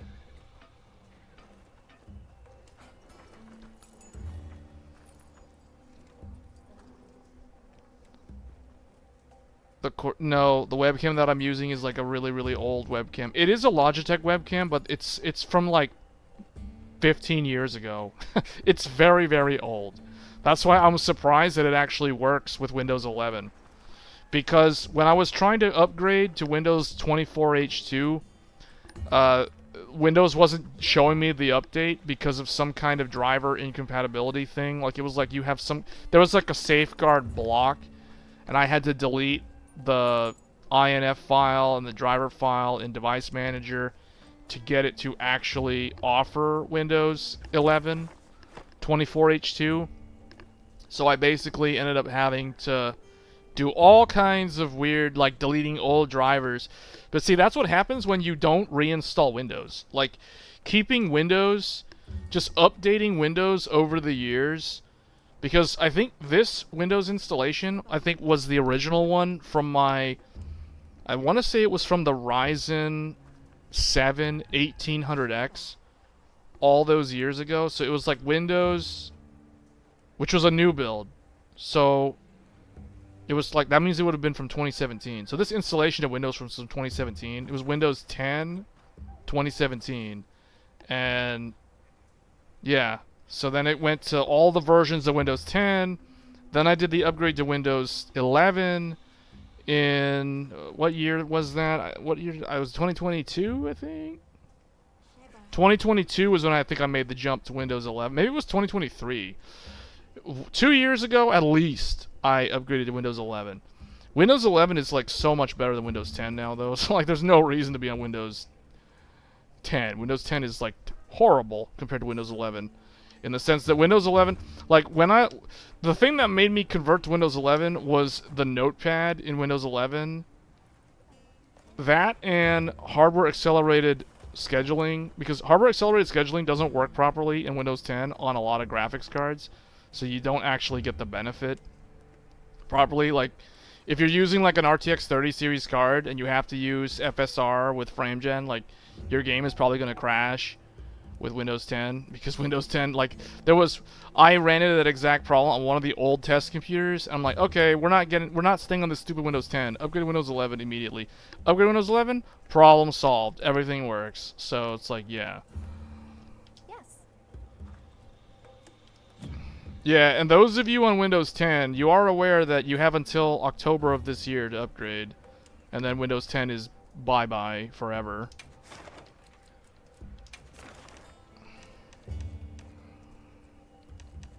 Oh, apparently I only have 39 investigations saved. Understood. What was I? Okay, I think I have the thing now. Hey. What are we making today? What was I trying to get? Oh, yes. What are The we arc making build. today? Not arc build. The radeon. This is still wish list. Oh, Gormagala. Hold on. Maybe just craft the... He has 2 things of antivirus, flinch free. A 2, a 3, a 2, a 3, a 3. Man, the alpha set, the Gormagala alpha set actually seems pretty good. The beta one... I don't know, I kind of think, like, out of all the alpha sets, I think the Gormagala one is actually really good. Because it has so many good gem slots for being an alpha set. And that's normally not the case with a lot of armor.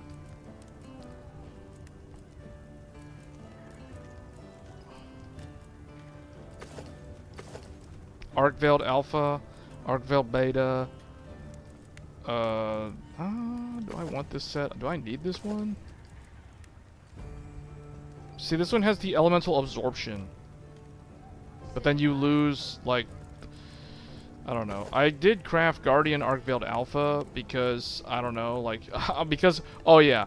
Because I wanted all the things to just work. I crafted it early. That's why. It took a lot of work. But I still want to craft the beta set. That's on wishlist. So and I have almost all the parts too. I just need to hunt like Guardian Rathalos, I think.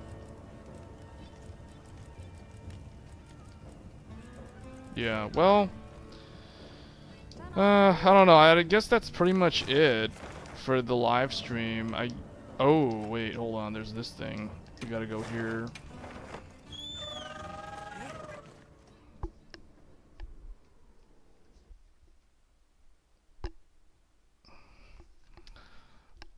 Oh, that's not good. The game froze. Or the game crashed, actually. A crash report has been created. This report will be necessary when making inquiries. See, now I wonder, is that because of the RAM? Is that because of the CUDIMM not being, or the memory controller not being stable? That's not good. Well, we don't need to send this crash report to Capcom, because that's not a good sign. So we'll relaunch the game. Although I will say that I was able to play a pretty long play session. That was almost 3 hours. Which was a lot better than last night when I was trying to test it with 8200.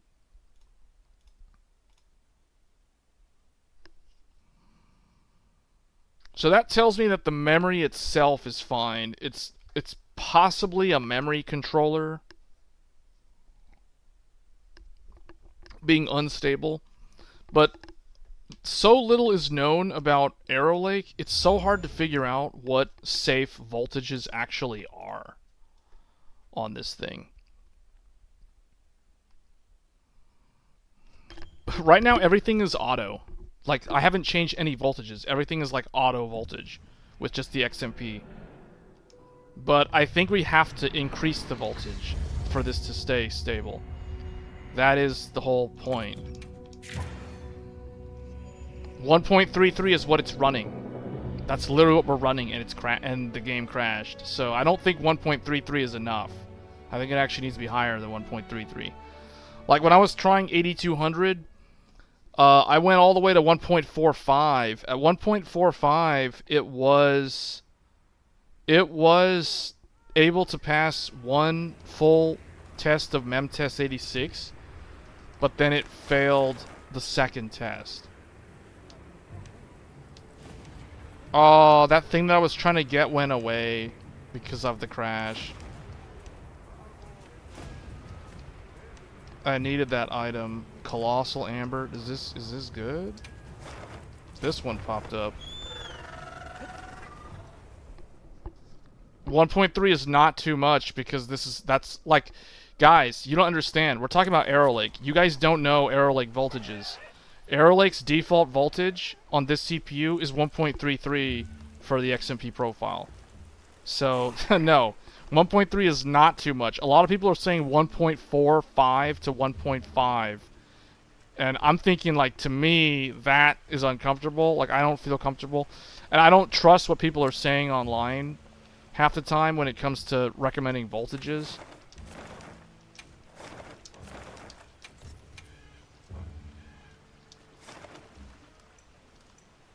Wait, where is this? Okay. Oh wait, there's literally like one right here.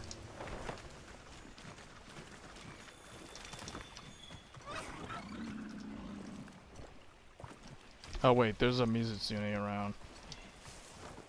Probably wear this thing and just go get it myself. Let's see, 1.45 was what I was using to test 8200, and it still ended up failing. Mem test at 1.45.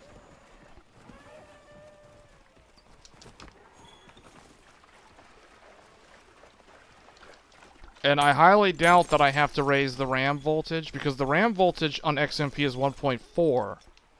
So it's 1.4 volt. And hold on. I just thought of something. I could just do hardware info. I gotta go get these ores before they go away.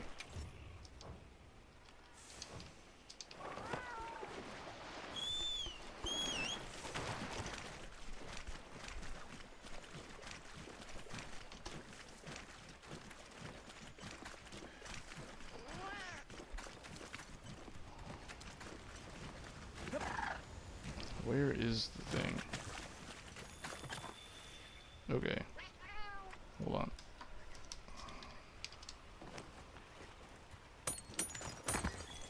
Oh, this is a big one? Eternal Scarlet, is that? Okay, that's one of the big ones. Go get this one. Take me there. Okay, while that thing's taking me there.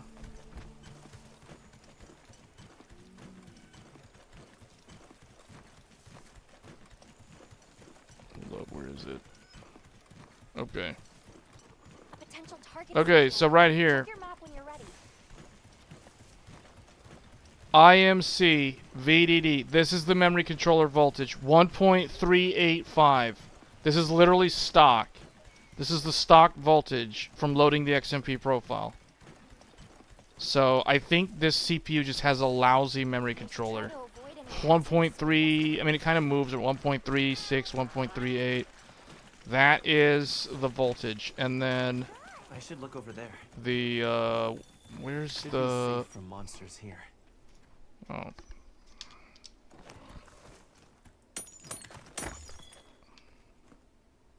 Okay. Wait, there's a campsite here?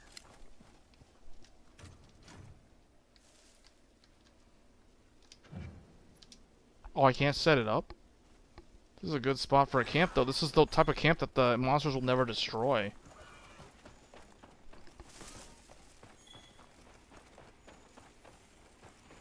Wait a minute. There's a bunch of fish in here. Oh, whoa. There's an ancient wyvern coin. Whose this is? It looks quite old. Oh, man, all the good stuff is down here.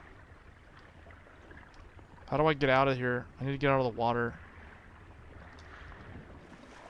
Oh, there's a dude fishing. That's hilarious. You guys can't even see it because the stupid harbor monitor's in the way. There was a random dude. I went like diving in the lake, and then there's like a random... This guy's just fishing, man. He's just fishing. What?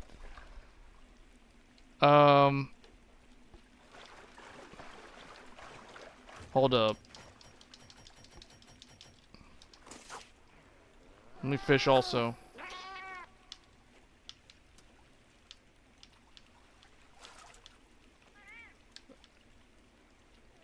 The fish don't seem to care.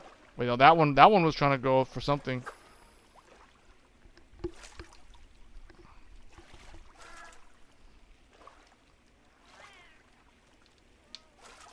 They're scared of it?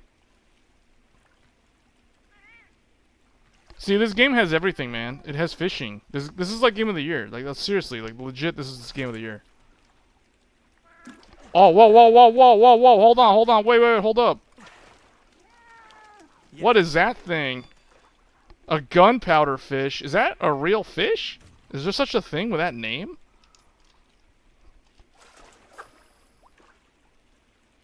Whoa! I got a big one. Oh, that's a big one. Golden fish.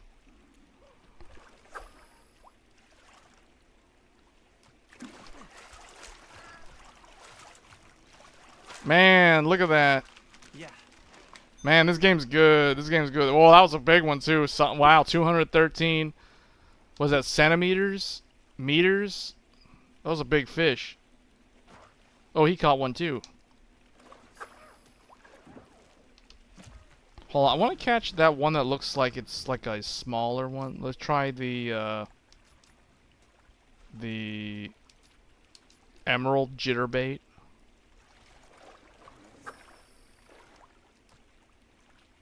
What? Oh, it's the weird one with the glowing eyes.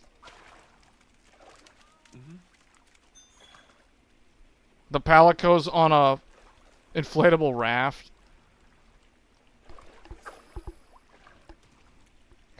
Look at that. I found a secret fishing spot. I had no idea this was here.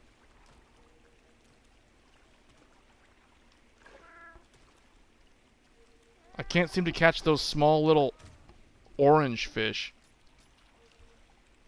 Maybe emerald? Did I try emerald jitterbait? I can't... Those ones don't seem to want to bite the line at all.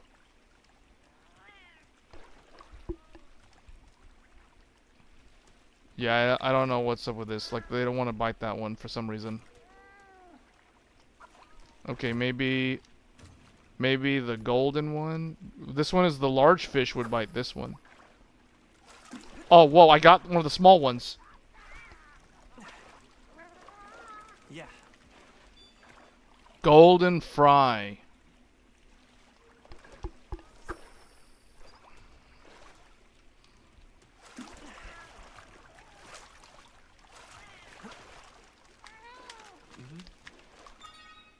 Golden fish, that's a huge one. Because I do have a quest to catch a whopper. I'm supposed to catch a whopper, which is completely different. Like it turns into like a mini game. Like it's you can't just like hold the button and mash it. All right, I think that's good. All right, let's go back out. How do I?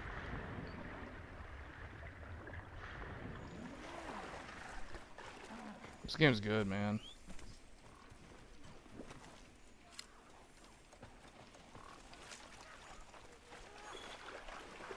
Okay, what was I was trying to get something here. Yeah, this. I need to go get this thing. Alright, now while that's doing that... okay, I was trying to look. So you guys can see. 1.36 volts on the integrated memory controller VDD. VCCIO 1.25 volts. I mean, that's it. And then the RAM voltages. The RAM right now is running 57 degrees Celsius on one of them. The other one is 55 degrees Celsius. The VDD and VDDQ is 1.4 volts. 1.4 volts. So this stuff, this memory is running hot. So it could be that the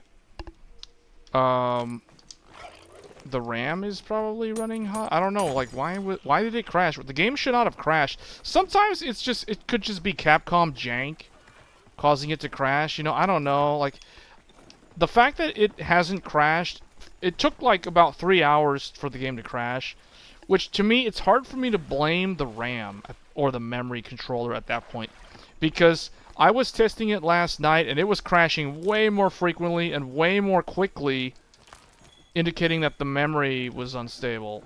Whereas now it's like, yeah, I don't know. I don't know. I'm gonna say it's inconclusive so far. But so far it does seem like it's on the edge of stability. It's like super close to either being 100% stable, because I was able to do a 3-hour play session without a single crash. To me, that is significantly better than last night trying to test it off stream. And this is plus with stream, so yeah.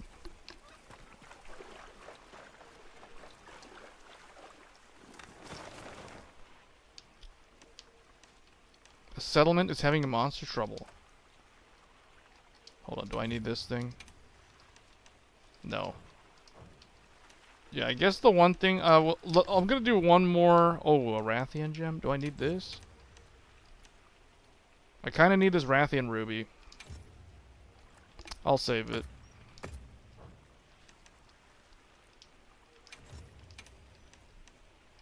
I guess I'll save this one too. I'll save those for later. I want to do this quest, and then we're gonna probably end the stream.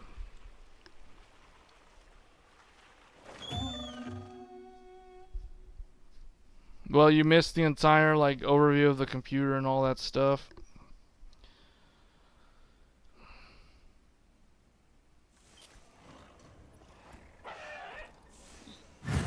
I don't understand what you're talking about. 1.4 is the voltage of the RAM. 1.38 is the voltage of the memory controller. Sent us supply items. 1.38 is not the voltage of the RAM. That's the voltage of the memory controller. You're confusing the two.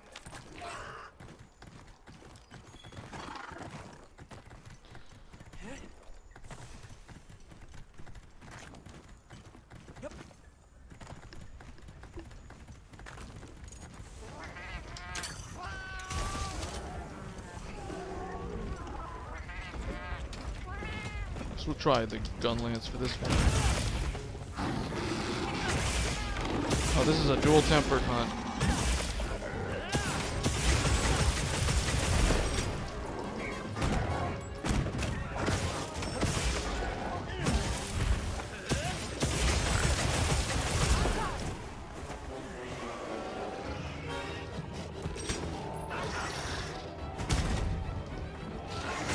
I don't understand what you're talking about.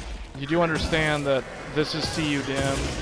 This is probably a different RAM kit than whatever you're reading about online. So the voltages are going to be different. This is also a different CPU than whatever that CPU was. They just run in general ranges. They don't always run at the same voltage. This is also DDR5-8000. Technically, it should be DDR5-8200, which is the disappointing thing, because the fact that it's not able to do 8200 is what's more annoying.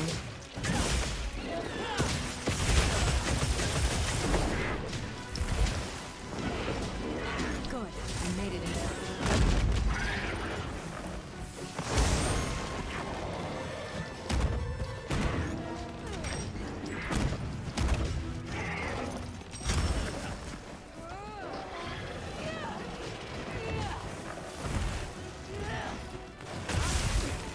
No, you're wrong. The voltage is the same when the game is off. It doesn't change. No. It's the same voltage all the time. It doesn't change. The DRAM voltage does not change. It stays at 1.4 the whole time.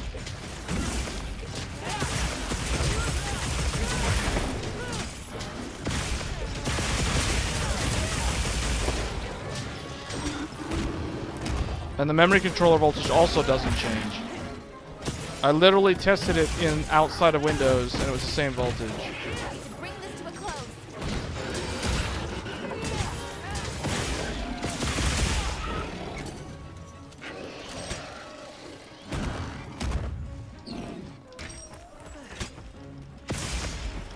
Oh, it's getting away. Oh well. Man, that was pretty quick actually. Hold on. Make sure to grab anything a monster leaves behind.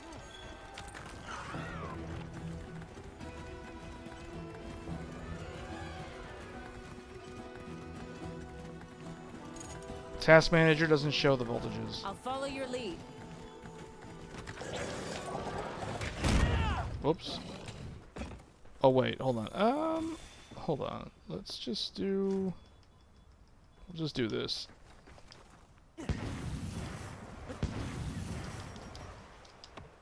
Let's get this one here. And now we just go get the Rathian.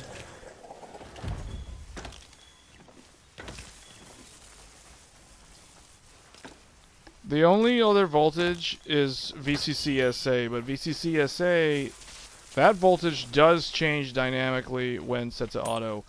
But that one doesn't really...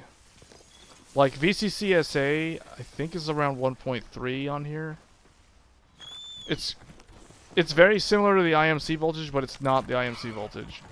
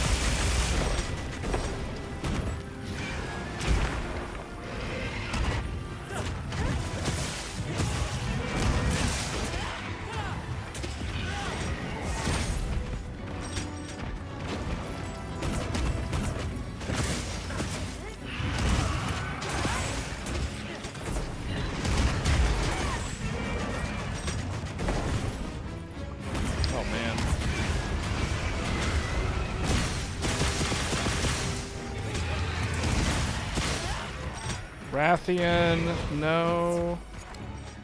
There's no thing here. There's no vine trap.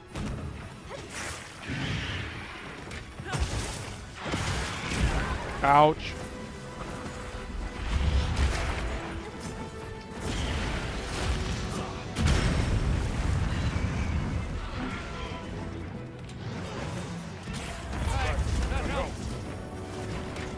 I don't know. I think I kind of need the wings. Can't remember what I... Oh, the gem is what... No, we're doing this quest.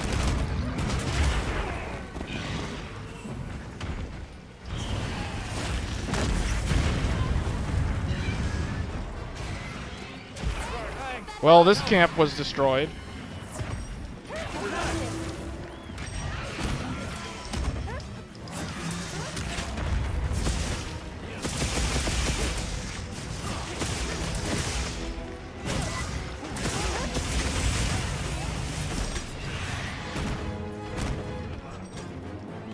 Running away? No. Man, that guy's got an interesting colored, that sacred is the most interesting looking sacred I've seen.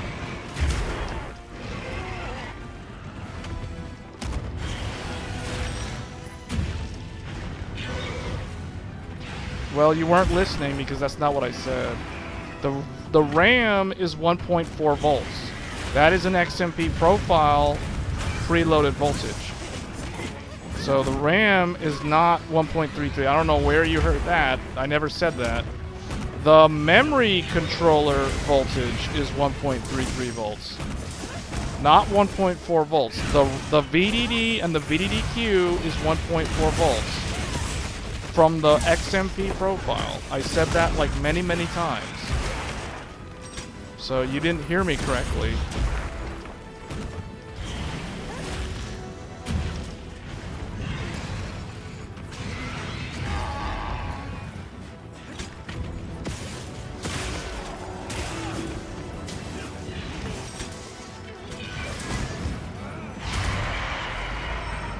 And the memory controller is the problem here, not the RAM. The reason why we could be unstable is because the memory controller is probably requiring a higher voltage, like 1.5. Because 1.45 last night was not working for 8200.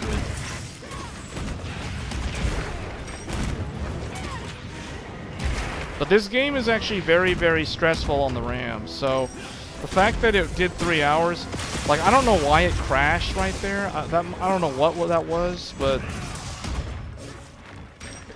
I kind of, at this point, I kind of trust the stability. Like, I'm not going to say that this is unstable, but I don't know if this is 100% stable. But I think I trust this computer.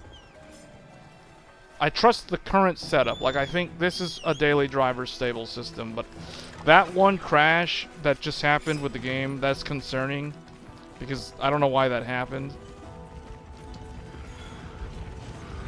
Unless it was due to the memory instability, but yeah.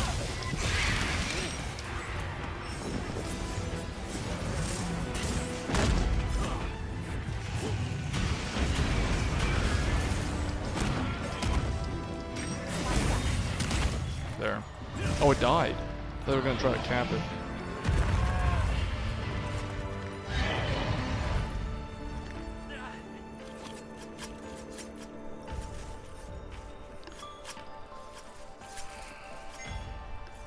This thing's a trove of new data.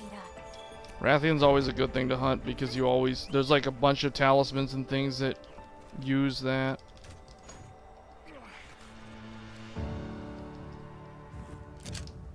What's this? Ooh, a new thing, Paul Bug. Never seen that before.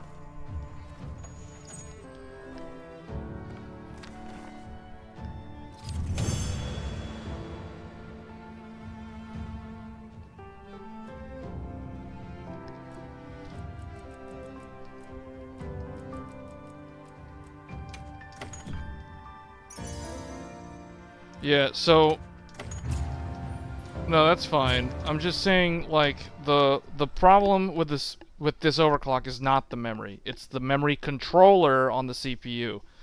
Because the higher I raise the voltage, the more, like, I tested Memtest 86 for like 5 hours, and with multiple different IMC voltages, all the way up to 1.45 volts. And what I found was that the higher the voltage went, the longer it took to detect an error, which means the memory controller needs to be at a very high voltage. So that just means that I simply don't have a good memory controller on this CPU. I mean, that's what it seems like, because I can't get, in my mind, see, 8200 should not be that much harder to run than 8000.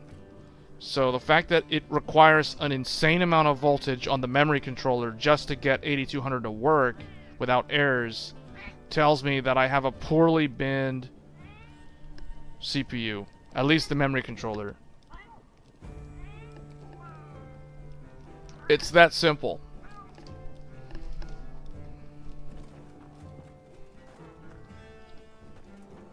So we aren't really running a high voltage. We're running stock voltages here, by the way. Like, the only thing that's not stock technically, because we loaded the XMP profile.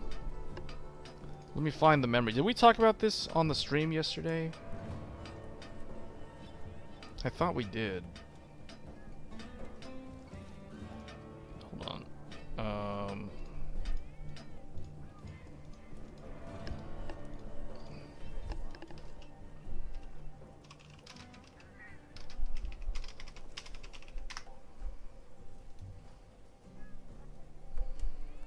Hold on.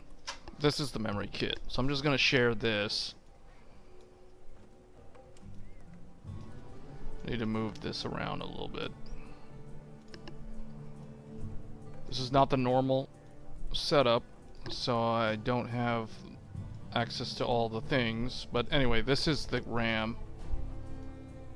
Hold on, why is this? These small monitors, these are 21.5 inch 1080p monitors on the left here.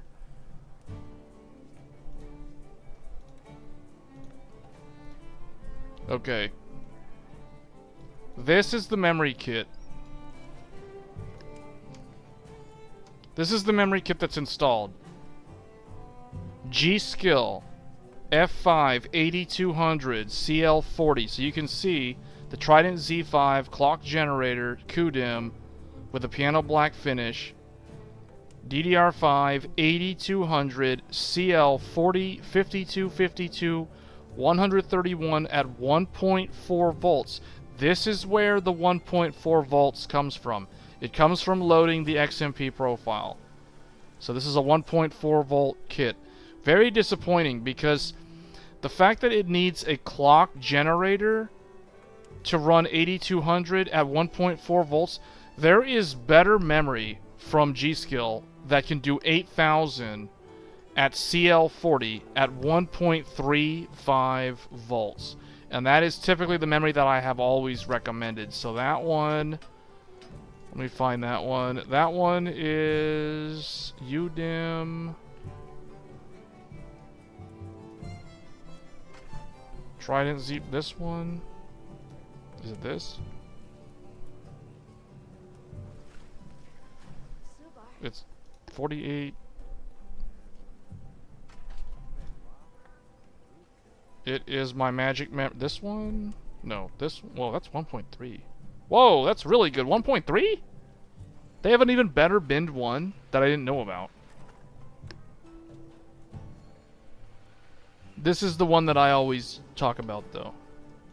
Wow, G-Skill has a 1.3 volt 8000 kit? That's even better than... That's a newer one. That must be a better binned one than the one that I have. So this is the one that I have. So this is DDR5-8000. This is the one that goes in the Ryzen computer. So the 9950X3D, the 9800X3D, those CPUs, I use this RAM with those CPUs, and those CPUs can run this no problem. I just have to have a good motherboard. The motherboard matters. The memory controller on the AMD is so much better than the Intel one. You don't have to worry about silicon lottery. The probability that you get a bad memory controller on AMD is very, very low. There's only like a less than 15% chance that you get a bad memory controller on the Ryzen. So if you buy any random Ryzen CPU, you have a very good chance. You have like a 85% chance or 90% chance that you will be able to run this RAM plug and play, no problem. And that is, I mean, that it's good. Like, that's it. You just have to have a good motherboard, though. The motherboard matters. So the whole purpose of CUDIMM, as I call them, is so that you do not need a super expensive motherboard, because the clock generator regenerates the signal so that the wire traces quality doesn't matter as much. However, what I've come to realize is I feel like that is kind of pointless, because as we talked about on the stream yesterday, the CAD bus and the data bus are still dependent on the wire traces of the motherboard. So it's almost like the CUDIMM doesn't really help if you have a low quality board to an extent, because if you have low quality memory traces, you're going to end up with the inability to run high speed, just because you know, the frequency's too high and the trace quality is not good, so you have noisy wires on the motherboard. So like that's kind of the problem that I've noticed. So I'm starting to get more and more confused as to what exactly this is supposed to do, because it doesn't improve the signal to noise ratio for the CAD bus. But maybe the CAD bus is not as susceptible to noise as the clock is.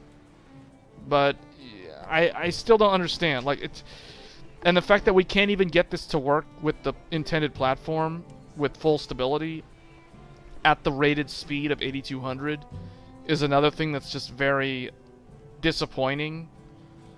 So I feel like this is a big waste of money at this point. I mean, until the technology improves, I can't recommend buying this RAM.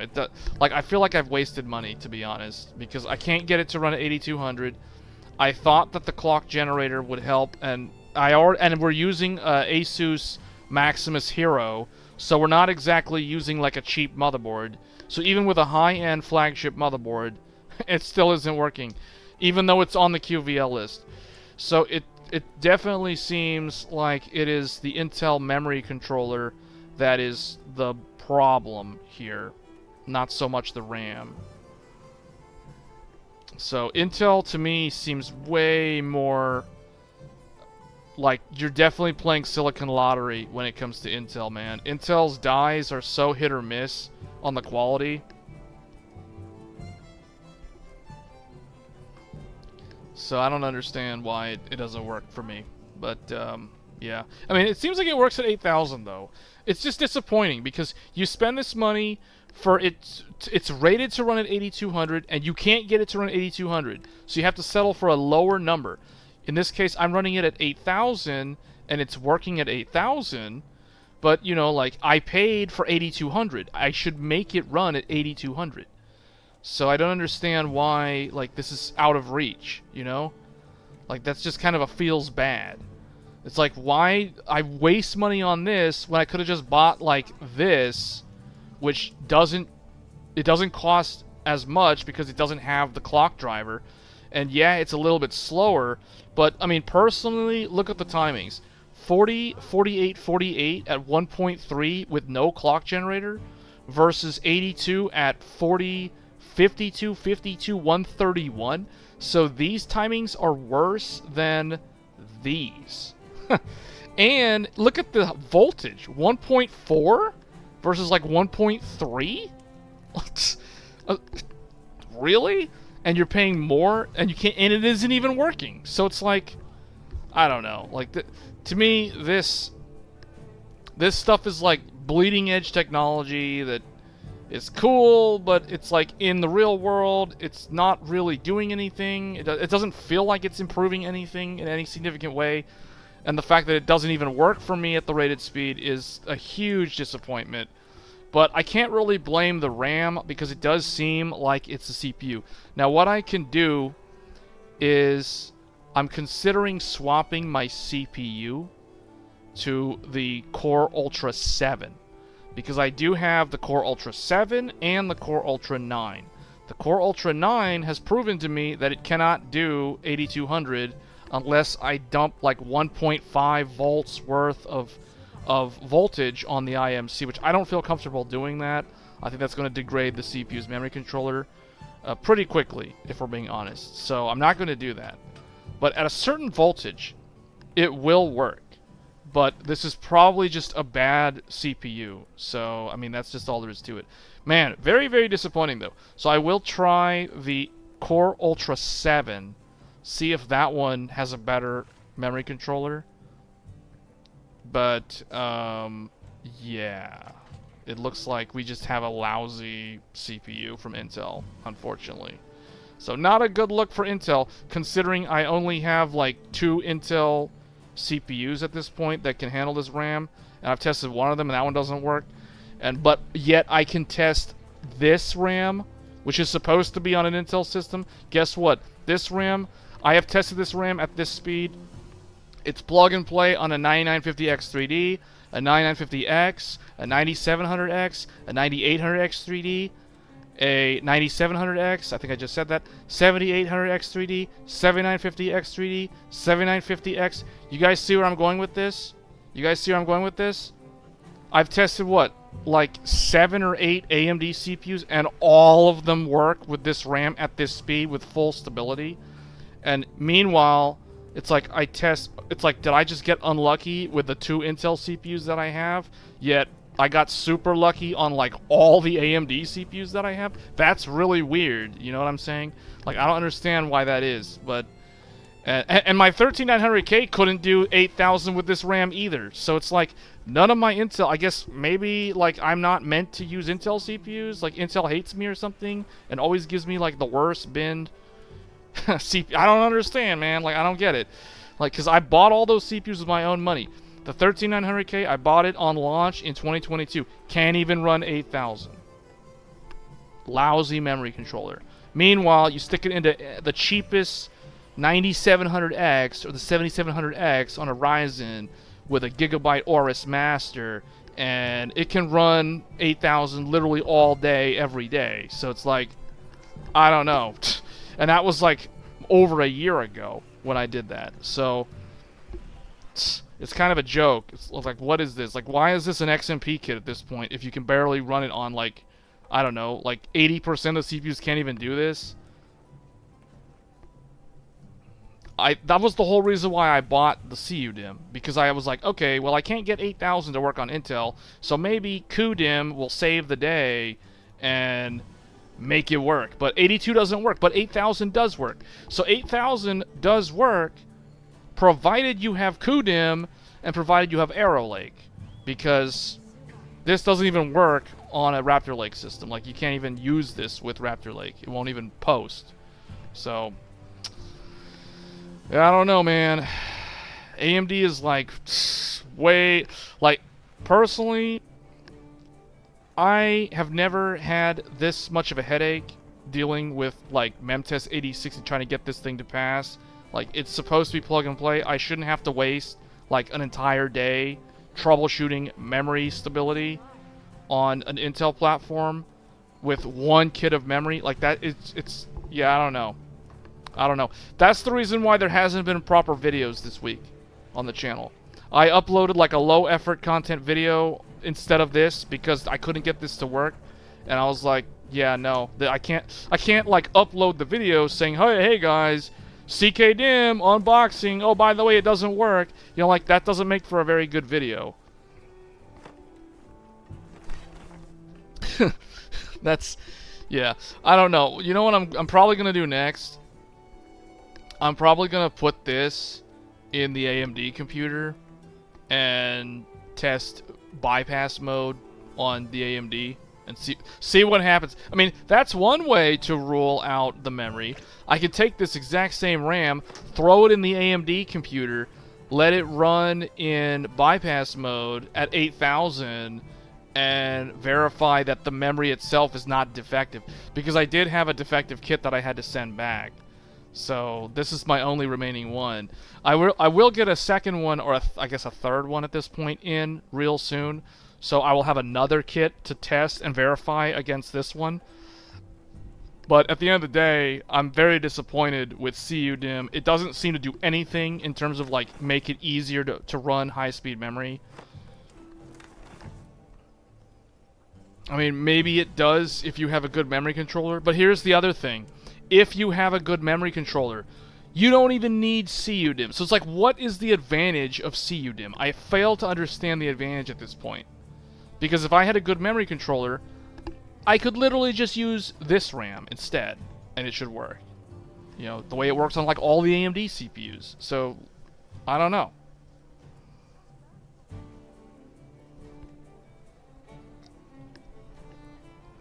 You'll know because the performance in games and apps just won't be good anymore. It's fairly straightforward. I heard from the others. Yeah, the 50 series, the whole 50 series is a complete skip. Yes. Like, 50 series is a joke, man. Forget about it. It's a stupid series. Would you Like, to trade something? I wouldn't be surprised if Nvidia launches 60 series like literally next summer. Not this year, I'm talking like next year. Just because this series is trash. Anyone buying 50 series, I'm not gonna judge, but you know, it just hasn't been a good look. It's just not a good. It's riddled with problems and memes at this point. I mean, it's. And all the issues, like the fact that this game is DLSS in this game was riddled with bugs. Like it had the black triangle flickery thing, like artifacts on the screen.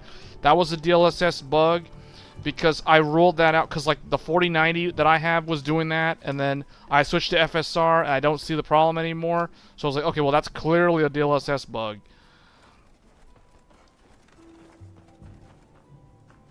So just oh man.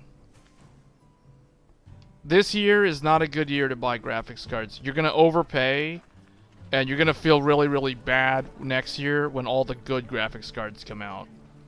I mean, the only good graphics card this year, if you can find one at the correct price, is the 9070 XT. That's the only one. Like the 50 series is a joke, and then if you can get like a used 40 series card for a good deal. The problem is good luck trying to find a good good luck trying to buy either RDNA 3 like an XTX or a 4090 or a 4080 at a good price used, because people who have those cards are going to, if they're going to sell them, they're going to charge a premium because they know that people are willing to overpay for a 4090 because the 50 series is so trash. So it's like you're not really going to find a good deal on the 40 series used because people aren't going to offer a good deal because they know they can basically scalp desperate people who need a GPU. It's pretty sad. Like, this is not a good year to be someone looking for a GPU. I mean, that's the reality.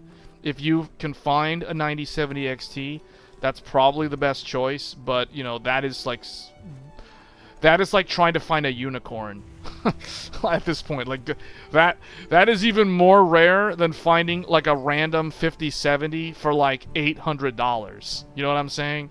Like, and who wants to pay $800 for a 5070? That is like, that would be one of the dumbest decisions in life, to do something dumb like that.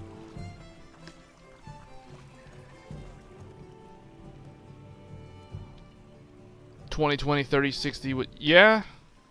Well, okay, no, 3060 Ti was, no, you have the year wrong. That's not right. You mean 2021, not 2020. 3060 wasn't even out in 2020. It came out like at the very, very end.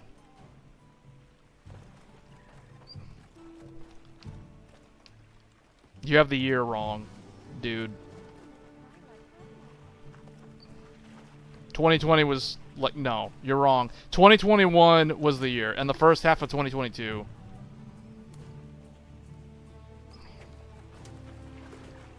'30 series wasn't even out in 2020 until the second half. Like, it came out in what, September? The 3080 and 3080 was September of 2020. That was like the first one to launch.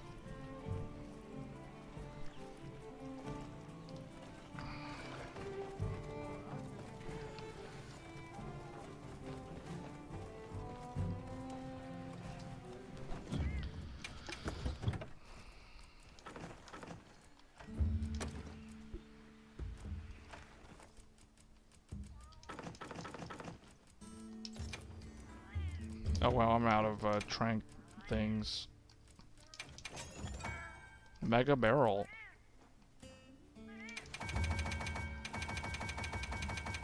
Craft like 20 of these. I don't really do too. Okay, wait, pitfall trap. How do I have more shock trap than pitfall when I feel like I've used the other one more?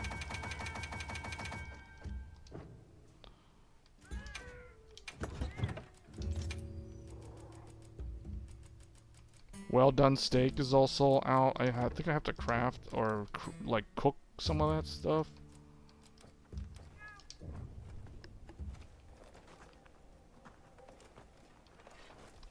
Hold on, we're gonna have to cook. Wait, is there... A settlement is having monster trouble. Oh, wait, continuing conflict is ready. Who do I report this to?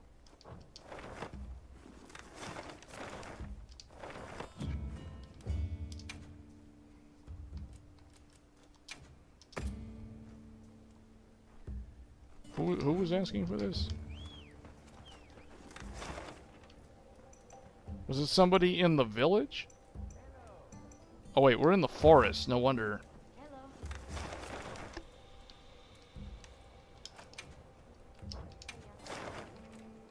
I guess we need to go to the village?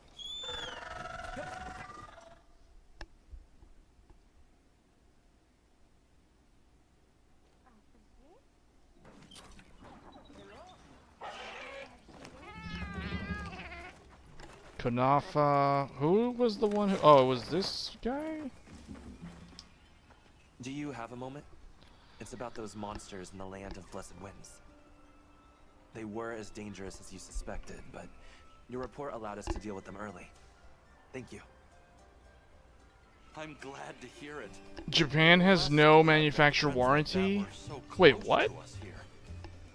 What will come of the village? So, wait a minute. So in Japan, if you buy... Let's say you buy an Asus motherboard, Feel free to ask and me there's a help problem with anytime. the motherboard.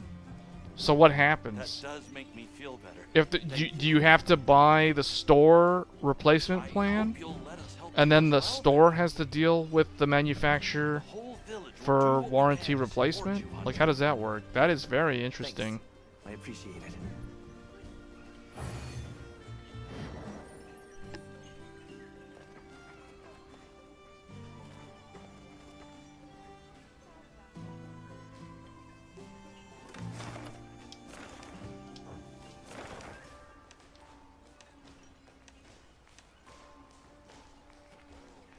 There's a Jindahad right there.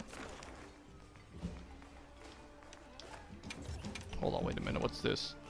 Oh, this is a Rathlos ruby? A Guardian Rathlos ruby. You have to send it to Ask Corporation? What? Man, that's crazy. Are you... What? That sounds so weird. I would have never guessed that that's how it was. So, is that true for even... Is that true for things that are, like, Japanese domestic companies? Like the Nintendo Switch, for example, or the Sony PlayStation 5, or anything that's like a Japanese... Like a smartphone from Japan, not like a... iPhone or something, you know what I mean? Like, how does that work? Is it different, or is it literally, or are we talking about foreign electronics?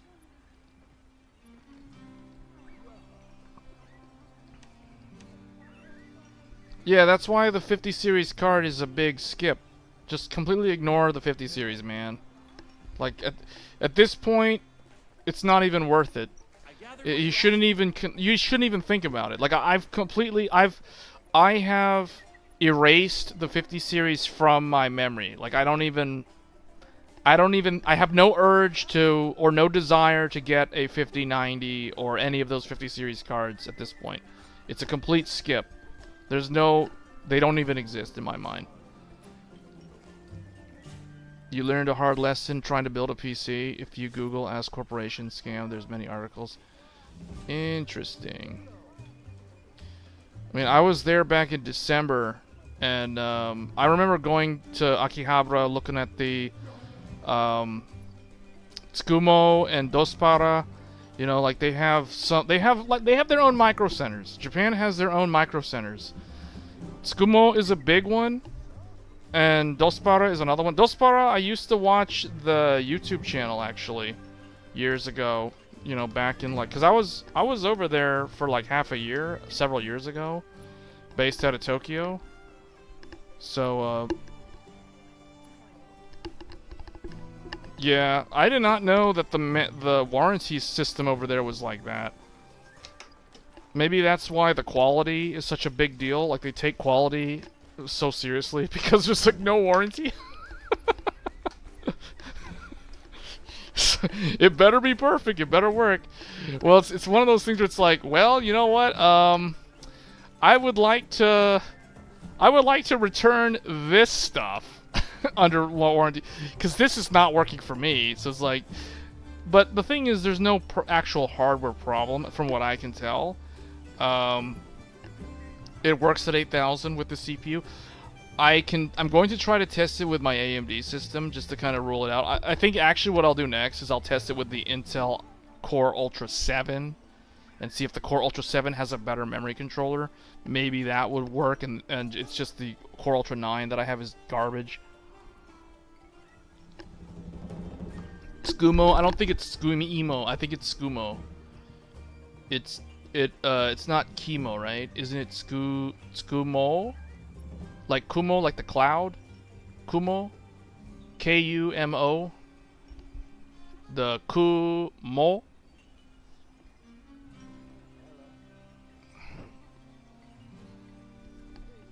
The green colored, it's like a tall black building with the green. I almost bought a specific cooler, like a Chinese giant tower heatsink. But then I realized I wouldn't be able to carry it back to the US in my luggage because it was the box was just too big.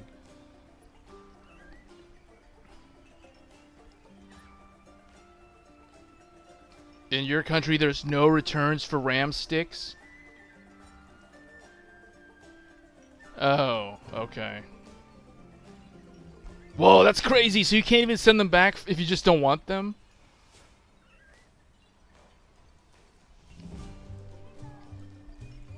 Like, what if you bought the wrong one?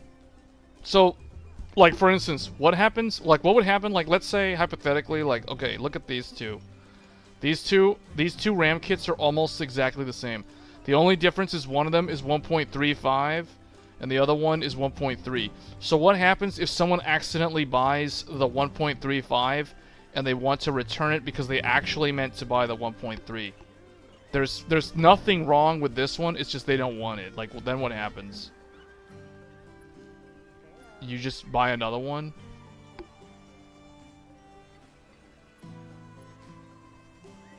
USA is #1 for PC parts in the entire world by a huge margin. Well, I know that Japan, the prices are like way more expensive. Now, that might change with all of the tariff nonsense that's happening right now. But at least for the US, but the Japan prices are very high for foreign electronics, like AMD CPUs, Intel CPUs, very expensive in Japan. Everything like graphics cards, motherboards.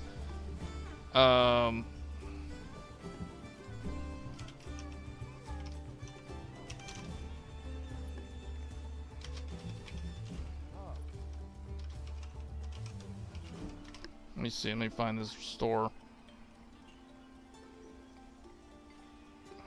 How do I find? What's the actual website?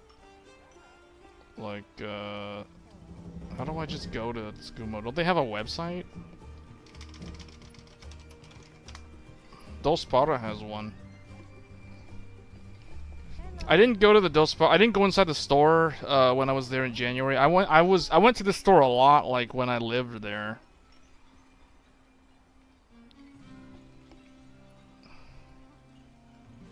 Gaming PC. Where is the section for like Jisaku PC?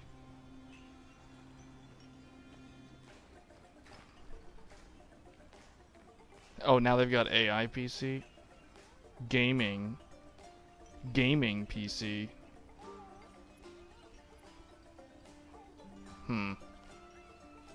This is like all pre-built. Oh wait, okay, here we go. Like, I can't remember, like, if Pasocon is basically like a pre-built. I mean, Pasocon is like personal computer, but I'm looking for like Jisaku PC. Like, that's the build your own.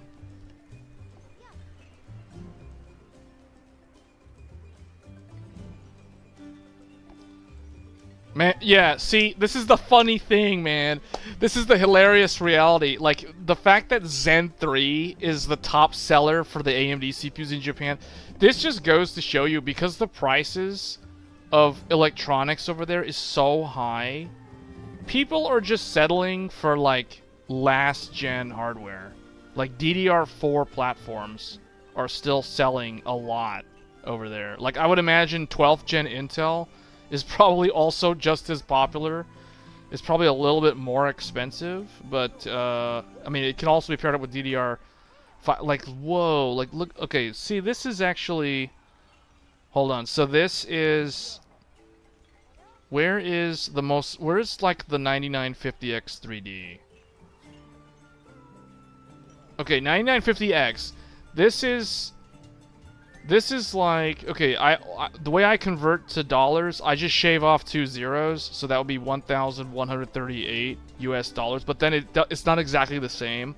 So it's more like, this would be, if I had to guess, eyeballing this would be like, what, $800?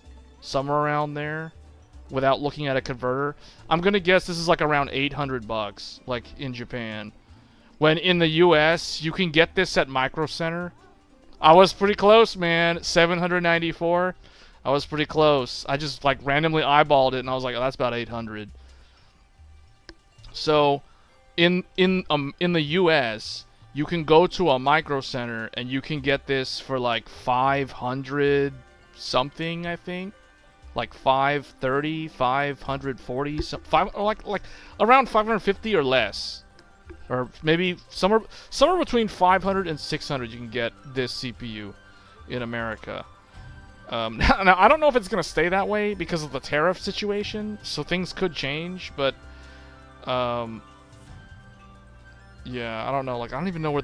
maybe they don't even have X3D. Like, I don't even see it on here. But the top seller is the 5700X. The 5700X. No, I'm not talking about Ukraine. I'm talking about America. Like I'm saying because of the tariffs, the prices in the US are going to get more expensive, or could get more expensive, I would imagine. Japanese prices include tax already. Yeah, but okay, so if we're adding tax to this, so where's that 9950X that I was looking at? So okay, so with tax, this is going to be like 570, 580. If it's around 540, 550, it's going to be like 570 to 580 in the US. So that'll be the final price. So still significantly cheaper. See? But see, the thing is with tariffs are taxes. So the tax could end up... I don't know how they're going to change it. Like... I would imagine it's not going to show up as a tax when you buy it. It's going to be a tax that the importer has to pay. So then what they're going to do is they're just going to charge a higher rate to the retail outlet. So like Micro Center, for example, it's going to have a higher price. So Micro Center will just end up increasing the list price. So to the end consumer, the tax rate is going to be the same, but the actual box price is going to be higher. That's what will most likely happen with the tariff situation. So I would imagine, so like with the tariff, well, see, the thing is, it's kind of weird because this is not made in China, so this is not going to be affected. Like the final assembly for the Ryzen CPU, I believe, is done in Malaysia, and I think the Malaysia tariff was only like 20% or something like that. I don't know. It's definitely nothing like the China tariff. So, but this is not made in China. This is made in... It's like it's diffused TSMC, so Taiwan, and that there's a whole bunch of loopholes, guys. Like the whole thing with the tariffs is there's a lot of ways that companies can do things to move it around and make it be like, oh, final assembly is in Malaysia, packaging is in Mexico or whatever, you know. So it's like, oh, it's not made in China because these companies or these countries had some role to play. Or they could do it like a pie chart where it's like, okay, it's like 15% of it is China, 20% of it is Taiwan, or I guess maybe 60% of it is Taiwan, 20% of it's Malaysia, 10% of it's Mexico. You know, like there's that sort of thing. Because they do this in the US, they do this with cars. Like automotive. If you want to buy a car in America, the car will show, like there will be a chart on the car that tells you like country of origin breakdown. So it'll be like, okay, 15% of the parts are from Korea, 35% of the car was assembled in Mexico, or, you know, 60% is like this and that, whatever. It has like a full breakdown. So the tariff situation is going to be incredibly annoying for a lot of businesses, because they have to try to work around like how much the tariff will impact the actual price. They have to do like, okay, well, it was this much in this country, this much in this country, that country. China was only like, you know, 10% involved or whatever. So it's a huge mess. It's a huge mess. And that's why it's, yeah, I don't know. Like, it's... You bought a Flux Pro. It's massive. Where in Japan, if you don't mind me asking, where in Japan are you based out of? Like, are you in, like the Tokyo area? Are you in the Kansai, the Fukuoka area? Like, what part, like the northern, Hokkaido, Sapporo? Like, what part of Japan? If you don't mind me, you don't have to answer that if you don't want to.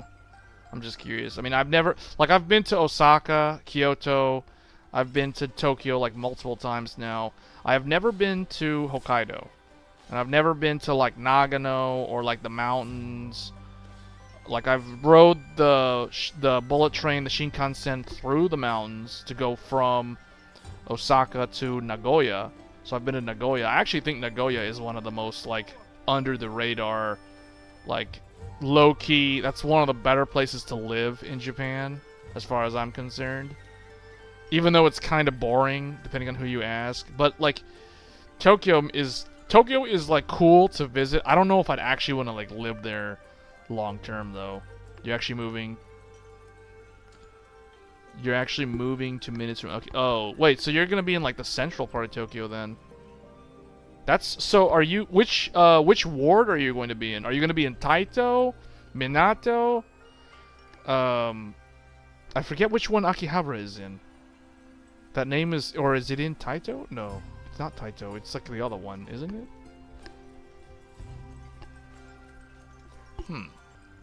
Because I'll show you, like, where I used to live when I was there.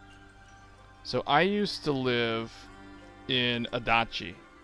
And every time I would talk to Japanese people about, like, where I was, like, they'd always tell me, like, oh, you're living in the area where a bunch of former Yakuza live. Or, like, yeah. They were telling me you live, like, where, like, Yakuza live. And I'm like, are you serious? Because they're like, you're in, like, a dangerous area. But I'm like, I don't think this is a dangerous area. Like, to me, it didn't seem dangerous at all. But, I mean, it isn't even, like, Saitama or anything. You know what I'm saying? So it's like, even though Saitama is, like, north.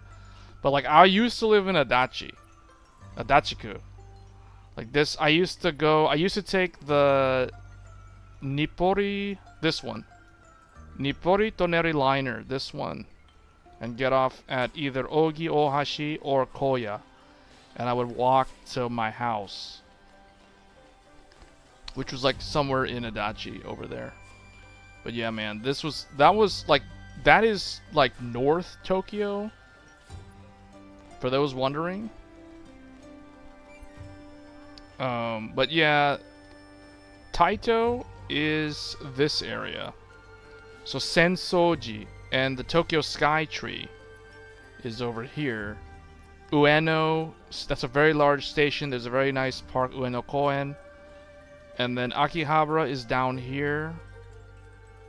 And I forget what ward it's in, but anyway, you go down here to Tokyo Station, and then you're in the Minato area, which is the really nice area. Roppongi's here at Minato City. For those wondering, Minato is where, if I remember correctly, Square Enix is headquartered in Minato, and so is From Software. There's a lot of, like, game companies that are in Minato. Minato is, like, the really, really nice part of Tokyo. but I don't know if that's a good area to live. I think it's like incredibly expensive to live. It's a rich area, yes. Tokyo Tower is there. And then you go further west. Most people that I know in Japan live west of Tokyo. They live in an area called Setagaya, which is kind of the suburb. This is like the better area if you want to like live in a house long term and still be within Tokyo. But you basically have to live west of Tokyo if you're gonna stay there long term. Because I know a couple of people that live there.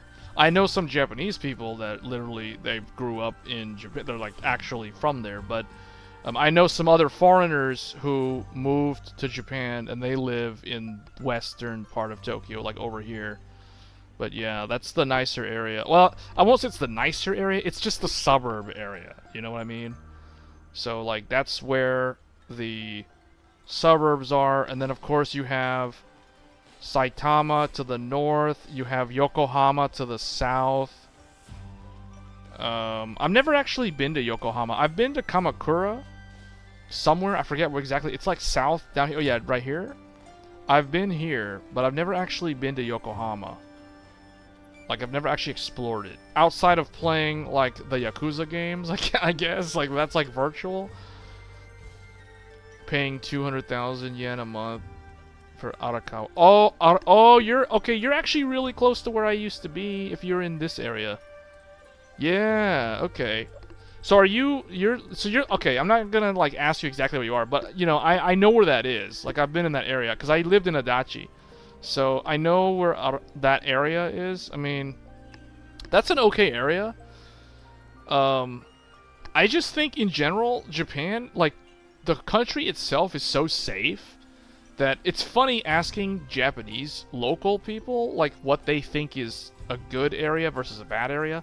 And because to me, like I thought where I was, Adachi was totally fine. And they're like, oh, that's they wouldn't recommend that place. And I was like, why? And they're like, because middle schoolers loiter outside of 7-Eleven after like 6 p.m. And I'm like, okay, that's what you consider bad? I was like, middle school kids standing around congregating outside of 7-Eleven? Like, but I mean, I would go into 7-Eleven at like 7 p.m. in the evening, and I would see some middle schoolers. I mean, they're not gonna bother like random. Like, I was like, okay, like, whatever. So, but anyway, you know, like that was, yeah, that was my time there. That was pretty cool, man. Like, every time someone brings up Tokyo, it always just makes me like start thinking of when I was there. You need wearing mask tattoo for legit walking in Adachi. What? No, dude, it's not bad at all. Like I lived there for 6 months. I was there for half a year, and I'm no problem. Like there's way more sketchier places around Shinjuku. Like in the downtown area, there are like way more sketchy places that you can find in Japan than like a residential suburban area up here in the north. You know what I'm saying? So it's like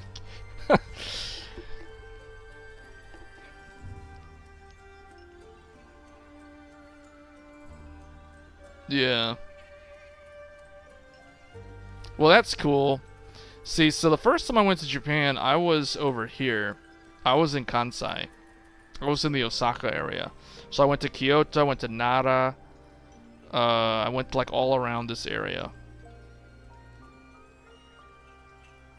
And then I took the Shinkansen all the way to Nagoya. And I don't know, a lot of people say Nagoya is boring. But personally, like if I was actually gonna live in Japan for a long amount of time, like years, I would consider living in Nagoya, because I think this is a nice, it's like, it's low-key. The thing about it is, no one ever talks about it, because it's not a huge tourist destination, because it doesn't have all the historical significance of the Kansai, like Kyoto and Osaka area. It's also not the giant, like, popular Tokyo, like Tokyo is, but it's in the middle. Nagoya is in the middle of the country. It's literally smack dab in the middle. I guess technically Tokyo would be in the middle, if you go all the way up to Hokkaido and you include like all the outer islands, then I guess Tokyo is the middle. But I don't know, like in terms of like the heavy populated areas, Nagoya is such a good location where it's at because it's not too far from Osaka. It's also not, it is pretty far from Tokyo, but it's like not like, it's not as far as Osaka is from Tokyo. But yeah, man, if you ever get a chance to like visit the west parts of Japan, like I don't know if you've ever been over to these parts, you should definitely check these areas out because I've heard a lot of things about Fukuoka being a really, really good area, but I've never been there, so I can't really comment on these, like the really, really southwest end of Japan, the area that's close to Korea, where you can literally take like a ferry boat and go across to Korea, but it is dangerous to live with all this. No, not really. I mean, it does happen though. I feel like usually the most dangerous areas are the side that faces the Pacific Ocean. But the thing about Tokyo is because there's a bay here, Tokyo Bay, this landmass here kind of soaks up a lot of the tsunami. So Tokyo's not really at risk. Really, it would be an earthquake that could damage buildings more so than the tsunami. The tsunami definitely is a huge danger for the coastal area. So like any area that's like right along the front. But yeah, typically it's going to be the eastern end of the country that faces direct to the Pacific Ocean. That's where the tsunami area is. So like the nuclear disaster in 2011 in the Sendai area that happened in the Fukushima, that was up here. That was like in this area up here. So, but see, that faces the ocean directly, so. Yeah, and the other thing too is Okinawa is so close to Taiwan. Like, it's super close. Where is it? It's like really, really close to Taiwan. In fact, it's closer to, yeah, it's right here. Okinawa is actually closer to Taiwan than it is Japan, which is funny.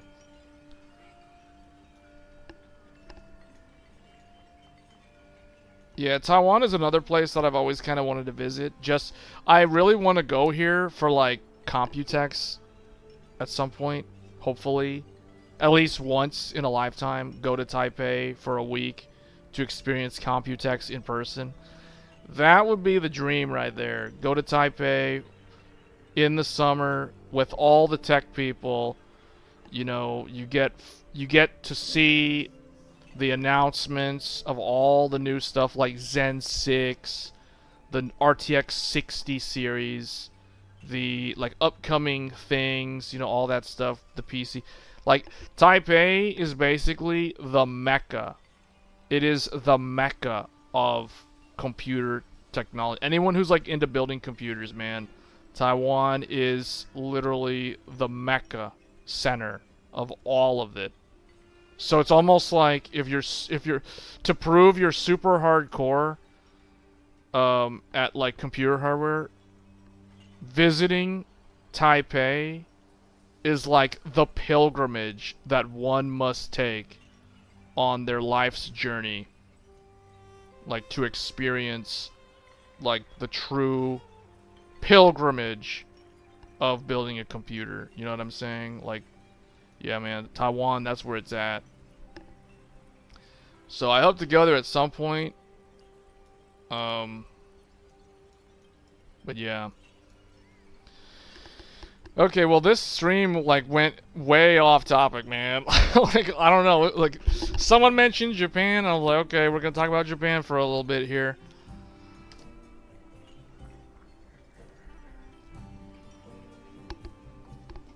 I mean, shoot, we play like so many Japanese games on stream. It seems like the vast majority, like Monster Hunter Wilds, Dynasty Warriors back in January, Trails Through Daybreak 2. What was the other one that I was playing last month? Elden Ring Night Rain beta test. We'll be playing Elden Ring the Night Rain, the final game, when it comes out at the end of May.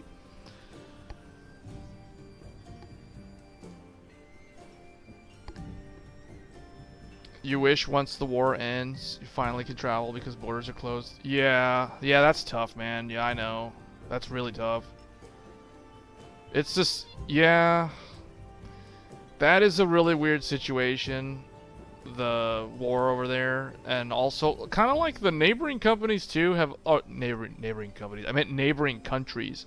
You know, like what is it? Georgia. There's countries that are bordering Ukraine on the south. That doesn't Turkey border Ukraine also? Let me see. Ukraine is over here. Romania is to the south, Moldova, but no, I was thinking of Georgia. And oh no, they don't border Ukraine, do they? They border. So Turkey is south, but it's on the southern side of the Black Sea. Oh, I'm not showing on screen. Oops. Okay. Yeah, so I was saying like Turkey, Georgia is over here. Because I know when the war started, a lot of people fled to Georgia. And some of them, like, went out. I mean, it's not even just Ukraine. Like, also, a lot of people in Russia, like, left Russia. A lot of... Actually, no, I take that back. It wasn't Ukraine. It wasn't Ukrainians leaving Ukraine. It was Russians leaving Russia to go to Georgia. Or, like, a neighboring country to escape. Like having to go to war. There's a lot of Russian men who literally like fled the country. Yeah.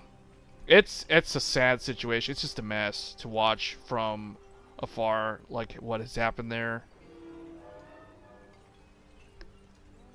Yeah, there were millions, there were a lot of men fled Russia when the war started. Like I know a bunch of them went here to Georgia. I don't know about Azerbaijan. I don't know how many went to that, but that's another neighboring country, so I'd imagine like a bunch probably also went there. Yeah,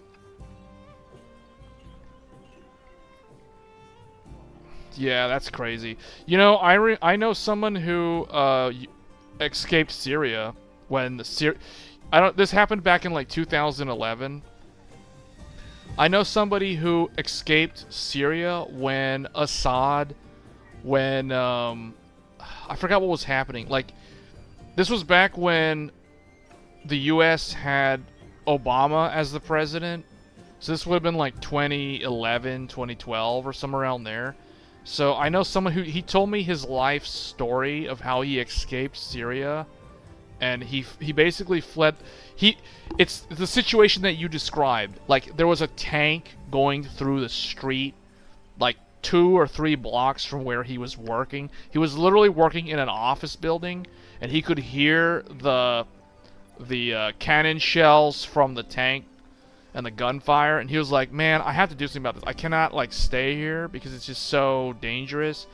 So he hatched a plan to escape the country.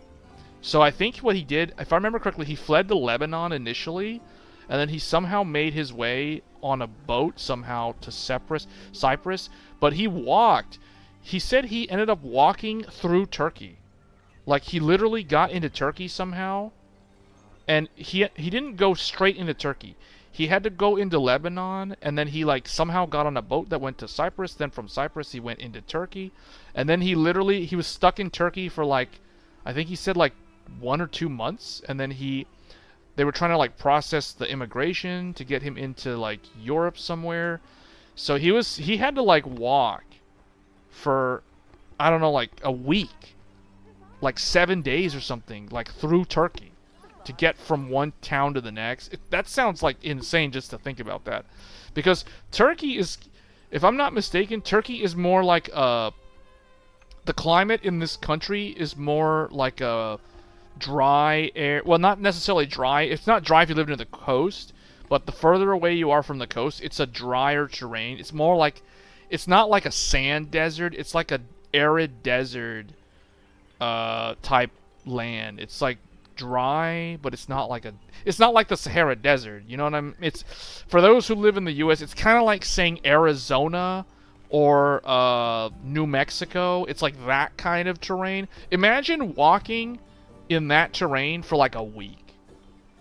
Can you imagine that? Like, that's crazy. I was like, man. But the thing that people have to do to survive, it's incredible to think like what people are capable of doing when they have to do something out of desperation. I think he ended up going to Istanbul, and then from Istanbul he got. He didn't walk all the way. Like some of it was like by car or something, but like he had to walk for like a week, man. Like through rural villages, rural land. Just crazy to think about that. And then eventually getting to Istanbul, and then from Istanbul he was able to get on a plane, and I don't remember which. He was in a European country for a while. It might have been Brussels or somewhere over there.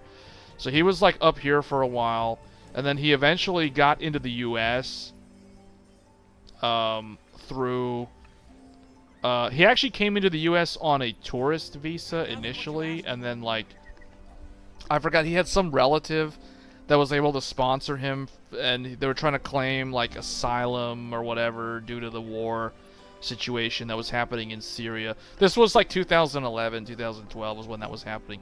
But yeah, like the situation there was also, I think the situation in Ukraine is actually worse than what happened in Syria. Now Syria, it was the, I forget the names of the militant groups that were uprising against Assad, and then he was trying to like he was losing his position, and then Putin came in and he was like backing him, and then I think Obama was like siding with the other, like with the Saudis and the other groups that were like trying to help the uprising or whatever it was. It's been so long since I heard the story, but yeah, like it's just crazy to think like that stuff still is, I don't want to say it's commonplace, but that it still happens, and the amount of people that their lives are just disrupted in an instant because of that.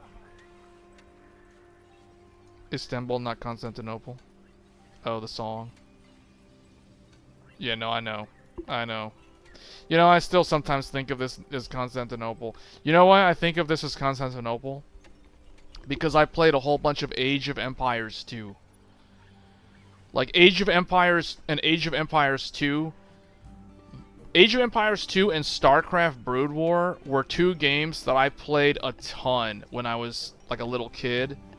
So Age of Empires 2, man, what was the campaign? The Barbarossa campaign in the Age of Kings, and then there was a mission.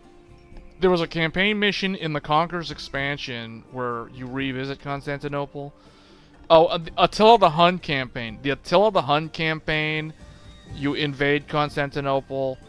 The Barbarossa campaign, you have to negotiate with Constantinople for passage to Turkey. Like, yeah, man, it's I always think of this as Constantinople just because of Age of Empires 2. It's all because of Age of Empires 2. Otherwise, it's Istanbul. I always think of the Byzantians or the Byzantines. The Eastern Roman Empire. It's like the Western Roman Empire and the Eastern Roman Empire. Like, I played too much Age of Empires 2 as a kid that European history, like at least this part of it, is like ingrained into my mind. Like, I'm one of the few people in the US that actually, because I remember I used to work with a guy from Serbia, and he told me that he, like, okay, it was funny because like everyone was at lunch, and he was like, who can tell me where my country is? Like, who can point out where my country is on the map? And he brought out a map that had no labels. And I smack dab... Okay, at the time, I didn't know exactly where Serbia was, like how it... like, the exact border of it. But you know what I did know? I knew where Yugoslavia was, where it used to be. You know, back when it was one big unified country. So I pointed in the direction of Yugoslavia, and he was like, "Wow, you actually, wow, I'm impressed." Like, you actually know, because it goes back to like Age of Empires and like all the, a lot of it is like European and Asian history, because you have the Barbarossa campaign, which is the Holy Roman Empire, which is basically like Central Europe. You have the Joan of Arc campaign. You have the El Cid campaign. You have the Montezuma campaign, which is Central America. You have Henry V or whatever from England. You have William the Conqueror of Normandy. So I basically learned through the video game like how England became what it is, like as modern England. It was because the Normans invaded, and there was also the Vikings, Harold Hardrada and those guys from up here like came over too, and they were doing their thing, and the Celts and stuff. So yeah, man, Age of Empires. It's all Age of Empires. Who says you can't learn stuff from video games? Like, all the stuff that I know about European history, I basically learned it from Age of Empires. Because, I mean, we learned some of it in school, but because you study world history in the US, but it's not nearly as interesting as Age of Empires. Because the thing with Age of Empires, you have to win the mission by fulfilling the objectives. And the objectives play out in the way history played out. And you can kind of do the what-if situations, where you can kind of, like, change history to an extent. Like, what if Montezuma's cousin, like, or his nephew lived? You know, like, if he survived to fight the Spanish and push them back out of Mexico.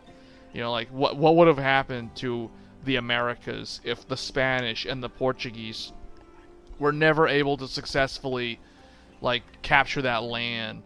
And then if the British, would that have prevented or like stopped the British from even trying to go over there?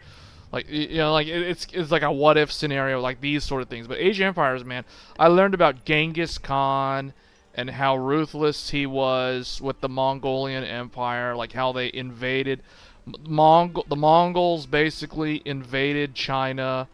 They took it over by force. And then they weren't done. Then they invaded Persia at the time, which is modern day Iran, and like this whole area here, Uzbekistan, Turkmenistan, Pakistan, all this area. Like, the Mongols took over like all of these countries, and they took over China. They even also went down into India, but the Himalayan mountains were like so tall that they had a hard time like penetrating through this area. And then they also tried to go to Japan. Like, the Mongols, anyone who has played Ghost of Tsushima knows exactly how that played out. But the Mongols tried to invade Japan and failed, not because of the Japanese samurai, but because of typhoons and bad weather. That's actually the reason why the Mongols failed. The reason why they failed had nothing to do with the Japanese. It actually was because of bad weather. Because back then, you know, bad storms on the high seas could easily kill you. Mongols wiped out 40% of all. Yeah, dude. Like, Mongols are so bad. And the thing is, the video game explains it. It doesn't show it in vivid detail, but it like talks about some of the things that they did. Like, they boiled people alive. They just terrible things, like really, really, really bad things that we don't need to talk about here. But like, yeah, they were so ruthless. They were so ruthless to their enemies. But they managed to carve out the largest land empire, and I think they got all the way to modern day Ukraine in terms of the land. I forget exactly how far west the Mongols got, but they were like up there in the neighborhood of like the Eastern European area. Like, they got all the way over there. Like, it was kind of crazy, man. Like, these horses, those horses were like, they can go pretty far. So I forget exactly how far west they actually got, but the Mongols got really West Germany. Oh man, what? They got that far? Whoa, that's Wow. Okay, I always thought they got to, like, Ukraine. I didn't think they got all the way to Germany. That's crazy. They got all the way to Germany. What? That means they saw the Alps? Wow. That's crazy. I did not know they got all the way to Germany. For some reason, I always thought they got to Ukraine, and that was, or like, I guess the furthest west I thought was like Poland. I didn't know they got all the way into Germany. That's crazy. Hungarians, with the help of Poles, stopped them. Yeah, because in the Mongols' campaign in Age of Empires, all I remember is at the very end of the campaign, so Genghis Khan dies, his grandson takes over, in China. Well, like, one of his grandsons, like Kublai Khan, takes over China. Another Khan takes over, like, the campaign in the west. And there's, like, another one that's maintaining, like, the Persian lands down here. It basically gets divided across his children and, I guess, relatives. In terms of, like, who's running the whole empire at the top. But it's, yeah, Batu Khan. Yeah, there's, like, another one, too, though, that I'm forgetting the name. But I remember in the campaign, you end up fighting European enemy units because you play as the Mongols in the campaign. Like, the story is told from the perspective of the Mongols, so you're basically the one conquering all these. Like, I remember the first campaign, the first mission, you unify the Mongol tribes, so it's like Mongols versus Mongols. Then in the second one, you're fighting. You're killing the Kushluk, the traitor or whatever. And so it's still Mongols versus Mongols. And then the third mission you invade and conquer China. And man, that mission on moderate and hard difficulty is insanely hard. Dude, trying to conquer China in Age of Empires 2 is no joke. That's hard. You gotta conquer, like, it's like you versus like 5 or 6 AI. It's crazy. On hard difficulty, it's insane. Because they constantly keep building up. And then also, they have the Great Wall. You literally have to break through the Great Wall. And they made the map in such a way where it's like, it takes forever for the battering rams to break through the wall. Like, it's insane. So that's mission number 3, is you conquer China. Oh, and I remember, one of the Chinese enemies, one of the tribes, kingdoms, or whatever, one of them tries to build a wonder. Like, one of them tries to build a wonder and go for a wonder victory. And that's hilarious. So you have to deal with that, too. So it becomes a time attack. And I think they're, like, on an island somewhere. I don't know, but, yeah, like, I remember the China mission was super hard. That's mission 3. And then the 4th mission is Persia. So you conquer, like, this area. And this one, you assassinate the Shah. And then you have to, like, if you fail the assassination attempt, I think it's either mission failed or it keeps going, but you have to, the mission becomes harder or something. But yeah, like, mission 4, the Persian one, was also, like, super hard. Mission 5, I forget exactly what that mission was. One of them... Oh, yeah, that's right. Mission 4 or 5, one of them. In the south, you're fighting down here. So it's like desert terrain. It's like arid terrain. But you also fight the Russians. You fight the northern people also in the... I think the 5th or the 4th mission. So, man... Age of Empires 2 is so good, man. Just thinking about, like, how creative they were with, like, making the game. The game literally has a history book with, like, text you can literally just read. You can just read about the civilizations.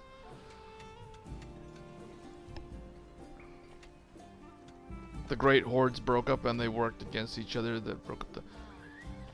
Yeah, because they didn't... After Genghis Khan died, it was hard to maintain authority. Because, like, that was the whole thing with the first mission. The first mission was uniting all the tribes. And he managed to successfully do that. Kind of like the way... Now that I think about it... Nobunaga was trying to do the same thing in Japan. And he didn't live long enough because he was betrayed. So ultimately Hideyoshi was the one, or no. Yeah, Hideyoshi did it, and then it was, who's the guy? Tokugawa Ieyasu took over, or something like that, and he also was, but it was kind of a similar fashion. The difference was Japan mostly stayed unified once it became unified, whereas the Mongolian Empire, obviously, it's not going to work. It's too much land, it's too wide of an area, there's too many different cultures, and also on top of that, like what you just said, the Mongols themselves fell apart. Like they didn't stay together once they were unified after basically the family, a couple of generations, and that was that.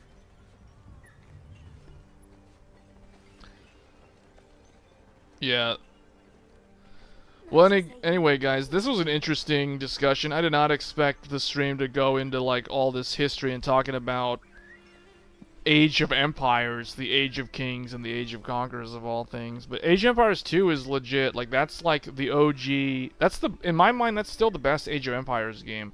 Because I know they made Age of Empires 3, which was not good. They made Age of Empires Age of Mythology, which was like okay, but not that good either. Then finally, years later, they made Age of Empires 4, and that was a huge disappointment. Age of Empires 4 took forever to come out. And I think it came out in like 2019 or something. Like, it's actually not super old, but it was just not nearly as good as Age of Empires 2. Age of Empires 2, it got re-released multiple times. There's like a definitive edition. There's like another version of it that's like the most modern one. Yeah, definitely check out that. If you're into strategy games like StarCraft or what's the other game that I was thinking of? Command and Conquer 3 and those games. But anyway, that's gonna be it for this stream. Really interesting discussion, though. I'm surprised this thing stayed on the map the whole time. I guess the game pauses it for me when I go in here. Hold on, if I get out of here, like, is it gonna still be? That's cool. So it looks like it. Oh no, it did update it.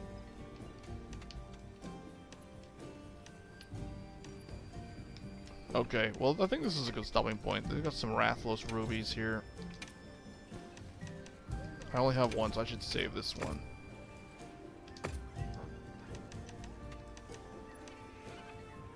Tempered Uth-Duna. I don't think I need that one. Anyway, ooh, there's a Mizuzune with a gem. That's a good one too. Okay, well, that's a good stopping point. Good discussion overall.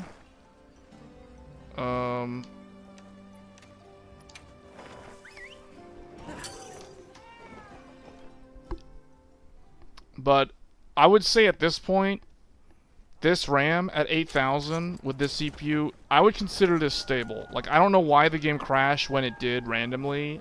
Like, I don't know why. I could chalk that up to just being a Capcom, the game, whatever.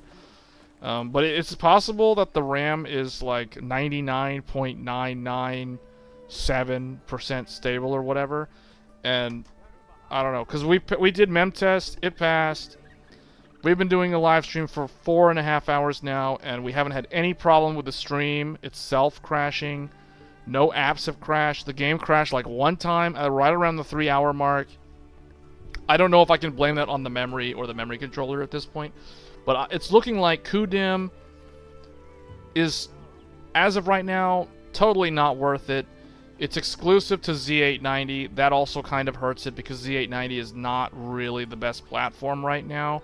It is a decent platform, but until we get newer platforms that support CUDIMM, I'm going to have to say this is probably not going to get a recommendation from me, but I will reserve final judgment until once I get the second kit in, so I can test 4 sticks to see if I can clock the 4 sticks at higher speeds. But anyway, guys, that's going to be it for this live stream. I'm going to say this memory kit is totally fine. I will be keeping this memory kit for testing for future platforms. Maybe someday I will be able to run it at the rated 8200 on a newer CPU or a different CPU or whatever. So we'll be keeping this CUDIMM so I can make content on it in the future. So stay tuned for that. We will be looking at it in a couple of videos in the near future on the channel. And that's going to be it for this live stream. Thanks for tuning in, everybody. If you're new to the channel, do get subscribed and do like the video. It's the only thing, it doesn't cost you guys anything to like the video, and it's the only thing that can help this channel get visibility. So do like the video. I don't like to nag people to like the video or subscribe to the channel, but if you like this sort of content, and if you feel like it resonates with your hobbies, your interests, like if you like these type of games, if you like the computer hardware that we discuss all the time, like whether it's RAM, CPU, GPU, whatever, CPU coolers, power supplies, basically anything related to building a PC, that's exactly what this channel covers. So, and we go pretty in-depth on a lot of these topics every Thursdays. So we do a weekly live stream every Thursdays called Tech Thursdays. So hit the bell icon to get notified when I go live. Sometimes we do live streams like this, sometimes we don't. Sometimes we do them on like Saturday or Sunday, or sometime if there's like a special one during the week. So that is kind of the, that will be kind of the my attempt to get people to hit the bell icon. But if you want to do that, go ahead and do that. But do like the video, it does help me out. And once again, thank you all for tuning in, and I will see you guys next time. Take care.